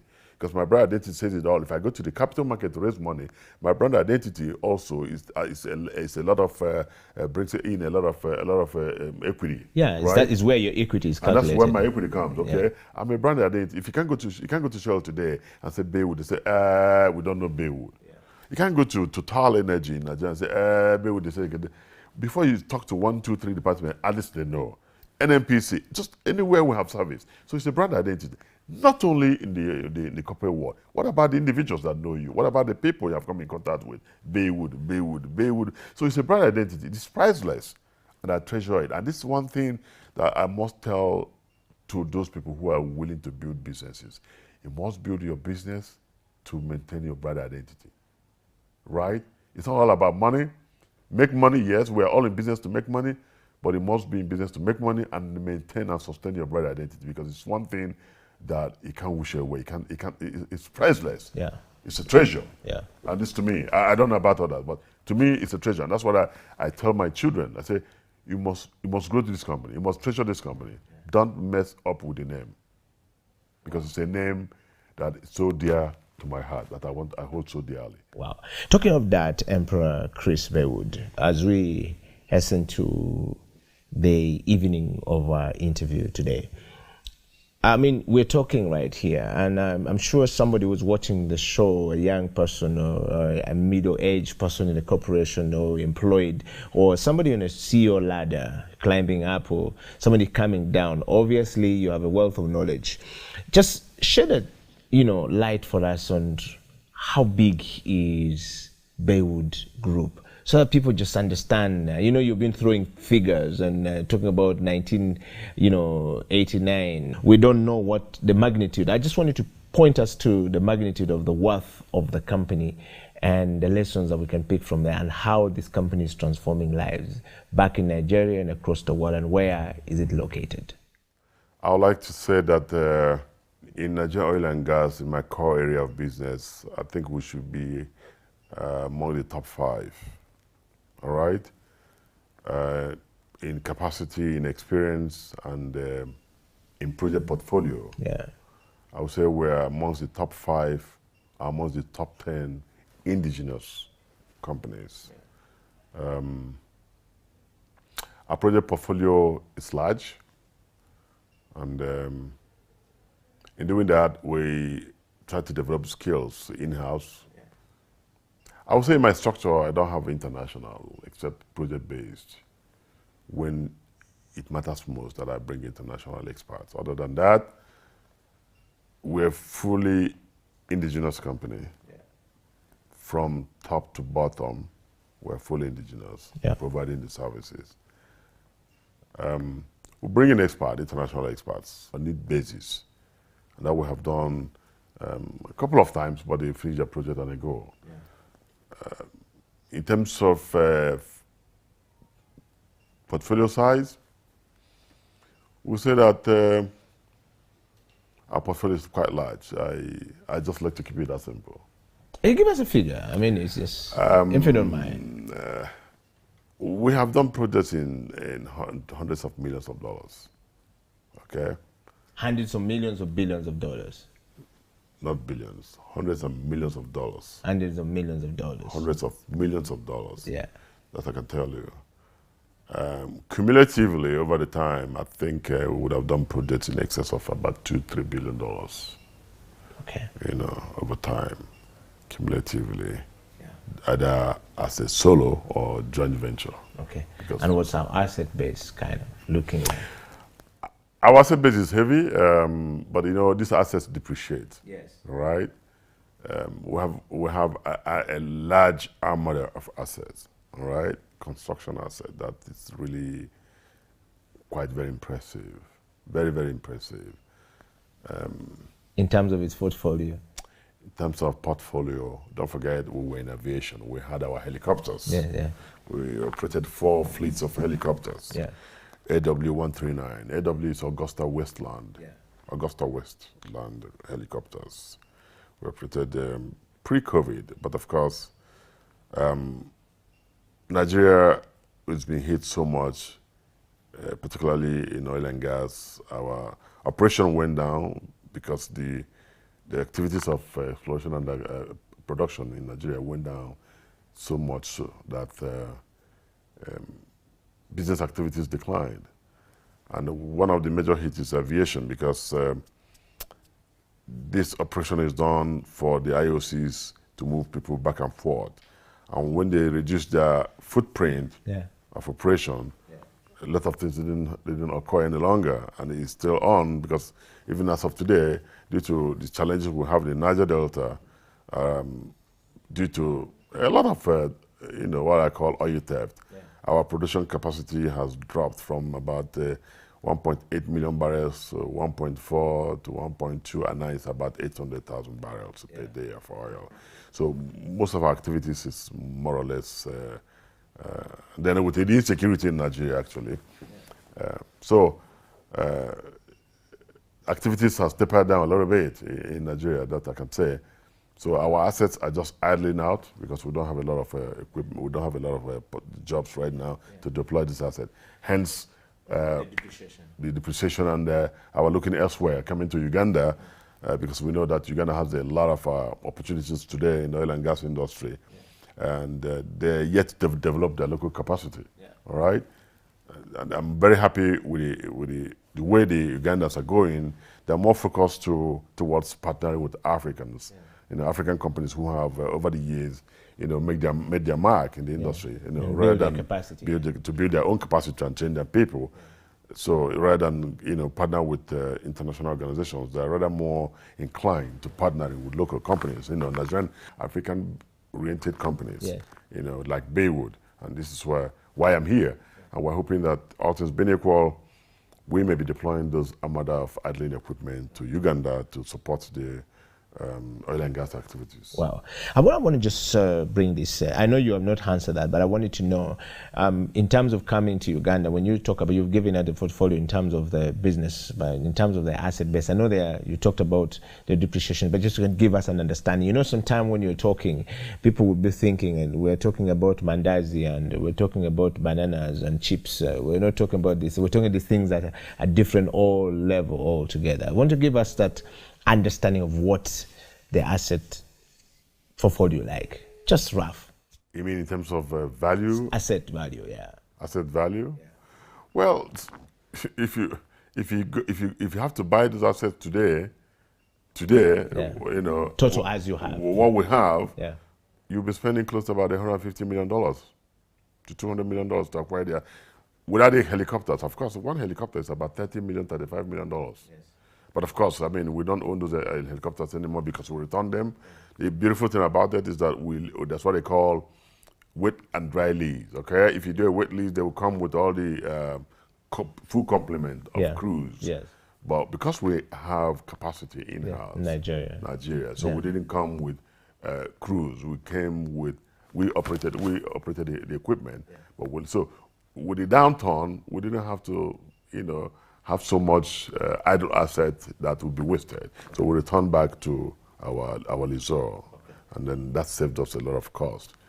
But initially, it was a lot of exposure to fund the aviation and run the aviation to the extent we did, because aviation is also very capital intensive. And it's one place you cannot cut corners. All right.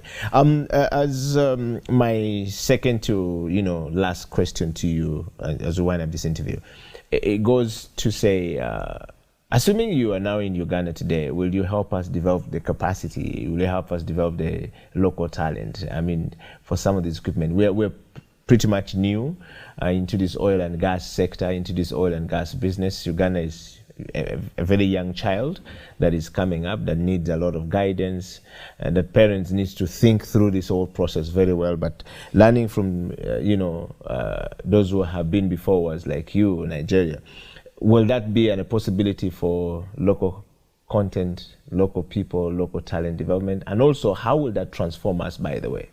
Let me go back to what I said. I love the spirit of Ugandans and the government and the regulatory authorities. They're more focused towards Africa, African oriented companies. Again, and they're looking towards more to Nigeria, because when you talk about oil and gas activity in Africa, Nigeria will come top. All right, we have developed our local capacity. We have developed not only technical, we have developed the financial muscles. We have developed even the skills from the smallest to the biggest. So we come to Uganda with a whole lot of giving back, so to speak. Yeah. You know, all we need is simply the support from the authorities of Uganda to either relocate or build an extension of what we have developed with some reasonability of assurance. What do I mean by reasonability of assurance? Every businessman wants to recoup his investment. Yeah. It would be foolhardy for me to set up here, run my workshops, facilities, staff, people, different cadres without project. Because our money also not just projects, meaningful projects. Yeah. And our monies don't come cheap, or like our international partner, the counterparts. Yeah. Say, for example, if you have a UK company coming from UK now to establish in Uganda, he's running on an interest rate of 4%. Yeah. Right? Yeah. I'm coming from Nigeria to set up in Uganda. I'm running currently at interest of 22%. So, balance factor. I mean, how far can I sustain? So, the authorities in Uganda got to make conscious effort to want to, make companies like us here to stay. Because in so doing, they will quickly jumpstart the capacity development of their own. Listen, I just have to say it here. Yes, that you want to support only Ugandan companies, supposedly in the true meaning to the letter. Ugandan companies means you have one Edi Okila who has a company, Edi Okila and Sons Limited, blah blah blah, but it doesn't have anybody to support him. He's just an Ugandan. It's okay, give Edi Okila a section of the pipeline to go and construct. It doesn't have the financial muscle. It doesn't have the technical knowledge. They might claim that they have the technical knowledge, but it doesn't have it because it has not. These things are not wishful thinking. All right, it's over the years. The way we are today is not the way we were 20 years ago. There are a lot of lessons learned, because one of the things we have learned again in the course of our business is what I call lessons learned. At the end of every project, you sit down with your client and have what they call lessons learned register. What can I do better? How can I do it better than if I have the opportunity tomorrow? What can I do better to make me a better company? So this has to go on for a long time before you can say, deal killer, yes, if I give him this project, I can go to bed and sleep. He can deliver. Yes, I mean, you want to support your local guys, but you know what? I think a lot of emphasis need to be made to work with, to give companies like us that are coming into Uganda. However, there must be demonstrable, what I can call demonstrable measures and ways of making sure that we transfer technology. And these guys learn, okay? And through they got to learn, develop not only technical, develop financial. Because the more you work with me, as either a subcontractor or as a partner, and you get your money and you plow back, that's another thing. You continue to, because if you make this money and do another business, you're not going to grow the business, right? So one of the things that we did as a company is that we grew Baywood for so long, not doing any other business except this, before we began to look elsewhere to diversify. Now we're in technology, okay? We're going into media, we're going into e-commerce, we're going into fintech, and all under one umbrella of what we call, the company called CBI Technology and CBI Digital Media Technology, all right? A combination of all these things is going to set Africa again on another level when it comes to entertainment, financial technology, e-commerce market, and digital media.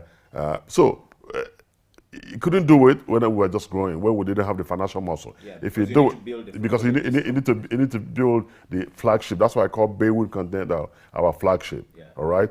Most of these investments that we have made in other companies is coming from Baywood Content. That God may have it. We're not borrowing so much, so we are not really heavily leveraged as a company, right?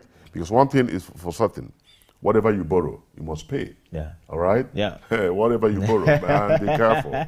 We're already having that situation in Kampala, in Uganda. If you don't pay, then you're gone. You're done. So I don't take money that I don't need.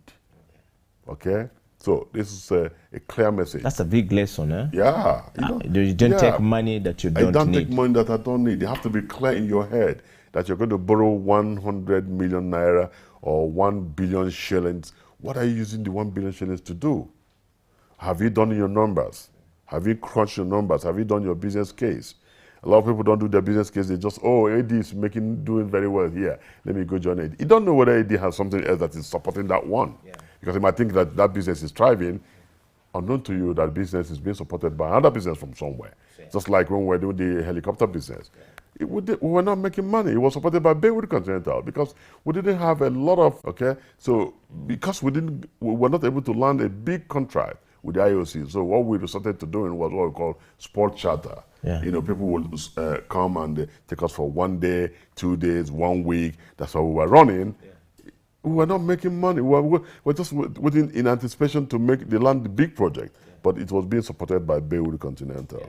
So, and that's one of the things, when Baywood Continental business began to decline, because of the decline in oil activities in Nigeria, the helicopter operation was affected. Because it had not yet built to that level. Because we have not built to that level, it can stand alone. And we have done it for 8 years, waiting for, because these contracts it takes a while to come, all right? And this one service as well we can provide here, the helicopter service, because I see the distance in oil and gas, so I ask myself, who are the operators here? So these are the kind of things that Baywood Group can as well bring to Uganda, because we have had that experience over time in Nigeria. Wow, ladies and gentlemen, Emperor Baywood, you know, a man of many colors. And now we're talking about some really big things here on the CEO Bench. My name is Eddie Okela, and before we break, Emperor, we want to go back to the moment you loved so much. When I interacted with you, keep talking about, I'm a social activist, I'm a youth, you know, empowerment driver, leader in Africa. Let's talk about that as we wind up. Yes, I'm very passionate about that. Why the youth? They're the future. I don't care, but they're the future. It's not only in Nigeria, the youth are the future. It's like you have a family, you have children. They are going to take over you. If you insist that your children will remain children as they are, they will revolt. And they can even plan to kill you. Yeah. And in some incidences, it has happened. Oh, yes. Yeah, yeah. Yes. In some We're seeing that in Europe. Oh, yes. Yeah. Oh, yeah. Yeah. So, I grew up, that's one thing that I'm so passionate about, because one of the things that what drove me into that is, again, philanthropy comes with, there must be something. Something must strike the chord. Something struck the chord for me. And that thing gave way to my philanthropic nature. And I began to preach it, I began to talk about it, I began to say, listen, unless we were these guys, we're in automation age, right? This time we're in automation age.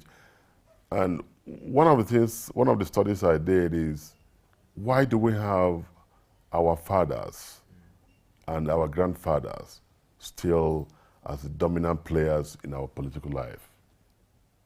Our political lives. Why are they not allowing the young ones to come up? And the world is fast moving away from the old generation to the young generation, but the Africans are still holding it firmly to their chest. Yeah.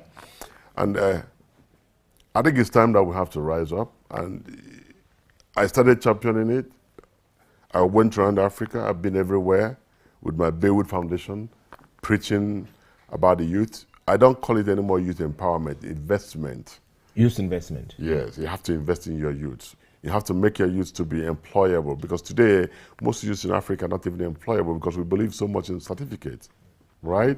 Other than substance of skill. Other than substance of skill. Yeah. Okay, so yes, without downplaying education, without downplaying educational qualifications like going to universities and everything, but I think we have to, again, consider vocational training, skill training, you know, exposing them to the realities of life, not just stay in the classroom and theorize, okay, and they come out and they look like they are lost, okay, because most of our universities are not equipped to expose them to such realities of the world, okay? Even in the Western world, where you are exposed to a lot of, maybe you have a very well set up laboratories, you have maybe process facilities, but at the end of the day, it's modular. Yeah. It's not natural. Yeah. When you go out there to work, you see that they're different. It's a different kind of fish. Yeah.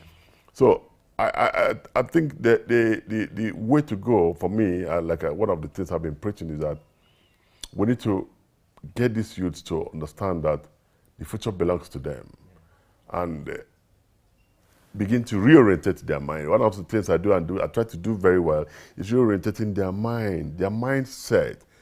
Because who are their mentors? Who are the people? Who are the people they're looking up to? Politicians. And if you look at the lifestyle of our politicians, it's a bit deceitful. Yeah. It's not real. Yeah. It's imaginary.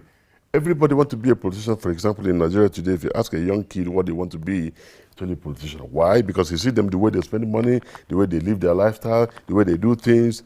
But those things don't have base. They have no solid base. Yeah. Take them out of that political scene, 1 year down the line, you won't like to see them again. So we need to lecture, we need to talk to them and let them understand that it's a reset, mindset reset. Let them understand that even that guy who is living large as a politician, they didn't start yesterday. Honestly, for you to succeed in life, regardless of whatever area you find yourself, time, it has to be, you must have spent a lot of time in doing that before you begin to reap the dividends. The dividends don't come overnight. But you see, because of the values, we have lost our values so much so in Africa. I don't know. I think we have lost our values. So the values today is we want to make money today. Okay, I told you the story of me and my brother. Yeah. If my father did not come to reset my value, I would have been gone. I want to be richer than my brother. Yeah. You wanted to be richer than your brother, who Just was already rich, and you are learning who's been working and doing business all this time. Yeah. And I just came out from school. Yeah. And I want to be richer than my brother. Yeah. It's not bad to be, my uncle said, it's not bad to be a shoemaker. What is bad is making bad shoes. Do you hear that? Yeah, you're right. So it's not bad to be ambitious, but it's bad to be over ambitious. Yes. You just have to be ambitious for you to succeed So it's in not life. bad to be a shoemaker? It's not bad to be a shoemaker. What is bad is making bad shoes. Bad shoes. When you are a good shoemaker, Yeah. you can become a designer shoemaker. Yeah. And everybody will come to you and flock to you, right? Yes. But when you're a bad shoemaker, And Emperor Chris, and everybody want to be like, and everybody will be envious of you. Yeah, yeah. But when you're a bad shoemaker, you know what people do? Ah, that man, leave him. He don't know anything what they do. Yeah. He doesn't know what he's doing. Forget him. But when you are now a good shoemaker, you begin to export. Yeah. You become everybody's darling, and people want to emulate you. Yeah. So, I tell you something. It's good to be ambitious, but it's not good to be over ambitious. Wow. Because when you're over ambitious, you might do that one that might land you in jail so quickly. Yeah. Do you understand what I'm saying? Yes. So that will be the end of you. Then that will be the end of you. So it's one step at a time. Johnny Walker. Johnny Walker says, a journey of 1,000 miles starts with a step. Yeah. But you know what? That step does not guarantee you are going to reach to that destination. Yeah. Continuous working will ensure you get to that stage. So I think that as we grow older, we must encourage our young people, reorientate them, reorientate their values, reset their value set, their value systems. Yes. So that they see the value belief system. The value belief system, so that they begin to see that there's dignity in labor. A good number of us don't believe anymore in dignity in labor. All right, they just want to. Maybe people trying to, leave the country, either they're crossing one blue ocean or crossing one dry desert to get to the so-called promised land. Who says it's a promised land? So our leaders, again, need to make our environment very conducive for our young ones. Yeah. And then if you don't have any nation without a young people, it's a doomed nation. Yeah. And Africa is so proud to have this young burgeoning population. What do? You have to make conscious effort. Like I keep telling them, we wrote a book, Baywood Foundation, it's called Beyond Rhetoric. And we initiated something called Intern and Return. What do I mean by intern and return? When you train these young lads and give them opportunities to be interns in various locations, okay?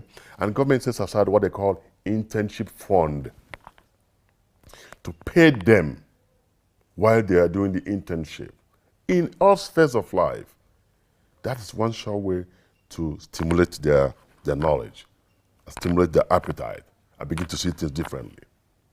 So, and it's a policy. As a matter of fact, what we ask for in that book is a declaration, affirmative action. We ask for 35% affirmative action across all Africa on youths. And what do I mean by affirmative action on youths? In other words, here in Uganda, for example, I've seen young women and young people in positions of authority.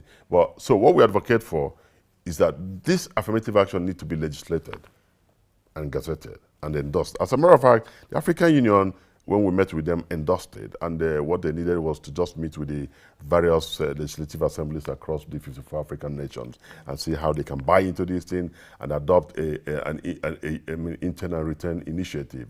And Baywood Foundation, in partnership with African Union, have promised to put the initial seed money to do such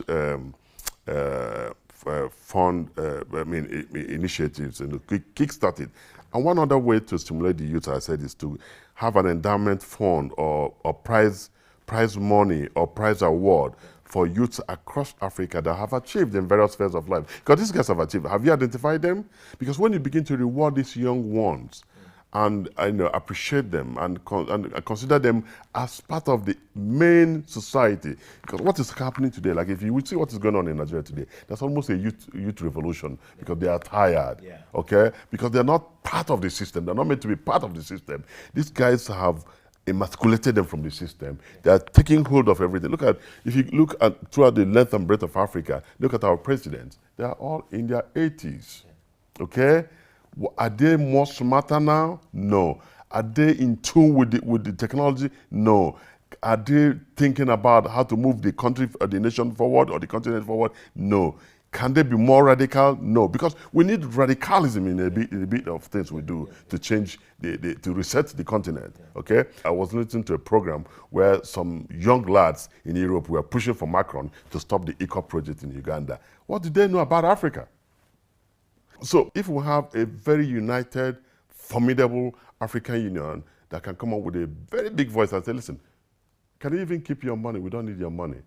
We make ourselves, we donate funds and have a pool of funds where we can tap into to develop our natural resources. Okay, so this is what I'm saying. So Intern and Return Initiative for African youth is what Baywood Foundation is still advocating, because that's the only way we can put Africa and make them to be a continent to be sought after.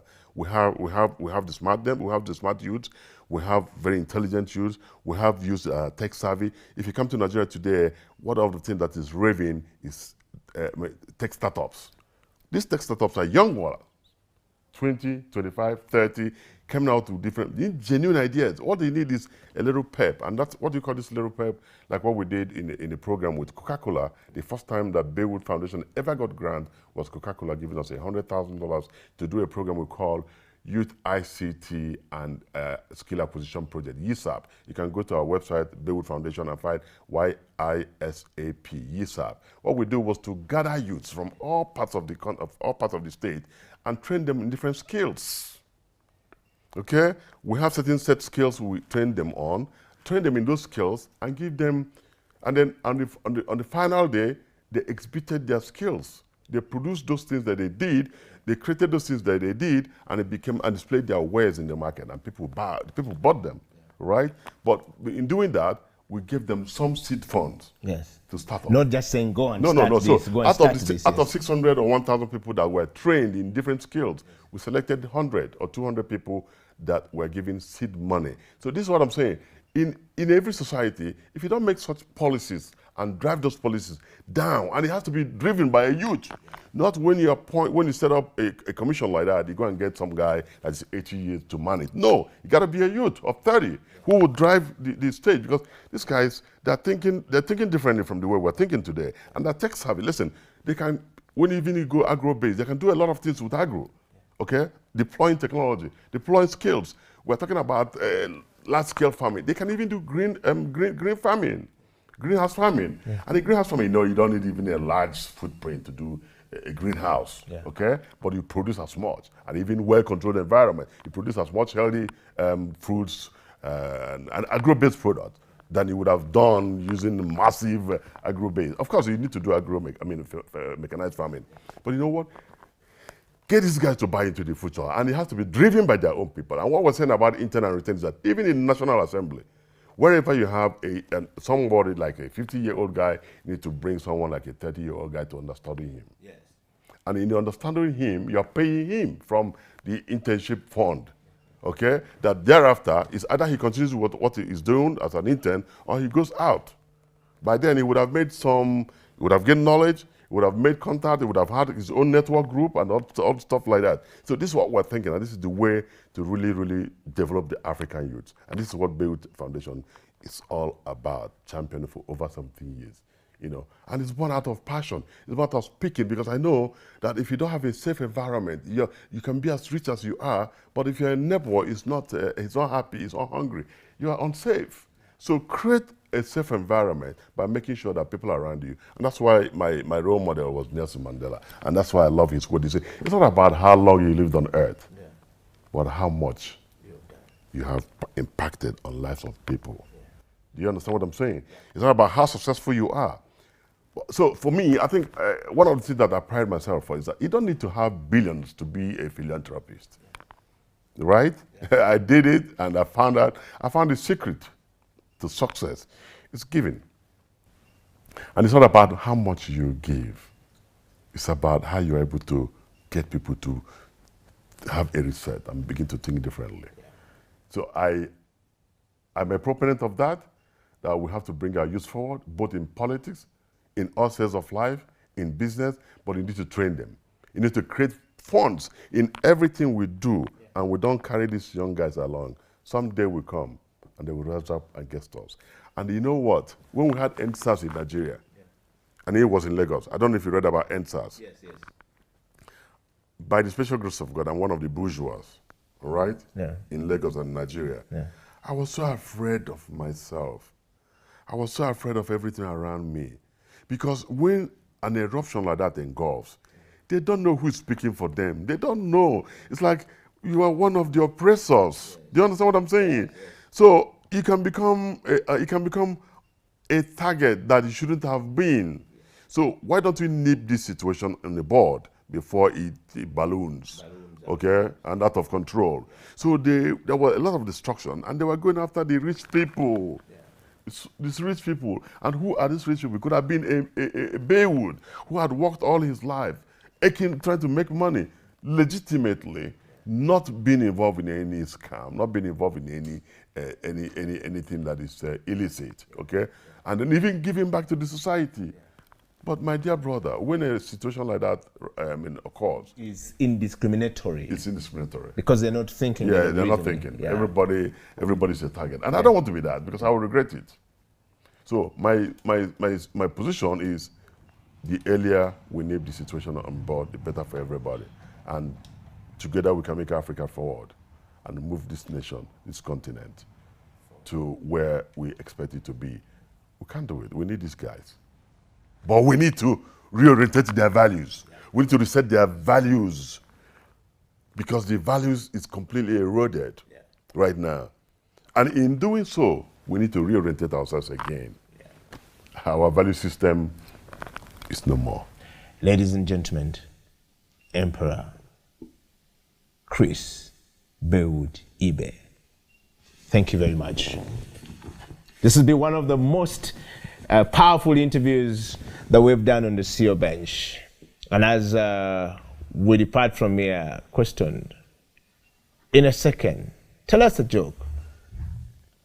A joke. A joke that has ever been given about your name, Emperor, and how you reacted to it, if at all. And give us one African proverb from Nigeria.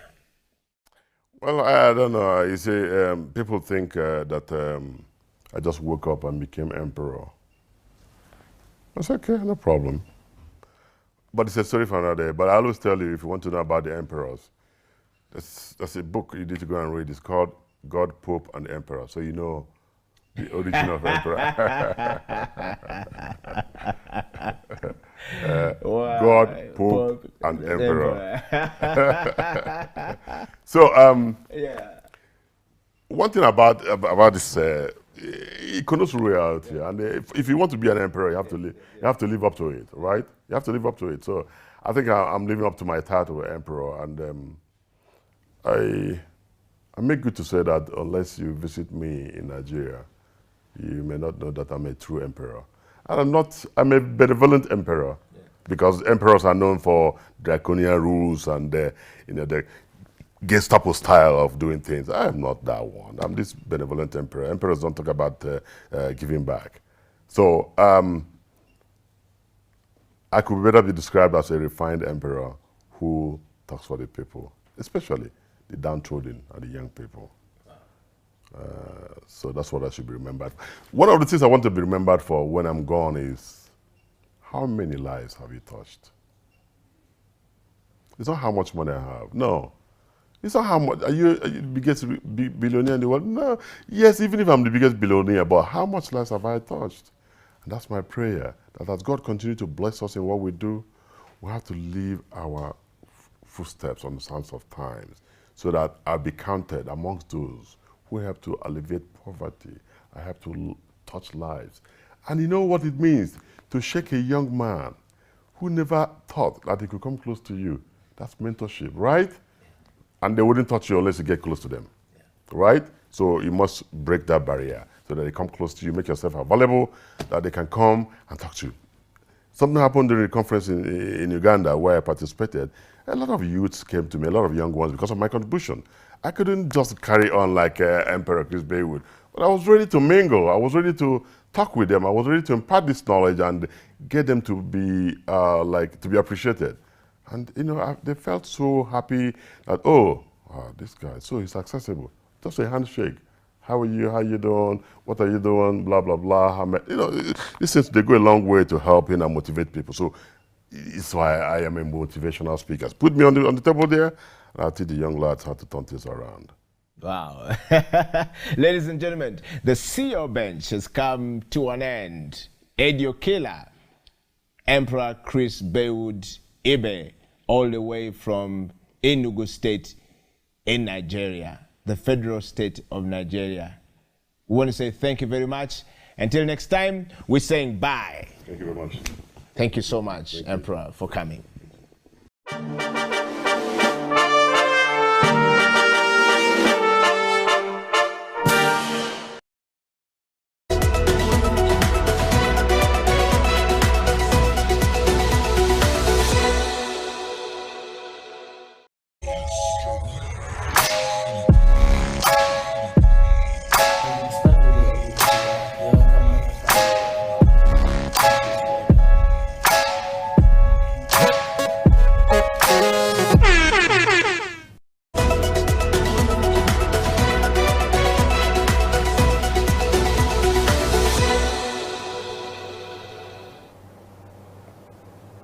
Good afternoon. My name is Felix Eopal, and it is Slam Dunk Basketball Talk, the show where we discuss everything about basketball, what is happening, what is not happening, what we predict is going to happen. And this afternoon, we are graced with the appearance of Frederick Freedom Warrior. Thank you so much, sir, for gracing Slam Dunk Basketball Talk with your time. Thank you, Felix, for inviting me to the show. I'm honored to be here.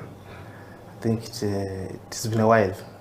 Definitely, it has been quite a while, and as proprietor of JKL Basketball Organization, there's a lot of talk since the season is about to begin.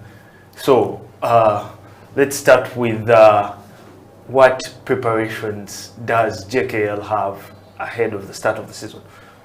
Because definitely so many viewers out there want to know what to expect from JKL.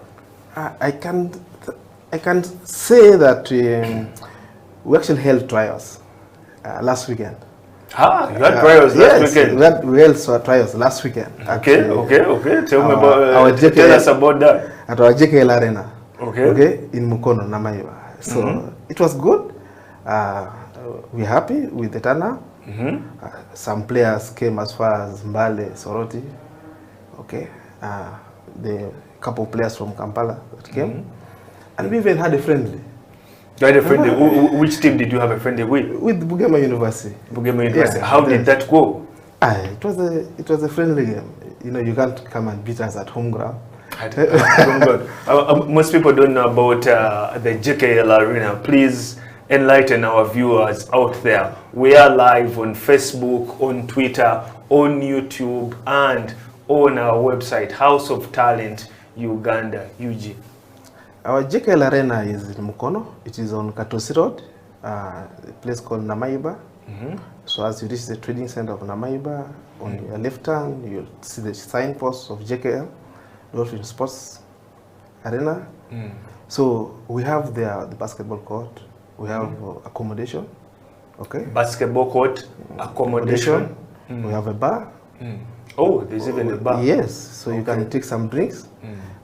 We have gardens, so you can chill. We have a kitchen.